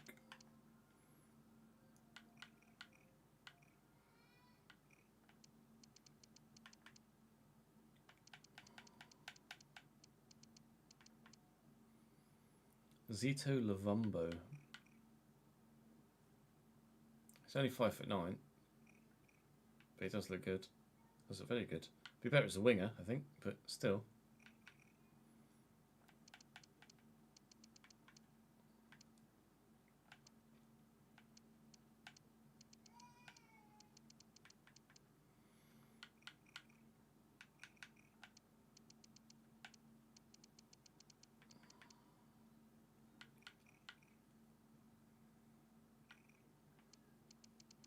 Sold is at Brighton in the RTG save, isn't he?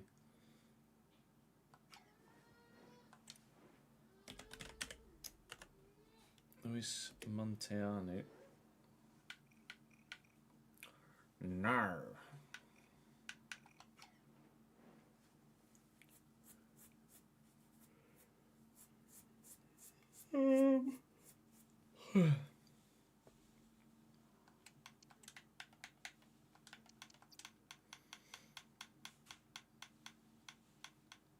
Back in the Bundesliga.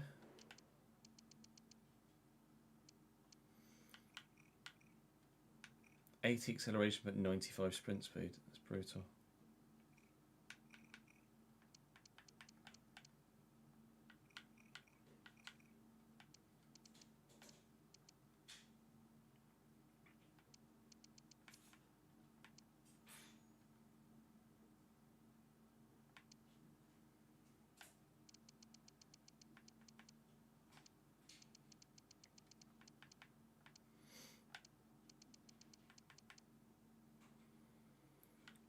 Yanidis.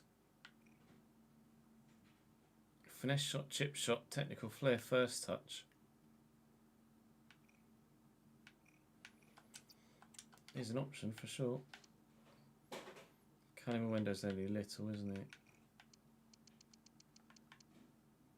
Moise Keane. Danny Loader, bloody hell. Lautaro.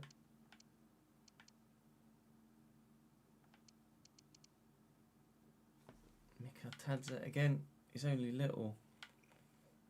Mika Tadza looks very good though, doesn't he?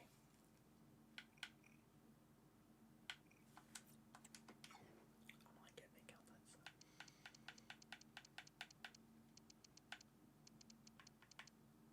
Gonzalo Ramos. Skamaka, lol. Patrick Schick.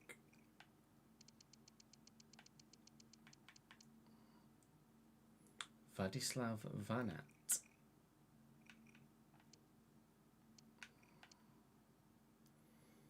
Anyway, he's 40 mil. Shesko. Shesko is a bit expensive. Brunner, can I have a look at Brunner? Paris or Knoll? I'm going to guess Paris. Paris Brunner. Brighton. 88 pace, 84 shot. Oh, 92 finishing. Jesus. It's too expensive though, can't afford him.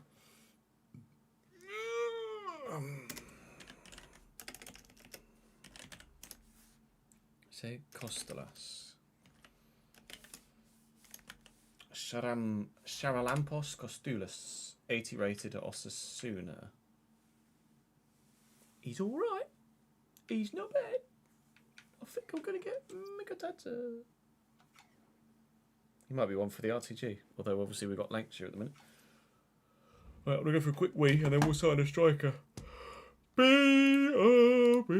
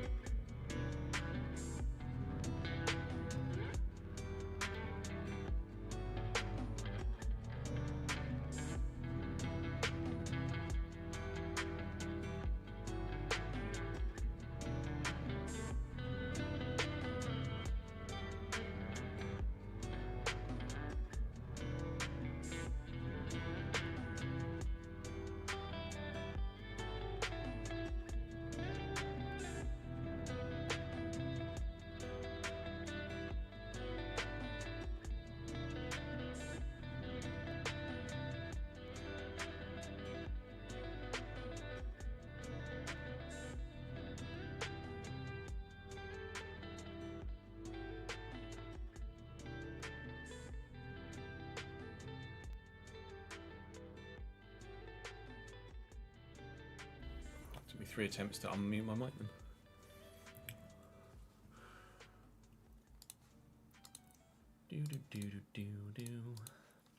Zach, thank you for the follow, mate.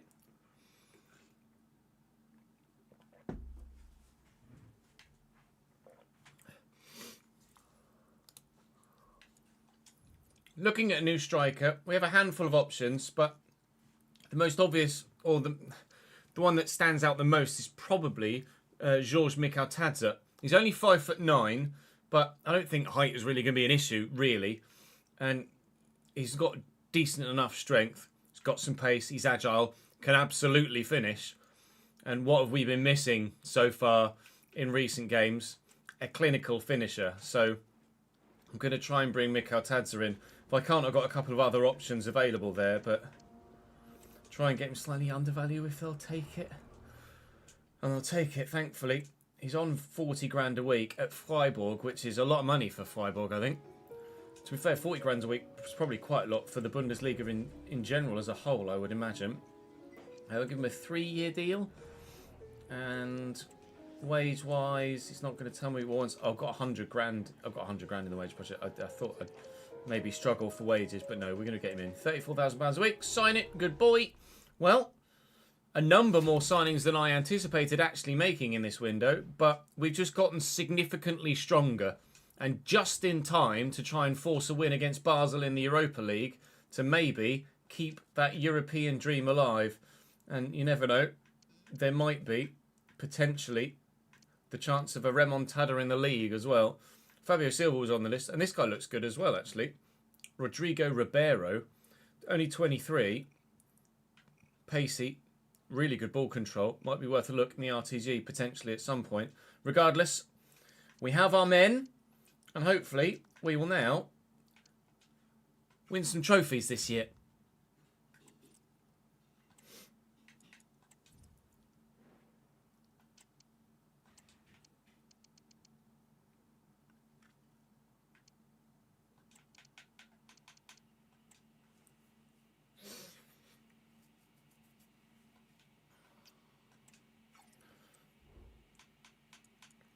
Right.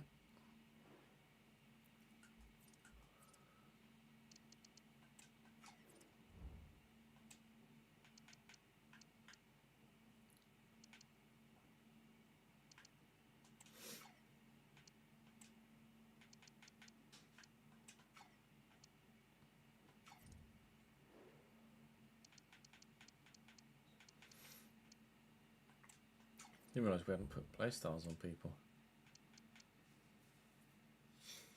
to be honest.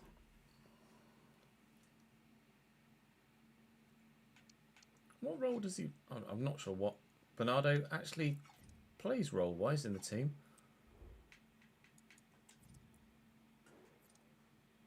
Playmaker.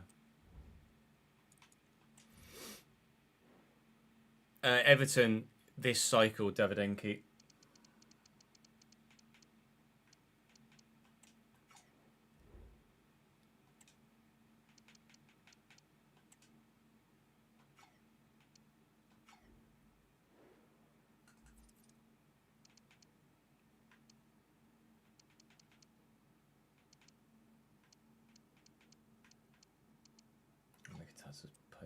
Mikhail's poached. Mikhail's peaked.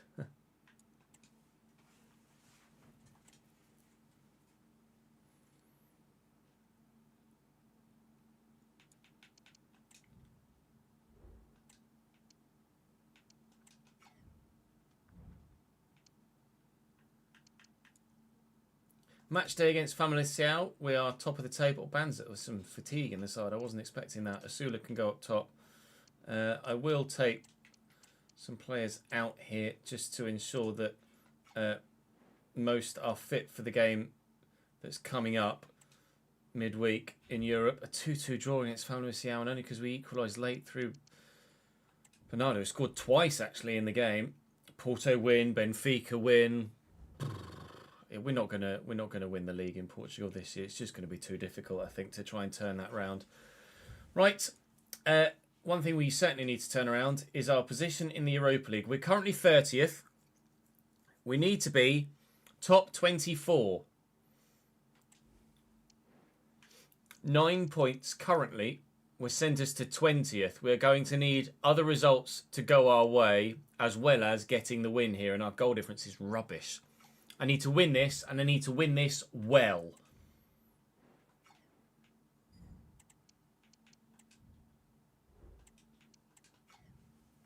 Shit. I didn't sell a striker. I just bought one.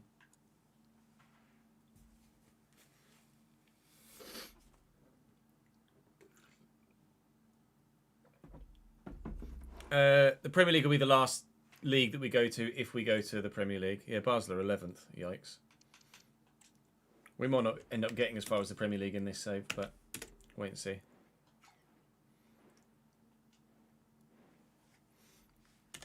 Kevin Carlos, Lang, Carter. Oh, they've got Traore.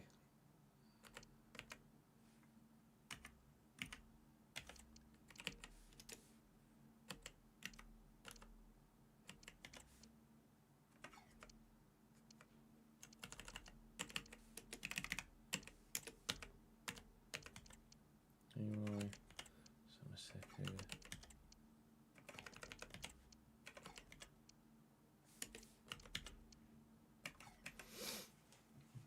Right, come on then. Actually, what footedness is Mikatadze is right-footed. Pajau is right-footed. Please. Please, I need to win this like 6-0.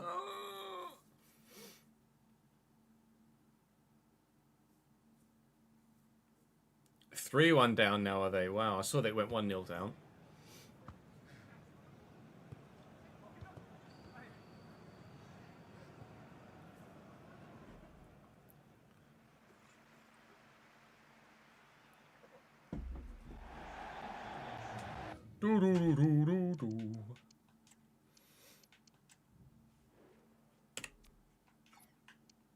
Oh, they're 1-0 up, sorry.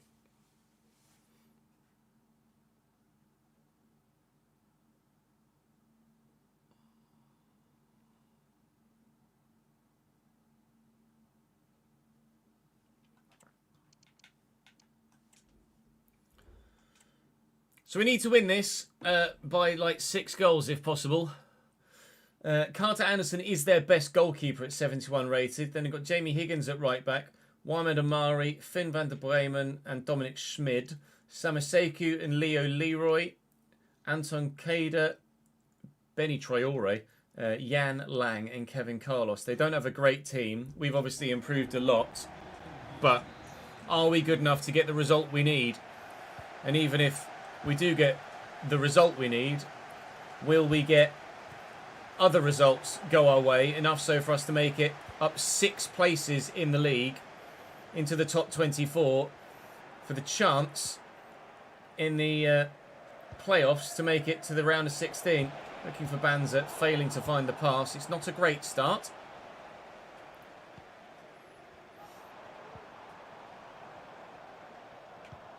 Well in Kessier again. Bernardo to Pajau. Oh, nearly. Good strength shown though. A little bit of acceleration here to get away. It's right-footed as well, so we'll find Banza well. Angelo. It's poor ball.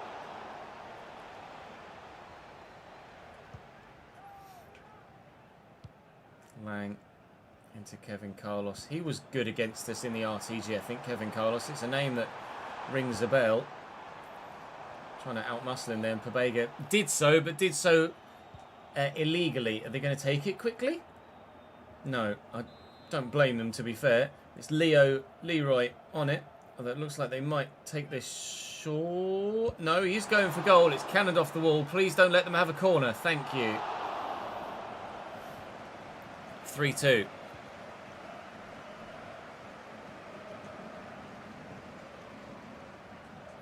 Valero. Angelo. Nice turn. Banza find the ball through that gap. It's actually going towards Mikatadze. It's not going to get there. Put the pressure on the keeper. Fuck. Why is that one to the wrong man? It's loose. Charlie Hughes is there. Baby, that's rubbish, mate. At least he's made up for it. Bernardo to Kessier. Good strength.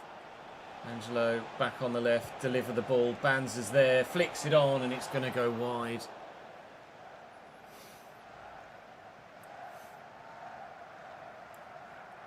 Brighton Brentford 3-2 now.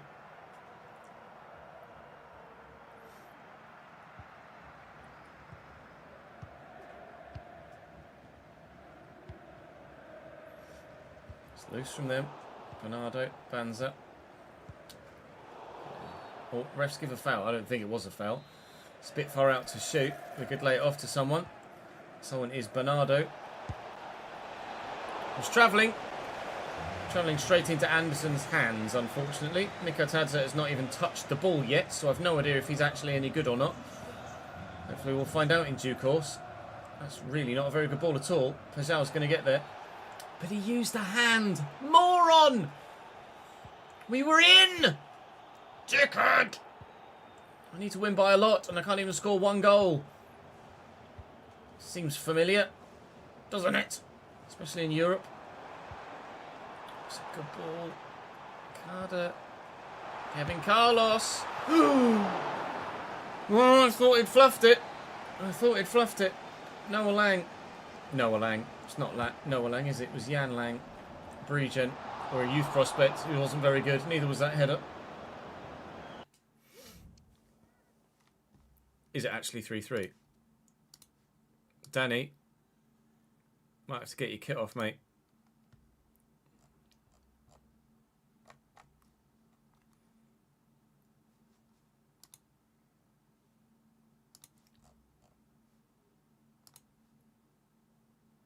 Nothing updated here.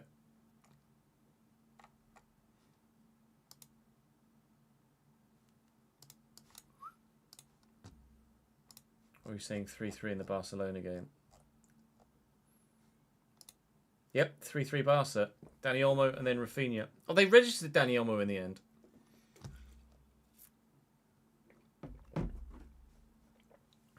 Was there any corruption involved? Probably.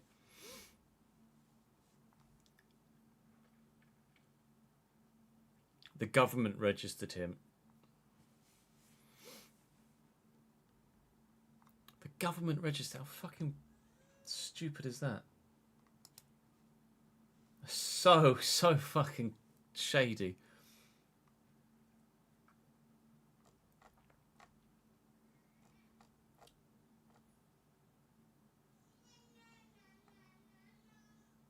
West Ham 1-0 up against Saints. Not good for Leicester. City went up against Everton. Big game, isn't it? Villa Newcastle now. Well, it was a big game anyway. Forest. I don't know. Forest probably want a draw because they would still want to be able to overtake Newcastle. If Villa win, Forest might end up with Conference League only. I'm desperate for Forest to be in the Champions League next year. Jude is in a bad fucking mood.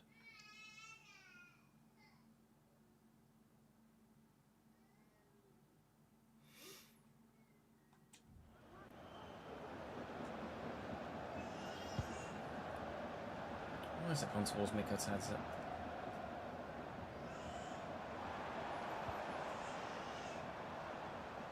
Penny, nice tackle by Valero. Ibanez quickly forward. Run, Banza, you lazy bum. Thank you. He started running. He's getting caught though. I've got a defender on either side. Not really much I could do there. Can Bernardo challenge for that? Yes. I think he might have used the hand. He didn't. They used the hand. We play on. Pajau. Kessier. Looking for Banza. This time. Yes, Banza! Braga 1! Basel 0. 3 points is a must. The goals would be lovely, but if they don't come, I just need the win.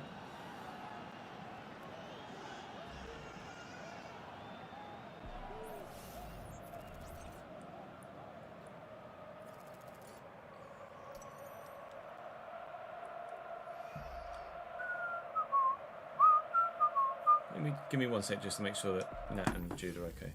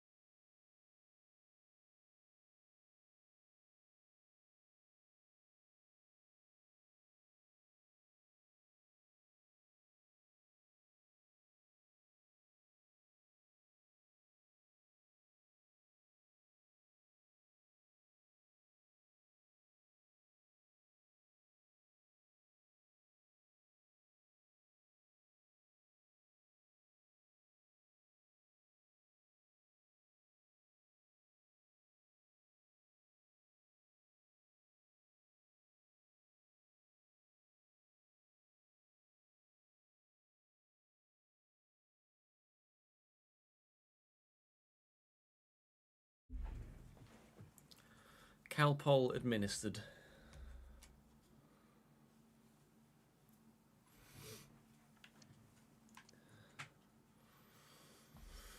Well, it was children's Nurofen, really, but you know. Pain meds. He's teething, bless him. Bit of a clingy mood.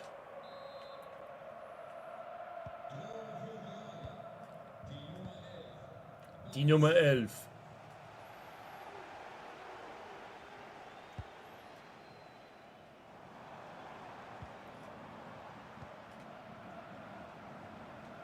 Well in. Bernardo. Go on, Angelo. Go on, lad. Please. I need goals, and I need lots of them, really. Our goal difference is rubbish. Looking for Banzer again, who swings and misses at thin air. It'll be 1-0 at half-time.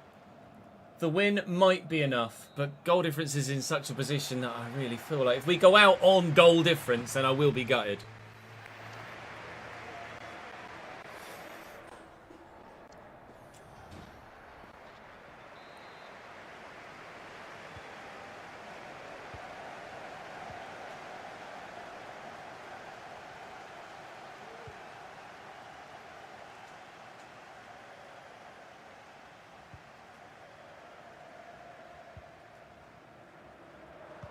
Lang.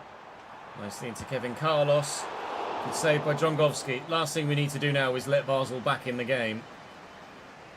Jan Lang short. And Benny Traore. Back to Lang again. Oh, that is...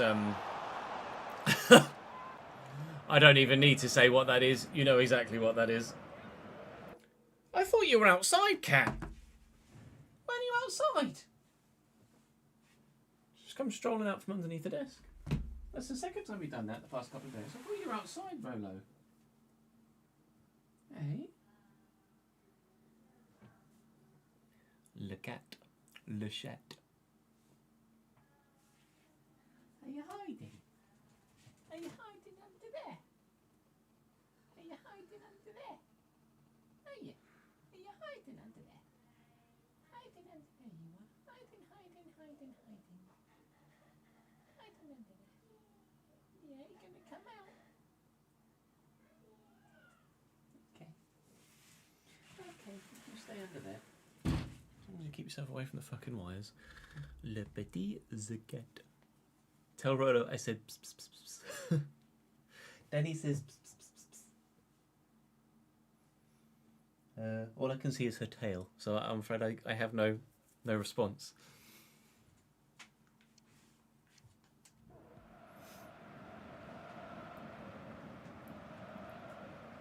Bernardo quickly out to Pajau. Lovely turn. Mikel Tadze. Oh, it was nearly perfect. Win that. Jesus Christ. Yes. Pajau. Pajau's really good. I mean, I know it's only one game so far, but I'm enjoying him. Oh my God, we nearly scored a header. Angelo straight into the hands of the awaiting goalkeeper. Time is ticking down still. More goals needed. 3 would get us level with our goal difference. We're on -3 thus far.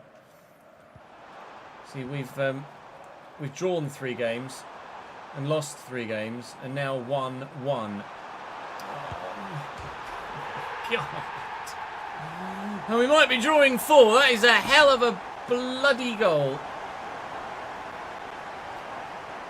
And now the cat's on top of the PC again. How about fucking no, please, the chat.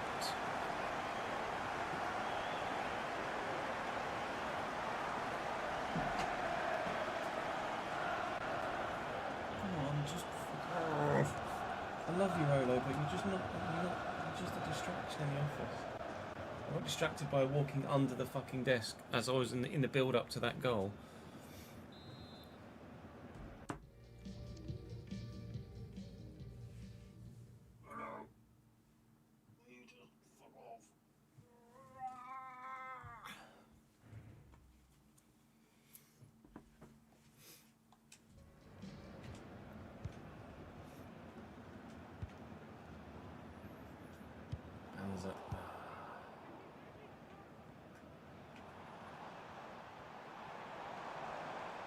I read that. I couldn't get there, though. Couldn't get there either. Don't even bloody think about it, Basel.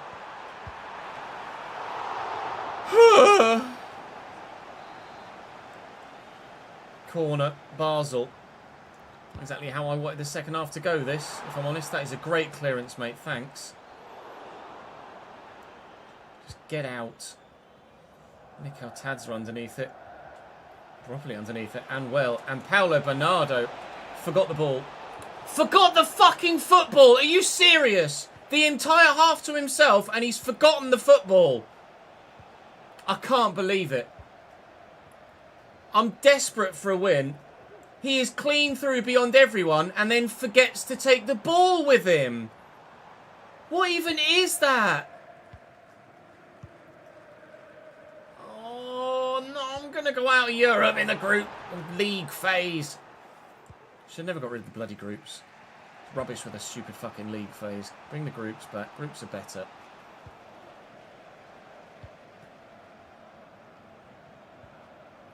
Giving that straight to Bernardo. Look for Pajau. Kessié. Bernardo. Quickly to Mikel Tadzra. Spins brilliantly. Mikel Tadzra.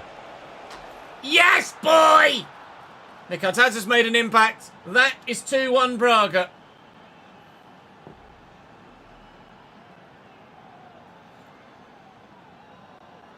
(4-2) Brentford.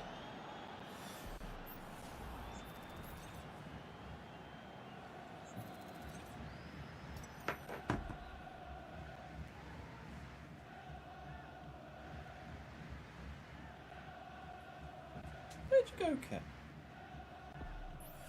She's still in here somewhere. I don't know where she is.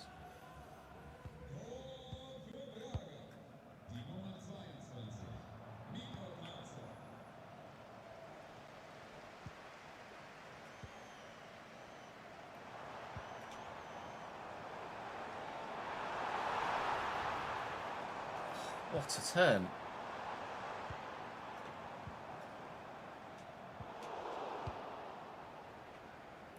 Win that, Banza. Did. That hit their man's hand, it did. God for that. Cycling home anyway. Fuck's sake. Free kick short. Cross. So bad. That's not much better. Kessié going on a lung-busting run here.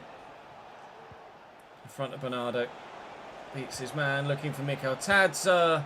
Doesn't quite reach him. What they've got? They've got a free kick, have they? Cool.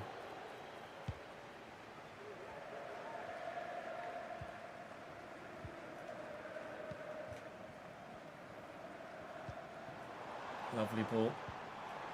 Not now. Not now. Oh, thank God. 2 minutes added on. There might still be time to grab one more goal.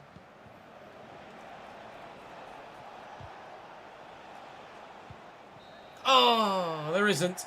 I don't know whether that's us through or us out. We've won. All we could do was that. As a minimum, we have done the minimum. Is the minimum enough? I dare say I doubt it. But let's have a look, shall we? We're currently still 4th in the league. And in the Europa League, we finished... Oh, are you serious? One more goal was all I needed. I have gone out on goal difference. In fact, I've not even gone out on goal difference. I've gone out on goals scored. Because PAOK scored 11 and we scored 10. I cannot believe it. 25th. How fucking typical is that? 25th. And 9th to 24th go into the knockouts. We're out of Europe. We're out of Europe. We don't stand a chance in the league. We've only really now got the Portuguese Cup to fight for. For God's sake, Braga.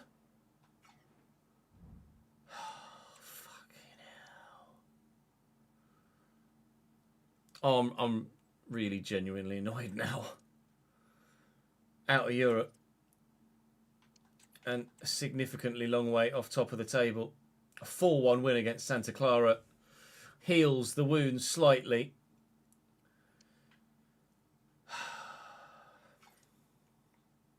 Fuck's sake.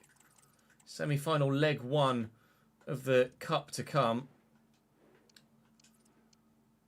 Still 4th in the league, 12 points off top. Oh, for God's sake! Right, we better win this Portuguese Cup. Otherwise, I'm done.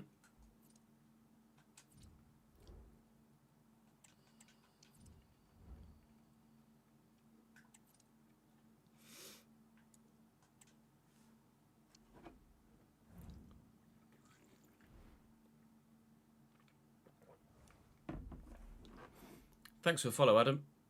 Welcome to the channel, mate.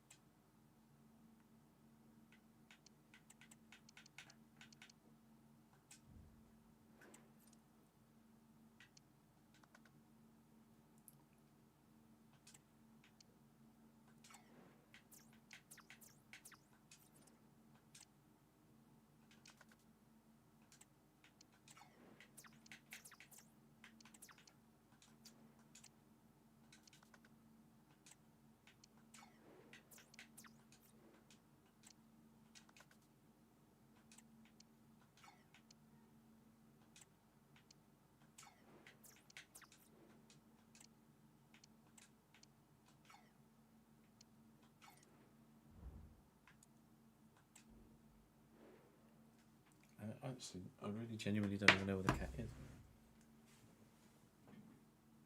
Oh, Polly. I didn't let the cat out, did I? Sure I didn't let the cat out.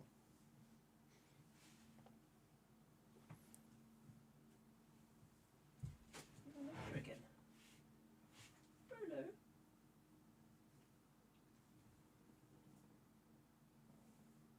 I'm lost. Am I dumb? Did I let the cat out? I'm sure I didn't let the cat out.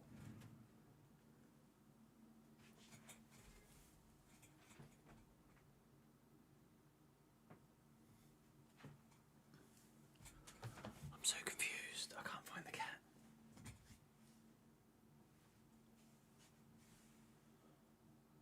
I did I?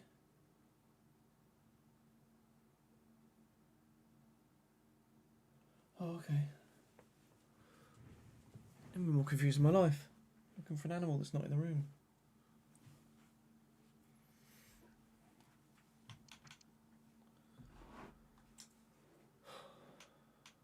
I'm fucking losing it, chat.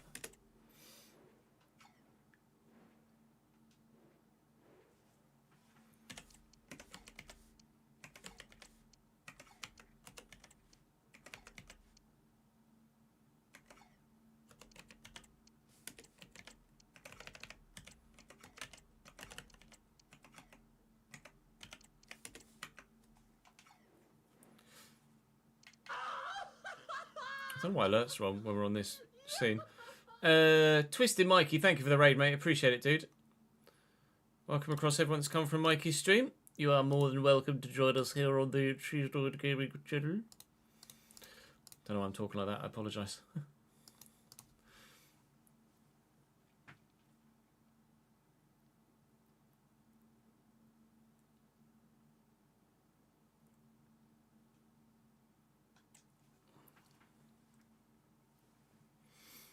No, I appreciate it, dude. Thank you for showing the support to Ricky and Rory as well. They're great guys. Boom, boom, boom, boom, boom, boom, boom, boom, boom, boom, boom, boom. Let's just turn that off.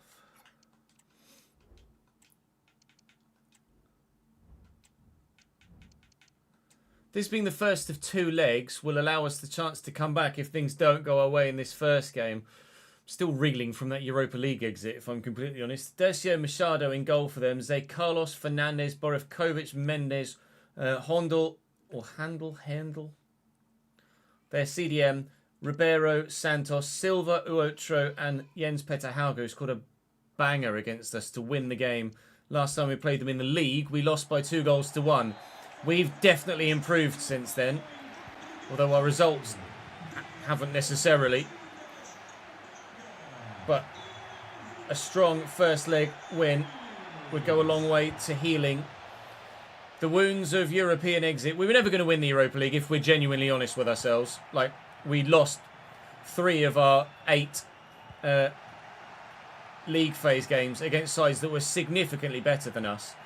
So we weren't ever going to make it out of the competition. But it would have been nice to go on a bit of a run to try and kind of raise our managerial profile a little bit before probably moving on from Braga at the end of this season. But it doesn't look like that's going to happen, unfortunately. So, well, it's not going to happen. We're not going on a cup run there. If we can win the Portuguese Cup and maybe challenge to finish top 3 in Portugal, so actually take Braga a step on and move them above one of the 3 big sides in the division, then I think we can justify a move to a European top 5 league. That was absolute pinball, and of course typically the last touch came off Banza. Just finished season 3 in a Bromley career mode, finally got promoted to League 1. GG's, dude. Bromley are tough.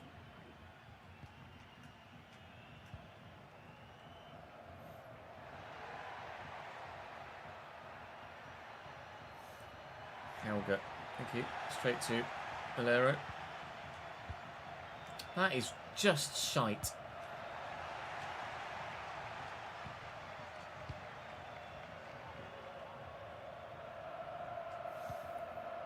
Kessier out to Pajau. Lovely control. Bernardo. Pajau in his stride.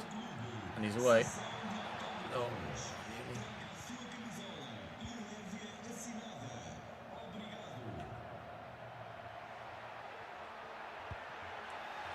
Vega intercepts. His clearance is not great, to say the least. Win that, please. They're going to get a free kick, aren't they?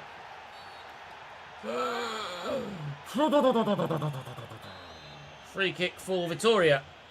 Ribeiro. Goal! Shit! 1-0 Vitória, and that is a very, very good finish. Should I have jumped with the ball? Probably.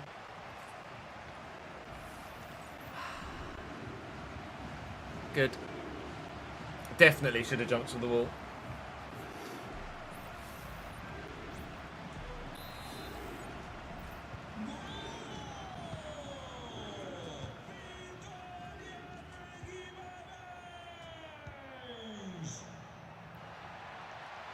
The music response would be great. Where Mika Tabs has gone. Fucking hell.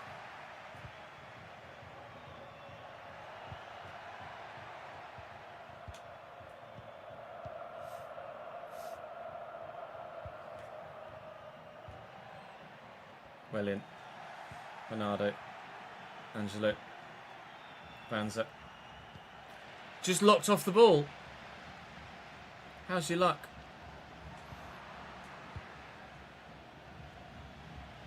Angelo. Banza to Angelo. Back to Banza. Mika Tadza. Good footwork. Looking for the winger. Finding the winger. Cuts back to Bernardo. Nice. Please. Oh, thankfully this is over 2 legs, because at the minute it looks like we might lose this one as well. I'm getting 0 luck in this competition too now.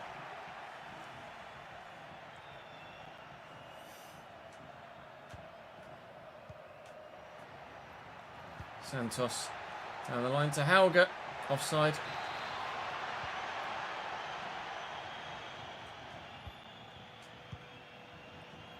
Kessié, nice ball. Angelo looking for Banza.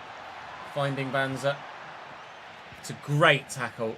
It's an unbelievable tackle in that situation to come up with that level of precision with an unorthodox method. One unorthodox technique.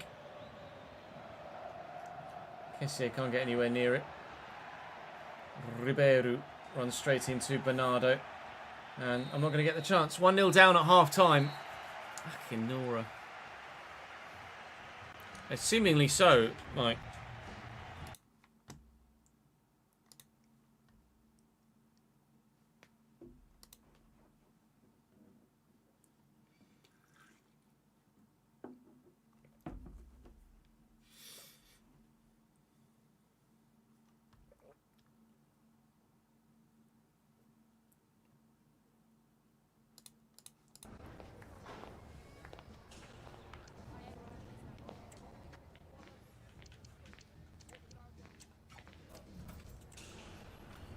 Oh, spent like 150 million and gone fucking nowhere with this Braga side. Where's this level of challenge in the fucking Premier League with Bradford, eh? Banza. Out to Angelo. Banza's there again. Absolute shite though. Terrible ball.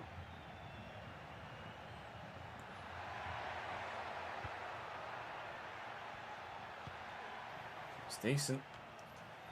It's one well. Pajau. Just keep going. Nicotau's just run at the defenders there rather than into the space. So fucking annoying. Pajau, pull it back. Oh, there's no one there. God damn it. Schuverline, thank you very much for the raid of 2, my dude.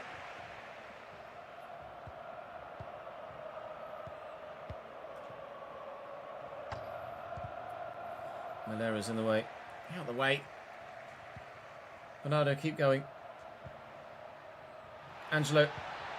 Bernardo. Bernardo, surely. Keeper saves. Under control. Banza and Kessié. Oh my god, what is that touch? That was nonsense. Banza. Banza. Banza. Wide. This is silly.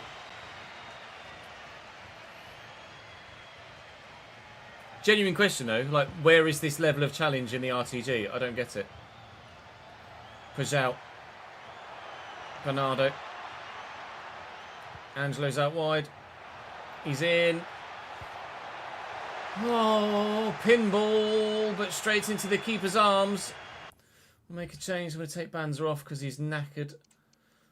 Bring Eluzani on. Take Malera off for Vidovic.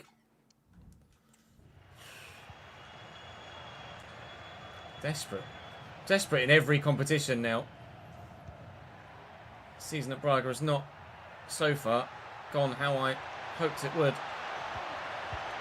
But we're level in the cup, so you never know. Things might be turning round. Nicotad's the right place, right time. Simple tapping.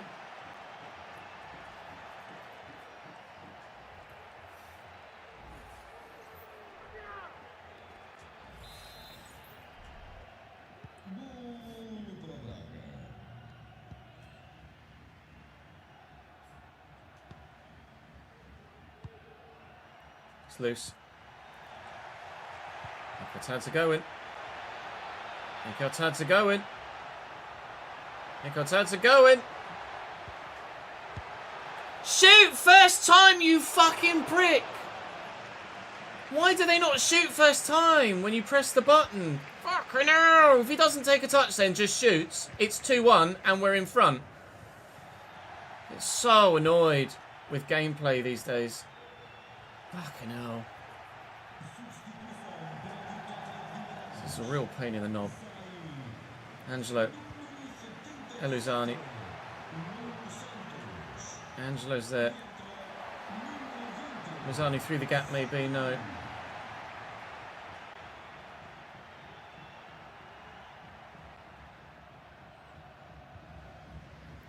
Samu.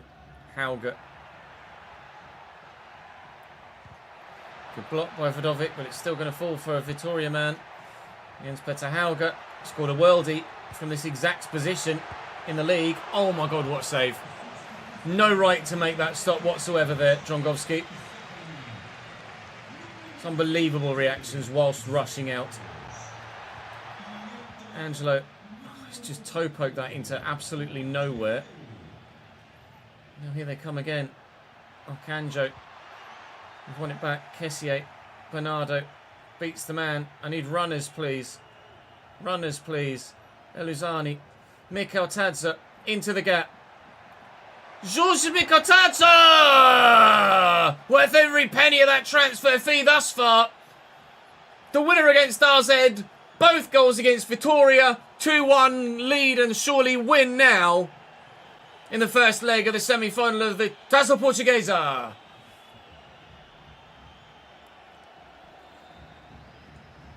Four 3 Barca, Christ's sake. Who scored the fourth?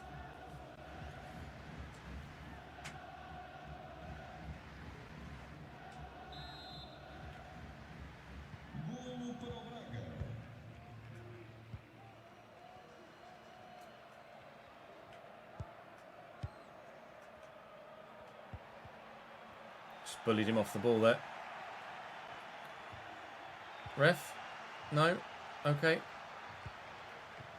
Still a chance. Hauge's in behind. Ball is shit. And away. That'll be the dub. We aren't half making hard work of this, are we? Vitoria 1, Braga 2. We've still got the second leg to come, but we have the advantage in the semi-final. We'll have Benfica or Sporting, I think, in the final if we make it. But we are on deadline day now, so we'll finish the window with you here. Axel Lassen wants more football at the minute. I just can't rely on him, unfortunately. Anthony Elanga moves from Brentford to Everton. Brahim Diaz moves to Leipzig from Real Madrid. And Anton moves from Dortmund to Strasbourg. They're the three biggest deals on deadline day thus far. Now Ben Doak has moved from Bayern to Union Berlin. That's the second biggest deal on deadline day so far. And Pablo Torre has moved from Arsenal to Brighton. That's now the biggest deal on deadline day so far. Nanasi moves from Strasbourg to Stade Rennais for £41.5 million. That's the third biggest deal on deadline day, and for the first time in the 4 hours we haven't seen a deal break that top three. Chiesa, though, has moved for a decent fee for 33.4 million back to Juventus. Now Fernandes moves from Southampton to Atalanta. It's a great move for him. Big loss for Saints. That £67.7 million though is a decent fee to receive. Ederson from Besiktas to Atleti. Andre Gray? Not Andre Gray. What's he? I can't remember his first bloody name now. Andre Gray's the bloody striker. Gray from Hoffenheim to Villarreal. Archie Gray, thank you. Archie Gray from Hoffenheim to Villarreal. Obviously, former Leeds and Spurs. Castellanos moves from Atalanta to Barcelona as well. Dodo, Bayram, Sakati, O'Reilly, Brighton to Villa, 66.5 million is now the third biggest deal. That a bid from Brighton for Banza, 17 million. I've just offered him a new contract to ensure that Braga aren't screwed over when we inevitably leave them at the end of the season. But I'm not going to sell Banza. Well, it wouldn't go through now anyway, but still. It might well have been there for a little while. I just wasn't really paying too much attention. I wouldn't have sold him anyway, though, I don't think, at this stage.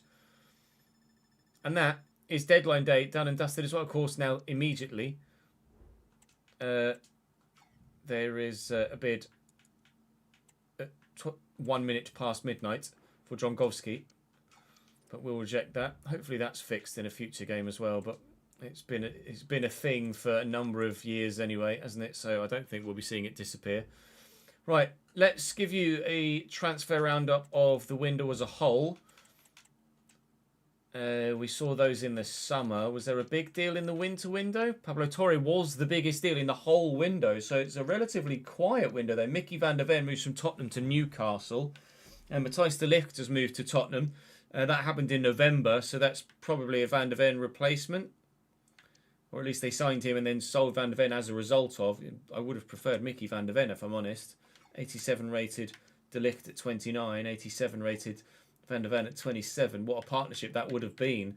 Militao to Arsenal happened in the summer. Kangin Lee's gone to Tottenham, so they are spending some money.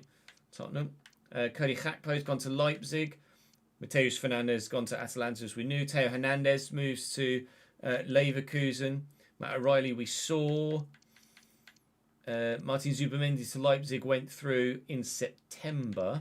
Brahim Diaz, as we saw. Davide Fratesi to Villarreal. Archie Gray to Villarreal as well. Villarreal seemingly signing a couple of good players, aren't they? That's a decent midfield. Mats Vifa's gone to Dortmund. Andre Lunin to Lille. Ousmane Dembele to Brentford is an intriguing one. Asana Diaoune. Too many vowels. Shouldn't be allowed to have 4 vowels in a row. My brain can't compute. Gone to Freiburg from Everton. Tijani Reinders has gone to Brentford from Atleti. Tijani Reinders is a very good player, by the way. And that's really it. Jenny Katamo scored against us in the RTG recently. But I'm going to go and quickly sort the shortlist out, or sort the spreadsheet out for you Patreon players, and then we will round out the window as a whole.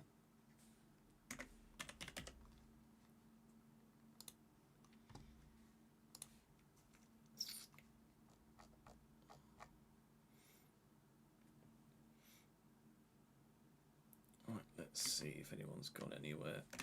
Bear with, I'm not going to be able to see chat for the time being. I'm still at Tyrrell on loan. That's weird. AJ to Dortmund, we knew. Man United, Milan. Bilbao, Atleti, Villa. Thomas Noose has gone on loan to...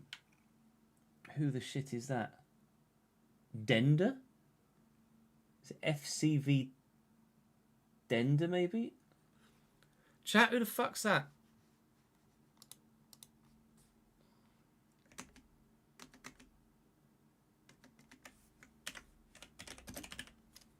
It is FCV Dender in the Belgian league. Christ alive.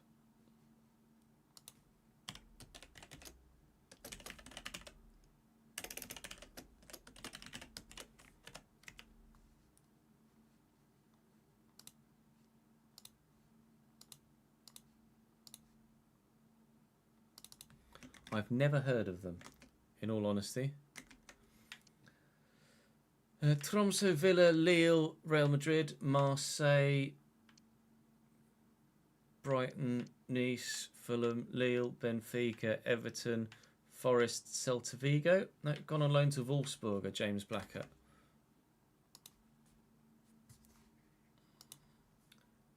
Wolfsburg AC. In Austria. PSG, Lille.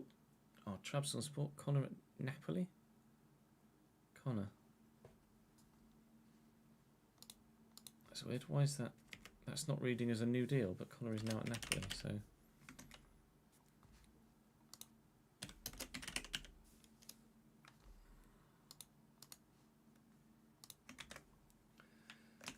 Lille, Forest, CD Talares still, Leipzig for Daniel, Atleti, Al-Ali,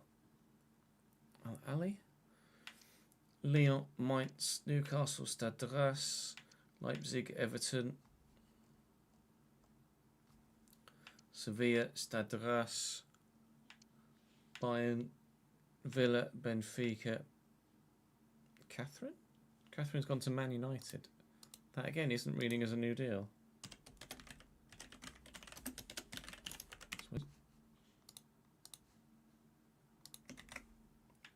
Atalanta, Spurs, MK Dons, Brannan. Brannan to Arsenal. It's weird that these aren't reading as new deals on the spreadsheet. In game, sorry. Monaco, Lens, Sheffield Wednesday, Toulouse. Yeah, see, that's a new deal that's gone through this window. Don't know. Trabzonspor, Newcastle, Aarhus, Man United. Newcastle, Kilmarnock, Luke. Rodgers. Where's Luke? Is this now not going to be in? This isn't going to be in fucking thing anymore, is it? It's gone to Toulouse from Mantova.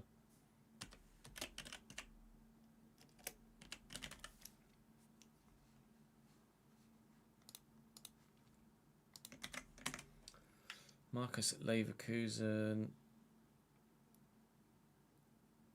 Juventus. Aaron Hamilton has gone to Stuttgart. Where are you, Aaron? Nope, that one we've got. FC Köln on loan, Aston Villa, Roma, Brentford, Wolves, Almeria, Sociedad, Leipzig, FSCB on loan, James Marson. No, he has gone Lille to Real Madrid.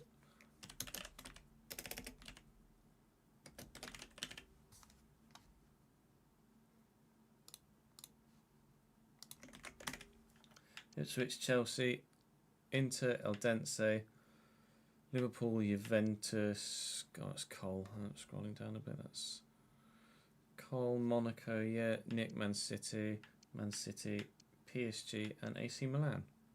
Okay, so there has been some moves.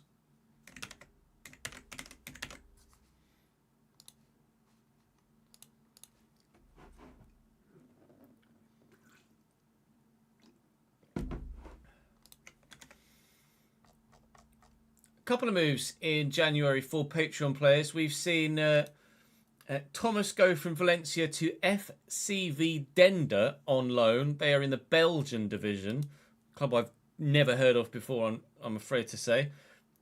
James has swapped Celta Vigo, so moving from Spain as well to more inland Europe, going to Austria to Wolfsberger AC. Seen Trabzonspor swapped for Napoli for Connor. We've seen LA swapped for Manchester for Catherine, as she's gone to Man United, and Kidons to Arsenal for Brannan. And then there was a couple more. Lille to Real Madrid for James, and then Mantova to Toulouse for Luke. Outside of that, everyone is where they were. So I'll have a quick scroll through here to show you everyone's stats. By all means, feel free to pause. It's weird that the kicking just shoots up for every goalkeeper, isn't it? It's really strange. By all means, feel free to pause and have a look at your player in closer detail. If you want to obviously come and see each individual stat, then do come and join me on stream and I can show you at your request. I don't think we've got any other real-life players left in this list now because we've removed them all. And that is everybody. Loads of players still on the Patreon. Thank you for your continued support on the Big One project on Patreon. It really is appreciated and you're genuinely keeping the channel going. So thank you for that. That's all for this episode. Thank you very much for watching. We've Benfica next. If we are ever to challenge for the title this season, we must win that game. We can absolutely still finish third above Sporting and get into the Champions League for Braga next year, potentially.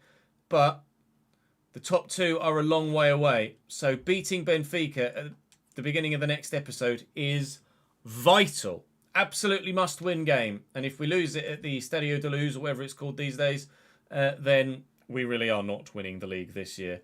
But faint hope still lives, and we've an advantage in the semi-final of the domestic cup as well. So certainly one trophy is very much on. Sorry for going out of Europe by a single goal. I shall see you in the next one.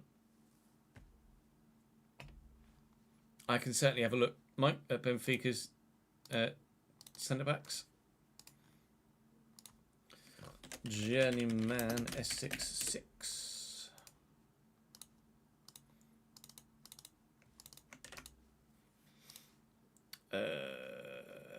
Doobie-doobie-doobie-doobie-doo.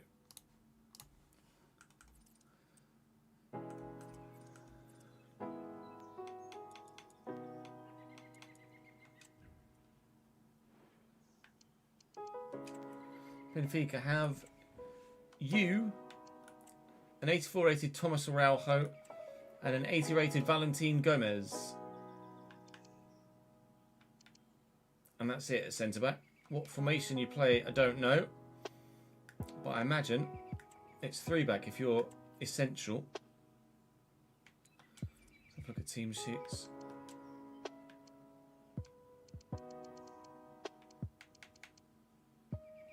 apparently you start ahead of one of the others.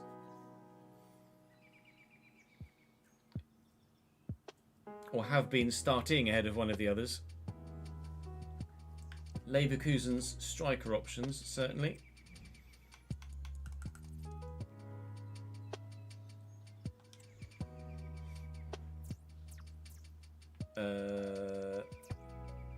Probably going to be Champions League, aren't they?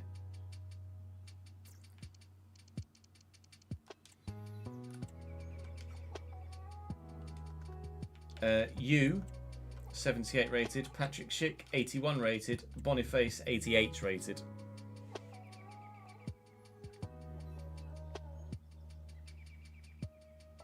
No, today's my last stream until Tuesday, but we'll be live Tuesday, Wednesday, Thursday, Friday at least next week, I would imagine, and then one of the weekend days off.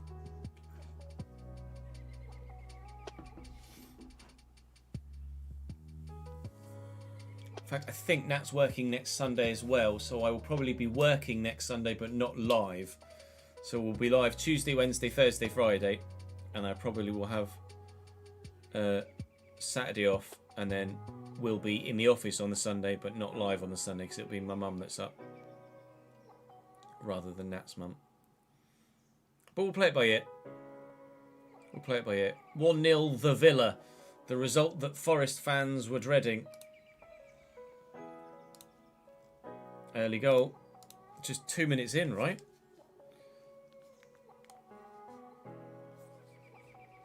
Less than. Ollie Watkins, presumably. Aston Villa's now joint top goal scorer in the Premier League for Aston Villa with 74. Right, chat, that's going to be me for today.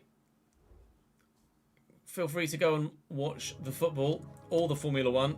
Football is on now. Qualifying starts in half an hour. I'll send you on a raid, though, so don't go anywhere just yet. If you'd like to stick around on Twitch, I can send you to Matt and Tommy, who are going to be doing a watch-along for Quali in half an hour's time. They're going live right now.